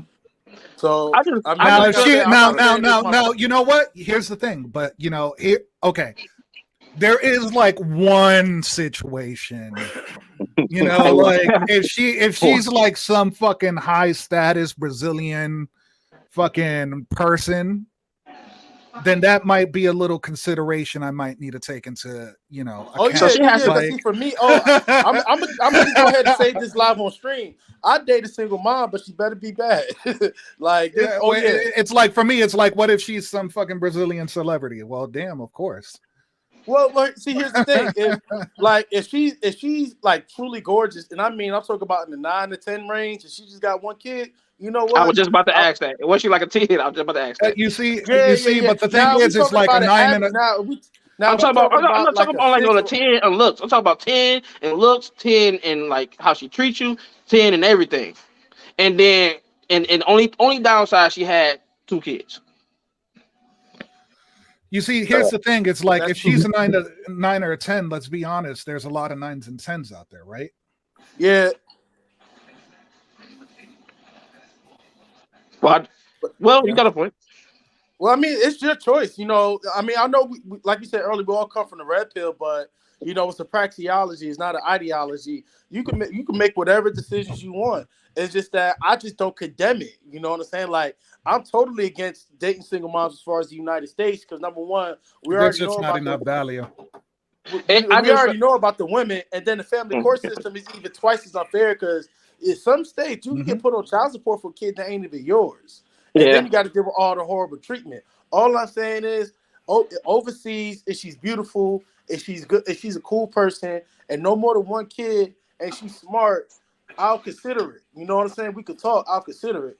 and I'm not But going to what condemn if you them have for that. 3 kids yourself? Would What you feel the ifs? same way? I don't do what ifs. I live in reality. Point is, I don't, so I don't have to think Okay. that way. Well, okay, you're Right, right. You're right about that. right.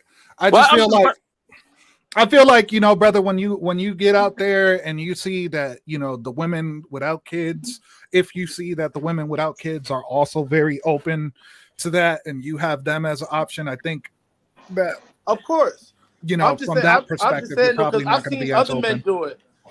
This is something I saw common amongst other men, and it's just like if that's his decision, that's his decision. Because I don't think Yeah. it's a bad decision if you're getting whatever your needs are, whatever your personal Yeah, needs yeah. are. If you're getting them met, because I know some men who have a lot of needs from a woman. Me, I don't really have that many needs Yeah, from a yeah, yeah, woman. yeah. Like me, I'm far more on the traditional So side. Austin, Yeah. sorry, brother, Austin, really quick, what do you have any exception? To dating a single mother? Yeah. If usually, well, what a lot of single mothers, what they should do, right, is they should like, how Kevin Samuels told them what they needed to think like, but they don't do that in the States. But if they were to basically lower their fucking expectations as they should, Right. and she's bad, like she can't be a busted single mother at that. Right. She got to be bad too. Listen, I've been overseas also. I'm not a newbie. I actually lived in Spain in 3 months, for 3 whole months, and when I was Austin's age, and a lot of the back in, like, I don't know if y'all been to Spain before, but Spain is it's similar to US, but I see a lot of beautiful women, but they had kids. Mm. I was out there for 3 whole months. I went to school out there at University de Bro, it's Salamanca. something about, I feel like for me, something about Latino women, bro. Yeah. It's something about Latino women. For You know me, what I I'm feel saying? like the only way that she could really get under my skin or get it through on some backdoor shit is like she's just really trying to be there on some homie shit, but bringing so much damn value to the table, it's undeniable. But I don't But know what that looks like. you don't think I they don't know what that understand that looks like. overseas? I know they don't understand that here, US, but you don't think they understand that overseas? I That don't they know, gotta bro. bring more to the table. I don't know, honestly. Okay. But I think it's one of those things where it's like it's not even worth hypothesizing on, because it's like I'm thinking another way. One question I wanted to bring up, somebody earlier asked a question, and I want to see what Austin has to say, because he talks on this, and I think that Austin's funny when he answered this. But Austin, somebody asked, how do you avoid the whole scopolamine situation in Medellin? I got this one right here. No, hold on. Let's get Austin in there real quick, and then don't listen. Keep it frank, bro. You have me and really get into it about this damn near every day for about a month now. You have to use common sense, and I say the people that get drugged in Colombia or anywhere get drugged in New York as well. If you somehow manage to get your drink slipped in Colombia, you can get your drink slipped by your homegirl's friend in Texas as well. Oh, but the thing is, that happens in Florida a lot. It happens in Florida a lot. It happens in Miami. All right, so this is how I go down in Medellin, right? Well, Number one, stay off of Tinder. The stories are always avoidable. Yeah, like stay off of Tinder for one. Stay off of Tinder, because that's the number one place where those girls operate. Rule number 2, there is no hookup culture in Colombia. Like, meaning, like, if you think you met a girl online or on Tinder, she's already talking about, oh, she want to come to your place and you ain't got to pay money. Boy, that's a setup. Because there is no hookup culture. It's either P for P, or you live there, you learn the language, you settle down, and you make friends, or get you a girlfriend or something like that. But like I said, there is no P for peace. And if you are going to do stuff like that, go to a brothel. Another thing is, why would you bring? I do think you brought up a good point. Colombia, that shit is so rampant, and robberies are so rampant that if you're gonna go to Medellin, I think honestly you're better off just paying for it, because if you just inviting some woman over and you think you're gonna hook up, there's a good chance she might just be someone setting you up, and it's not worth trying to go about it that way. Like, you know, you should meet somebody. get drugs paid for it too, though. That's where dudes get into the most trouble, because I gotta say it. They get into the most trouble because they try to be cheap. You know, I've noticed that most dudes that have gotten robbed, most girls were mid. You know what I'm saying? And most dudes, they'll get a girl that's mid because she's cheaper. Yeah. You know, I'm just saying, man, like, listen, dog, go to a brothel or actually go inside Gusto's or the actual, there's a club called Urella's Park. Because what a lot of dudes don't understand is that there's a reason why those girls are outside. You know what I'm saying? Right. There's a reason why you went inside one club and the girl's outside in the park. You come outside an hour later, she's still there. You know what I'm saying? And like, if one thing I will say, it's Gusto's, like, hold on, the girls you see inside Gusto's, they'll cost more, but at least you know they safe. You know what I'm saying? Like, dudes go on Tinder, dudes leave their drinks unattended. Dudes will really invite girls over to their know, crib or apartment, not having a security guard. You know, dudes will pick up girls out the park because they want to be cheap, because they don't want to pay more for the girls that are inside Gusto's or La Isla. It's like, you see now the connector saying I'm not paying. You see, now that right there is the reason. If you feel like you got enough game and you just gonna go, you know, speak up a girl out there, like, I gotta be honest with you, that's exactly that's the kind that's the kind of mindset that gets people set up out there. I'm telling you right now, that does not go down. It's just there's certain places, like, for me in my mind, like, I was thinking this, like, not even 24 hours ago. Like, I was thinking Colombia has actually been knocked off of the list for me of places that I would go to because of how rampant the situation is over there. You know what I mean? For me, it's more like I would rather go to Brazil, you know, and be in a place where, you know, here's the thing. I don't want to cut you off. Don't cut off Colombia. Just cut off Medellin, because no. I understand that, you know, but the simple fact is I'm not trying to, you know, do the whole like dating, settle down thing, you know. So it's just not for me. Okay. You know, Two different strategies. Right, exactly. So and I'm also not, you know, pay for play either. You know, I'm just, you know, more casual. But the thing is that it is more of a setup there if you go over there and you try to get, you know, if you're in that mindset. So and the thing is, if you are doing it, just pay the money. We got some super chats to bring up. I know somebody wants to ask me a question, but let's do that first. Let's catch up on a couple of these real quick. Somebody said you blowing the whistle. So he says that's awesome. Appreciate the super chat. Shout out to all the passport bros. I'm a decent looking retired Marine, tired of American women, and looking to travel to Brazil next month. Can't wait to share content with the community about my discoveries. Absolutely, I'll be looking forward to it as well. I can get with a single mother overseas who has one child and she's under the age of 30. If she's older than 30, I can't take it serious. Only one kid. Avoid all women over 30, even overseas, bro. Why? Like, you know, because I've talked to women with and without kids. Actually, I've talked to women like with and without kids in their 30s and girls in their 20s and late teens. And I got to tell you something. I noticed like a curve around the age of 28. So like for me, like dating overseas, I would stay under the age of 27. If you are like under the age of 40, like if you some old dude, like be realistic. If you can hear this, but if you're under the age of 40, I would definitely, like, my age preference is from 18 to 27. Max. Feel you. Okay. Yo, is that Todd from Compton back on the live?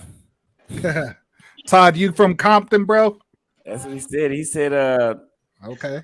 He said something about somebody. I think the guy that beat up Tupac was his homeboy or something. Oh shit. Thanks, Austin. Keep helping red pill people. So many lost souls. I would agree. Recently, women are drugging men so bad in Miami it made national news, but no one on YouTube is warning men about that. Fucking thank you. Listen, dog, it's just the world we live in, man. You gotta understand, women are not creatures of honor. They're not moral creatures. So I just move as about a women could like drug me, set me up, and I can't really get like I gotta just take it how it is. So my way to combat that is just to avoid those situations at all costs. Right, exactly. Because society, if you're a red pill, you should know society ain't gonna give a damn about you. Man, you got to go back old school. You got to bring your own drink in the club, man. This is how you got to do it. Just got to bring your own drink in the club. It ain't just the women. I mean, it's men doing it too. Right. No, see, for me, if I was the to go, drugs don't happen at the club. You got to understand, scopolamine that kicks in quick. Right. This happens back at the apartments. You see, for me, like the way I look at it, if you wanna talk to women out there, you shouldn't even be drinking, bro. Like, don't even, don't have alcohol. Be sober. Get to know her first. Like, don't even bring her back to your place. See if she bring you around her people and all that. Did you guys see the guy on YouTube where he actually the chick, two chicks robbed him, and he went back and oh yeah, it's popular. Like busted him and all that or whatever. It was like that was crazy. I seen that same story. They said that chick went into a house party. She drugged everybody. She drugged 22 people. Damn. That's crazy. You see what I mean though? 22 people. There are certain people over there that are experts at that shit. So you can't tell me that someone that you're not gonna get your shit slipped having common sense. If she could slip 22 people. Well, really, let's in one night. Let's look at it like this though. How the fuck did that happen? That means either she brought a bottle that was Austin, they got something called the banditos. Like that stuff is really organized. Drugging and robbing it's a legit business model in Medellin. And the thing about Medellin is that when a business is successful, there's a monkey see, monkey do mentality.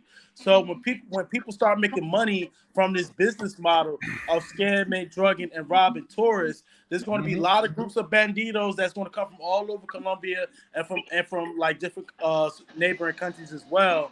So it's gotten big. It's gotten so big because there's so many more people doing it now, trying to get in, and it's organized. Like when people see those two girls or those three girls, it's not just those three girls. They probably work in a group of like 8, and then they probably have 2 to 3 dudes that's working with them. I was just about to say that. Yeah, I can share one experience. It's organized. I can share one more experience where I want to say it was. I'm very smart, but it almost happened to me and a person. When I was in Spain. When I was in Spain, I was with a group. We went in a group. It was like 20 people, 20 classmates. It was like 2 black people. It was me and one other person. And we went to a party. When we went to that party, we met some girls and everything. And then we met some guys also. But they knew each other. We didn't know they knew each other until the end of the party when the guys that they was around asked us to come back to the crib to their crib. Not only they asked, but the girls asked. They all asked to come back to the same crib. And we did not do it. And our teacher that was there said, if anyone's trying to, because my teacher always said, you're a big target when you go overseas. Once they know you're American, you're a big target, especially when you go in the party. Right, and they know you're American. They know. The thing is that these things only really happen in specific countries, right? So we know Colombia is probably out of all the destinations we choose, right? I think there's the big like 5, right? Or 4, or no, 5. DR, Colombia, Brazil, Thailand, and the Philippines are the big 5, right? We know that the top dangerous ones, for shit that happens like that is going to be first Colombia, second DR. But still we choose to go to these places. Well, I'm still wondering. Well, another thing is that what fucking scenario could she drug 22 people? Yeah, no, I hear you, man. Either the bottle was already laced, or like she slipped it individually. But I think that's still besides the point. The fact that I don't know if those were Colombian people that she were around, or if it was a large group of tourists. Like it's wild that can still happen. Oh yeah, that druggy shit happens to the locals 10 times more than it actually happens to tourists. You know what I'm saying? Like the 2 times I've seen someone's phone actually get swiped with my own 2 eyes. It was a girl doing that to a local Colombian dude. You know what I'm saying? Like let's bring in. Sorry, because I know this brother here with the glasses. He just been sitting here for a minute, quiet. Just you got some patience, listening. Bro. What's going on, Edward? Edward. What's up? Can y'all hear me?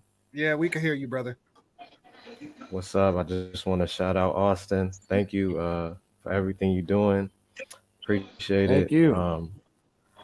I've been traveling for a minute, and I'm really just here to listen, just see what I can add.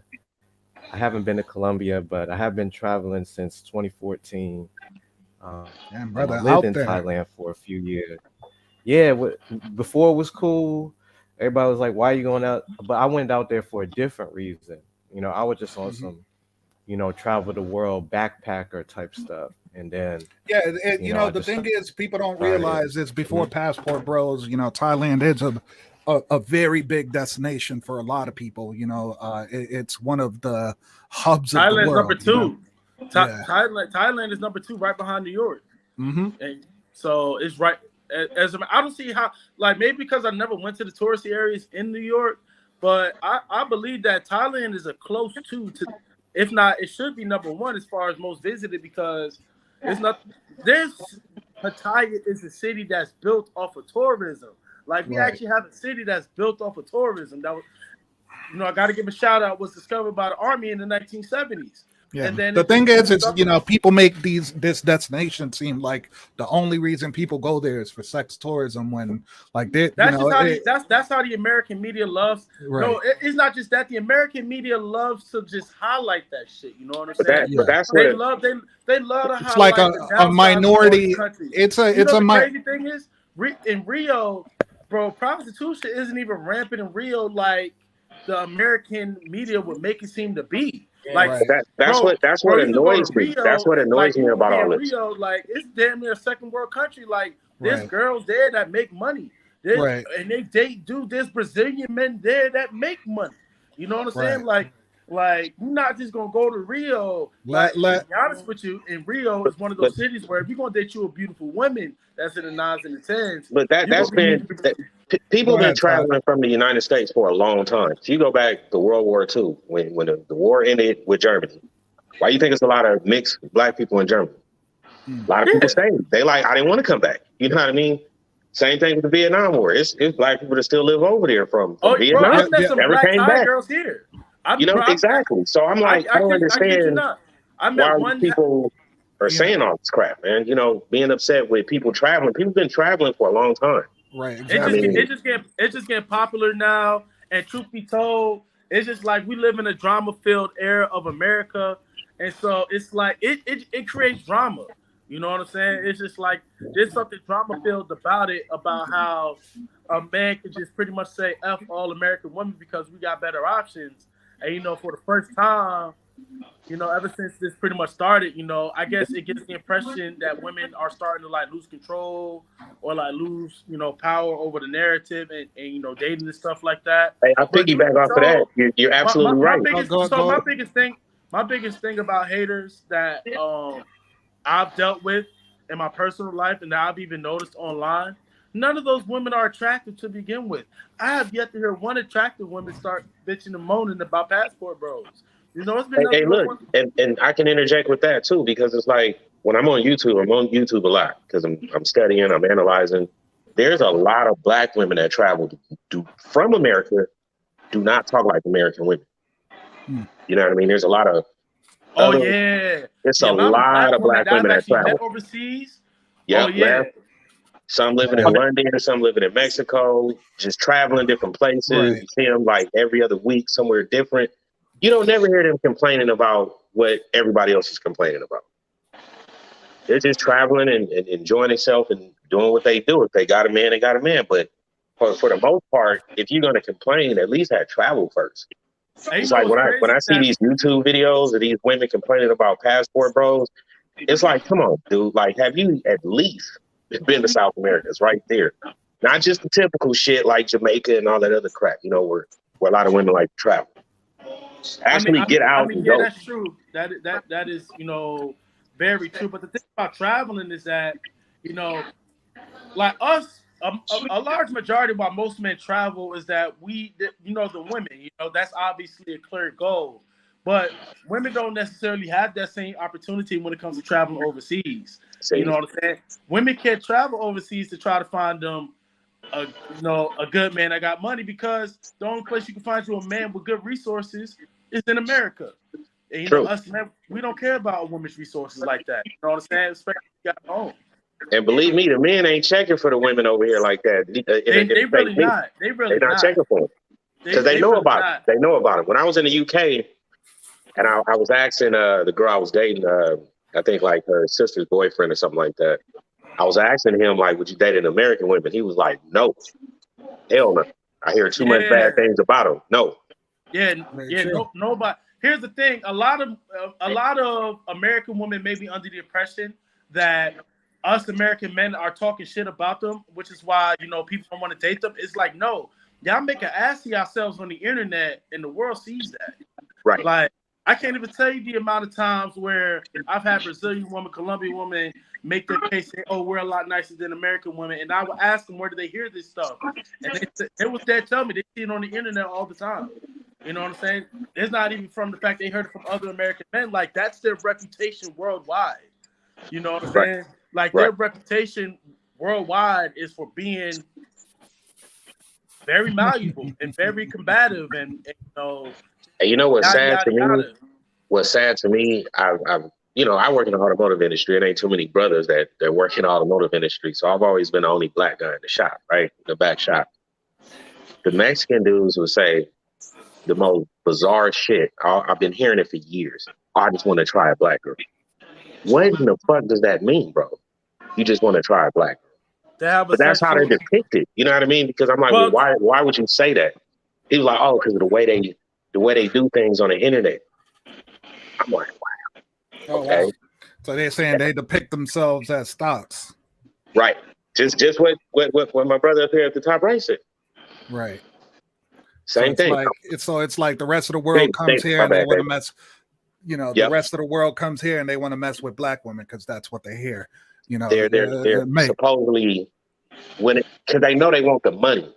So my homeboy's a pimp, and a lot of the girls that he deal with, majority of the Johns are foreigners. Foreigners are the Mexicans. So majority of them, and he tell them don't deal with the blacks. Like, ain't too many blacks that's gonna do that anyway. But majority of the Johns that they pick up are foreigners, straight foreigners, and they'll pay. Speaking. Man, well, with the super chat, I see a lot of Mexicans. Yeah, out here in Houston, I see a lot of Mexicans with black women out here. Hey, Ken, let me read these super chats real quick, and then we'll continue. If you do not have travel advice, if you have not traveled out of the United States, do not give travel advice. I don't think anybody on the panel has not been outside the USA. Just so you know. I deployed, but I was in Doha, Qatar station for a year. I'm out the country right there. You're messing with women over there. Like, come on, bro. I got another question. We appreciate it though. Who's all part of the passport? Hold on, brother. We're gonna finish up with the super chat, then we'll get back to that. Okay, hold that question. Two more. So why should we leave to go to Colombia then? Just use your street smarts. To speak with you, my friend. Good stuff, Austin. Thank you very much for that super chat. I'm glad you good to speak with you as well. Thank you. All right, go ahead. Yeah, that's what he said. Good to speak with you. But yeah, man, like go ahead, Kenneth. What were you gonna ask? Who is I start looking at the passport bro content. I usually watch O'Shea, Duke Jackson, Kevin Samuels, all the Manosphere people. Who is all part of the passport bros? I'm kind of confused on that. Like, who all represent? Is it anybody that travel, or is just? All right, so here's the thing, right? Passport Bros, from my perception, started out as like a Black Men Travels, my boy Aaron, but it really started as like a Facebook group, Passport Bros, that was started by my boy Aaron, along with Black Men Travels. Black Men Travels, and they're both owned by my boy Aaron, so it's really underneath that umbrella. Okay. As far as from like a YouTube and how would you say YouTube and Facebook type of movement, but then once Austin stepped in the game, it pretty much turned mainstream. Okay. Yeah. So it's just anybody that travels. So anybody that travels and so it's basically anybody that travels and put content on YouTube. Not really, because people travel for different reasons right. and everything, and they don't necessarily claim it. You know what I mean? Okay. So I think there's a community of people who are pushing the narrative, who So it sounds like definitely for identify with it. So I don't want to just loosely say that anyone who travels okay. is a It's like passport, bro. it's like for me, I live overseas, but for some of the energy that they bring, I just associate myself as just being an expat who just lives overseas Mm-hmm. because I it's like I guess you could say that the extremism of the passport bros is what's picking up a lot of attention, and it's not really guys like Rilla or guys like Todd, like actual veteran travelers and stuff like that. Yeah. Whereas we always just kept our head down when we travel. We Mm-hmm. wasn't really causing drama, wasn't really raising up a ruckus or anything like that. We was living more of Mm-hmm. an expat lifestyle. Because see, for me, when I found out about all this travel and stuff, I just knew it as the expat community because it was just a community of people who were living overseas. Because from the moment I got my passport, I was Mm-hmm. all about spending large amounts of Right. time in multiple places. Before all Okay. of this, and what the government technically recognizes as an actual thing, and it's not just a YouTube thing, is digital nomad and expatriates. Those are actual terms used by governments for labeling people who go to live and work abroad. So that's Okay. the formal name of it. But the passport bro thing really just kind of came out the red pill community, MTR, all them, Right. few other people that actually Yeah, I coined watch the MTR. term. Yeah. So yeah. I mean, Yeah, because because when I travel, I wasn't thinking about posting that on YouTube. I wish I did, but just like you said, it was just an expat. I was just Do traveling you and unfortunately, doing you're it. just gonna get grouped in. Yeah, do you post now? Do you post now? I Todd? got one video up while I'm out here. I'm still taking pictures and editing because I'm trying to show a different part of Mexico. Like it's supposed to be the bad part, right? And I've been enjoying myself out here, and I'm just posting pictures. I only got one video up right now. Oregon's Sonar. Okay. So it's just showing where I live, like how the apartment is gorgeous. The whole community is gorgeous here, and it's like you wouldn't think it if you saw what they show you on the news. I mean, Yeah. I mean, the thing is, that's I mean, from my perspective, is that it's like for people who just travel and only stay in the tourist areas, and then you combine that with the fact that they only watch what the American media tells them about these places, they're never really going to get the true experience. Right. I think a lot of the You're right about that. negativity that passport bros get is only really comes from women who are trying to throw sign language at people who are saying they're done with them specifically. So that's really the only reason it gets a bad rep, and that's really just I've seen tied into man, bigger than that. It's starting to get a bad rep in these countries. Like Hey, I mean, Kenneth, in those countries, I mean, they're always going to talk crap about people, hey, Kenneth, if you can, no, I'm talking check about. out, I'm hearing this from like Well, one second, brothers. Let's go. Let's take some order here.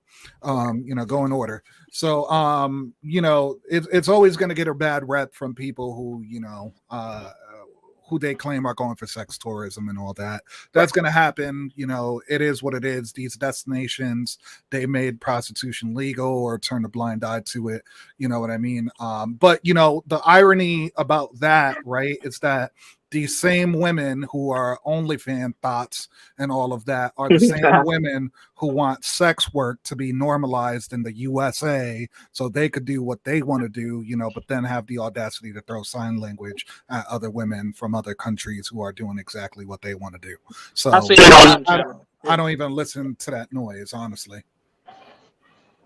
I know what you mean. I seen it on another channel that guy, I think he goes around and asks girls about like what you just said, and he just basically held girls accountable. He go live. I think MTR was on it one time. What is his name? It's a YouTube channel. He goes around and asks girls questions. He asks men questions also. I forgot the channel was called. Let me see. It's gonna come to mind 1 second. But y'all can go ahead and finish. but no, I was going to say, Kenneth, if you want, you could look at all you guys could look at the video and then look up Oregon Sonora and look at the crime rate and see where I'm at. But just look at the video to change your mind. you'll look at it and be like, whoa, wait a minute. They building out here. I mean, these houses look like mansions in this community. Yeah, I And hear that a lot. I do business with somebody in the what's that by San Diego? What's that? What's that area by San Diego? Tijuana, Mexico. oh, they fixing He's, that up. That was yeah, he bad at said the one same point too, but thing. He said the it's same nice. thing. Yep. And you know what He the said, weather is today? What the weather was today in November is it was 89 degrees today. The weather's been great the whole time I've been out here. So it's been a week now. And I mean, it gets a little cold at night, but typically when the sun comes up, temperature's rising right back up. Right. So it's like beach weather every day. oh, that's what's up. So what's up, Edward? You got something to chime in, brother? By the way, guys, we're getting ready to wrap up here in a moment. Okay. Austin, I got word from him. He's just packing up right now. So in a moment here, we're about to wrap this up. Yeah, let Edward finish up, man. We got another super chat that just came up. Wizard Kelly, shout outs to you. He says, even the slow black men are on panels, even they see it. Even the slow BM. Oh, even the slow baby mama. Oh, BM. BM baby mama or black men? Baby mama, I believe. Baby mamas, whatever. Yeah. Somebody just said something about Shout out to you. Thanks for that. Are you aware of like people like who passed away? I think it was Charles Tyler, James Charles Tyler, one of the first people to go to Brazil to document Brazil. Was a big black guy who died. I think it was James Tyler. He's one of the first people. Mexico, you had Negrito Grande. Y'all know him? He's another YouTuber from a while ago. So I think it's the intention of the person, like why. I'm pretty sure that the dude's name was James Tyler. He did some Brazil videos like a long time ago. I would document or classify Passport Bro as someone who's on a YouTube. Passport Bro as someone who travels, but they also talk about relationships and they talk about what a better time they'll have while going abroad. I agree with that. I do think for you to be classified as a Passport Bro in particular, I do feel like there's two things that go to that. You need to be red pill, and you need to be the combination of a red pill, digital nomad, and expat. Yes. And the sisters use it as shaming language sometimes, where they're trying to call you a lightweight or dusty by calling you a Passport Bro. That's kind of their new way to kind of justify it. I guess someone was saying his name is Charles Tyler. 3 people brought it up. They said rest in peace to Charles Tyler. I don't know who that is, but I'm gonna look him up. That kind of sounds wild. One of the how did he pass away? I believe he had a heart attack. He was an older gentleman who was one of the early ones talking about moving to Brazil, and he actually did it. Started losing weight and getting healthy, and then he just had a heart attack out there. It wasn't a favela.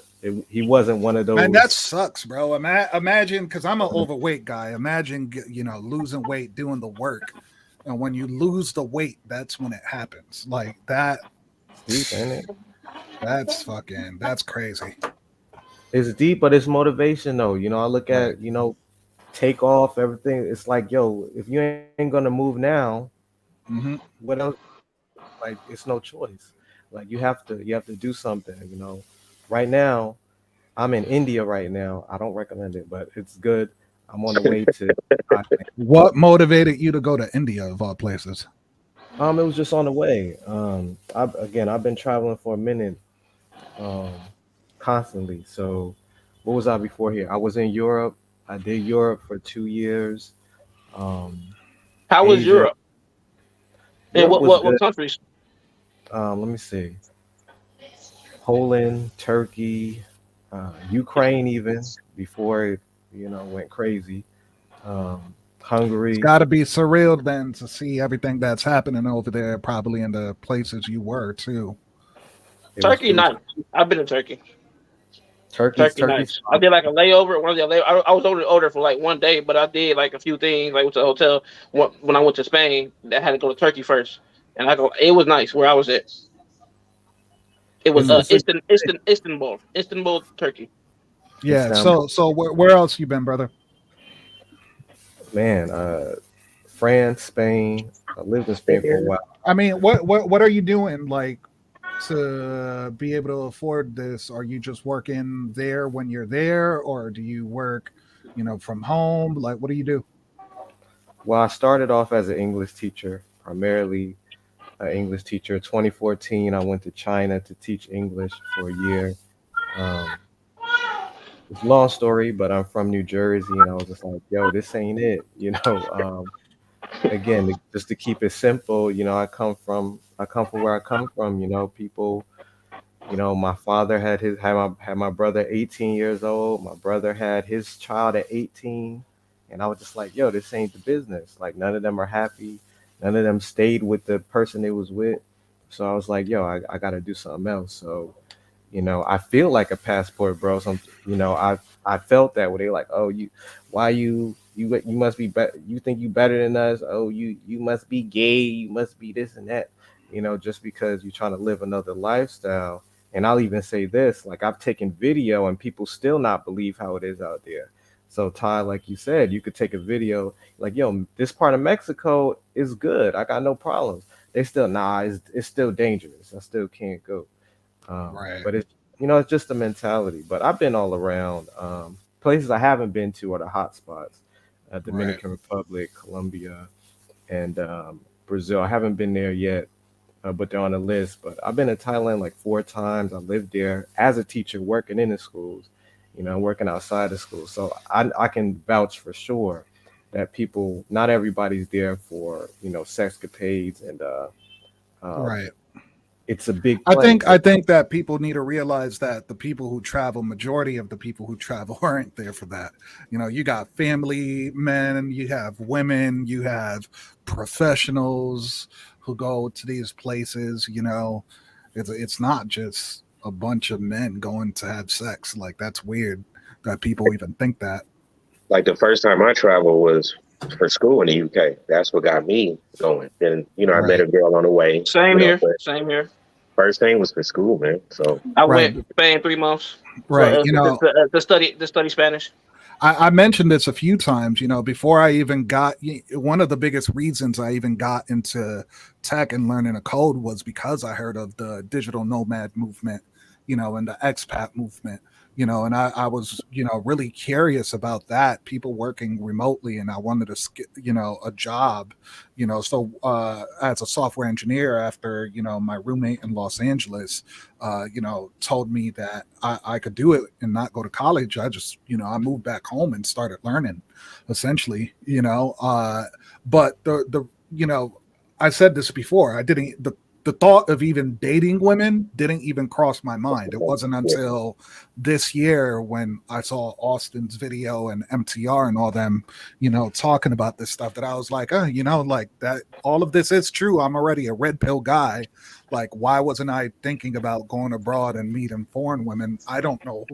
It's beyond me, but yeah, the Exactly. intention was just to work and live abroad. To piggyback off that, like I said, I've been to Thailand like 4 times. It wasn't until this time that I'm like people like Austin. Let me think who else is part of this travel movement. So many different people that talk about I forgot the brother's name, the barber dude that makes the videos as well, and Richie Mhm, Mack. mhm. It wasn't until this time I'm like, okay, let me try to see what the relationships are like, what the females are like. And So you mean you weren't dating this whole time when you were traveling? I wasn't dating seriously, but Mhm. I'll say I wasn't focused on it because I was focused more on work and more on building. And again, as an English teacher at all things, I have worked in the school with the older men. And I remember years ago talking to the older men from the UK, and they were just kind of telling me how, the troubles that they were having, and that's the reason that they came. And I remember being, I don't know if I want to call it blue pill, I really just want to call it inexperience. Where I was like, I'm like, yo, these dudes, they come all the way out here just to deal with some females, blah, blah, blah. And then, from traveling a little bit more, seeing the mentality and seeing, oh, they just wanted peace. They're not just looking for a piece of meat that they could just use and abuse. They really just looking for somebody they could vibe with and who understands them. And, for me traveling, getting a Facebook friend request from chicks from back in the day who want nothing to do with you. Now they, 10 pounds heavier and 10 years too late, trying to get that. It's like, okay. So if I want fit, feminine, friendly, I could either work hard, get $1 million, do this and that. But by the time I do that, I won't even want these, ones anymore. So right. It's like, and the thing is as a man, you could always date down, man. They are not down in that way, but down in age. Like you could get someone younger who's still, attractive and all that. So it's like, man, that's what's up though. I'm surprised you weren't like out there dating though. Were you approached? Did of you course, experience any of that these guys have experience with women coming up to them and showing interest and all that? Absolutely, I did. I'll even go further than that. I've experienced that when I went to college in New Jersey. Shout out Rutgers. But I didn't do it. Ironically, one of them was from Brazil, and actually, I did believe it was my man it happened to, and we were just so pro-black at the time. Dreadlocks, everything. We only want a black woman, but they didn't want us. Who did they want? I think y'all know who they wanted. So after spending years and years trying to make it work, I realized, oh, I should have got with who wanted me in the first place, or who was, trying to get at me. But yeah, I definitely did experience it. I've experienced, people grab you, and are some people trying to just, get a deal, make a sale? Yes. But I would say overwhelming majority is that they don't have, and again, I also went to school for African history, so I understand a little bit of our history. They don't have the disdain and the hatred for black men.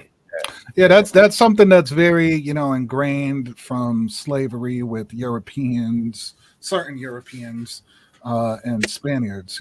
So I hear when you go to Spain that there's still a little bit of that kind of undertone with racism, and obviously here in the States. Yes, it is. Obviously here in the States too, undertone of racism, and I do know that in South America racism also exists, but there's so many more black people where it's like they're kind of smothered out. I didn't get that experience in Spain. What I got is they will think I'm Dominican. That's what I got. Okay. They would think I'm Dominican in Spain. I don't know why, but it's a big thing. Like they'll first think you're Dominican, then as soon as you start talking, then okay, you're American. Okay, I see. Yeah, they'll probably think I'm Dominican. I'm Puerto Rican and Cuban.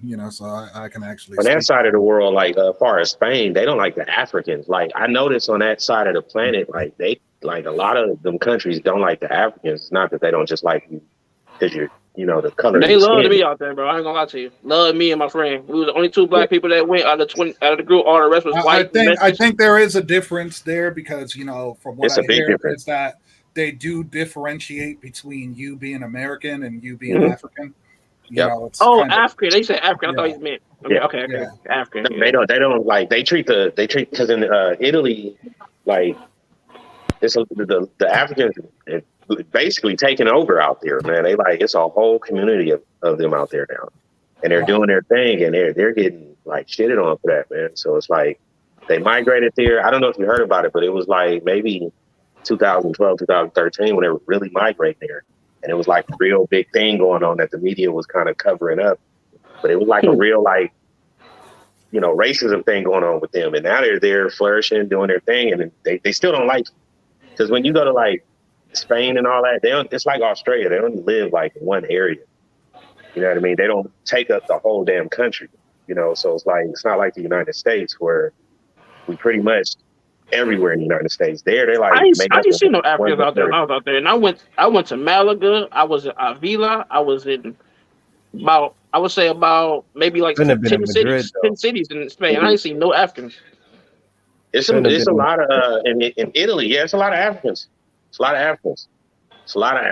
Just like when I was in the UK, it's like it's a community of them. It's a lot of Jamaicans out there too, but it's just this when you're in certain areas, yeah, you're not going to see certain things. But it's like I think I was all tourist areas: Malaga, Avila, Toledo, Barcelona. So I think it's all tourist areas. I'll tell you about Thailand though. The unfortunate part is that maybe you get one or two African people who are there for the wrong reasons and they get in trouble. Right. And then the people start stereotyping, again, not everybody. And if you're African American, if they find out you're African American, you good money. But some people mess it up for everybody. And so then they think, oh, you must be with them. So you'll see people renting homes. They'll say, everybody allowed, no Nigerians. So they'll say that's what I was going to say. The Somalians and Nigerians is the main ones they don't like. Yeah, I wouldn't be surprised. They do commit. We know why though. And it's unfortunate that there's so many of those people, and they go around getting this, brand, because that's kind of fucked. I would hate to be abroad and get labeled. That's wild. Hey fellas, I'm gonna. My brother's been waiting on me to fry it for like a long time now. Yeah, I've been trying to wait for Austin to come back. Yeah. Austin, if you hear us, come back, brother. I just got back. All right, there we go. I was nice talking to you guys. I just wanted to know more about the Passport Bros. I'm pretty kind of new to the content. Well, I've been to Austin, but kind of new to the content. Want to know more information on that. So I got out of here to do some content for my phones. Also, I did have one thing before I leave. What I do can be real big in the areas that y'all in, which is phone flipping. Because I do business. Actually, I send phones to Brazil. I send phones to Mexico, and it's literally no black people doing it out there. It's really no black people doing it here in the United States, and it's a lot of money being left on the table with the phone flipping. I just want to add that. If y'all want more information about it, I can just hit me up. Austin, I need you to hit me up because it's only 2 Apple stores there. You can make a lot of money out there, bro. What cities are the Apple stores in? Sao Paulo, and I forgot the other one, but just look it up. If you just look it up on Google, it'll tell you the 2. But the reason why I say it, because right now the iPhone 14 Pro Max, which is the most popular phone right now, is $300 more out there than out here. So you can literally get a couple of them here, take them over there, and then repair stores, and a lot of people will buy them from you. So just hit me up in inbox. We'll talk more about it, one-on-one. Okay. And I gotta get out of here. All right.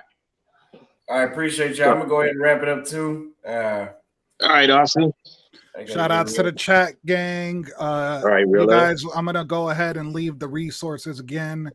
If you're trying to learn the code, here's some coding resources, man. Let me go ahead and drop that in there. Go ahead, Austin. Oh yeah, but yeah, that's it so far. So whenever I go live again, I will be in Salvador. There we go. I'll shoot you a call after this, man, so we could chop it. Hey, Edward, check out my video, man, in Mexico, man. If y'all want to check it out, it's my only video, but it gives you a different insight on the bad part of Mexico they claim. So thank y'all for having me on. I appreciate you all. Tired Traveler. Tired Traveler? Todd, TODD Traveler. Todd. Okay. Yeah. We talked on Instagram maybe 3 days before I came out here. Yeah, I was drunk. You was in Thailand still, man. Drunk. I was very drunk. He was having a good time. That's all that mattered. Having a good time. But y'all keep it up, man. Keep the work going, man. Yes, sir. Peace. See y'all later, man. Appreciate you. No problem. No problem. Be good. Oh yeah, you could just end the stream and then we could be on here. So all right, shout outs to the chat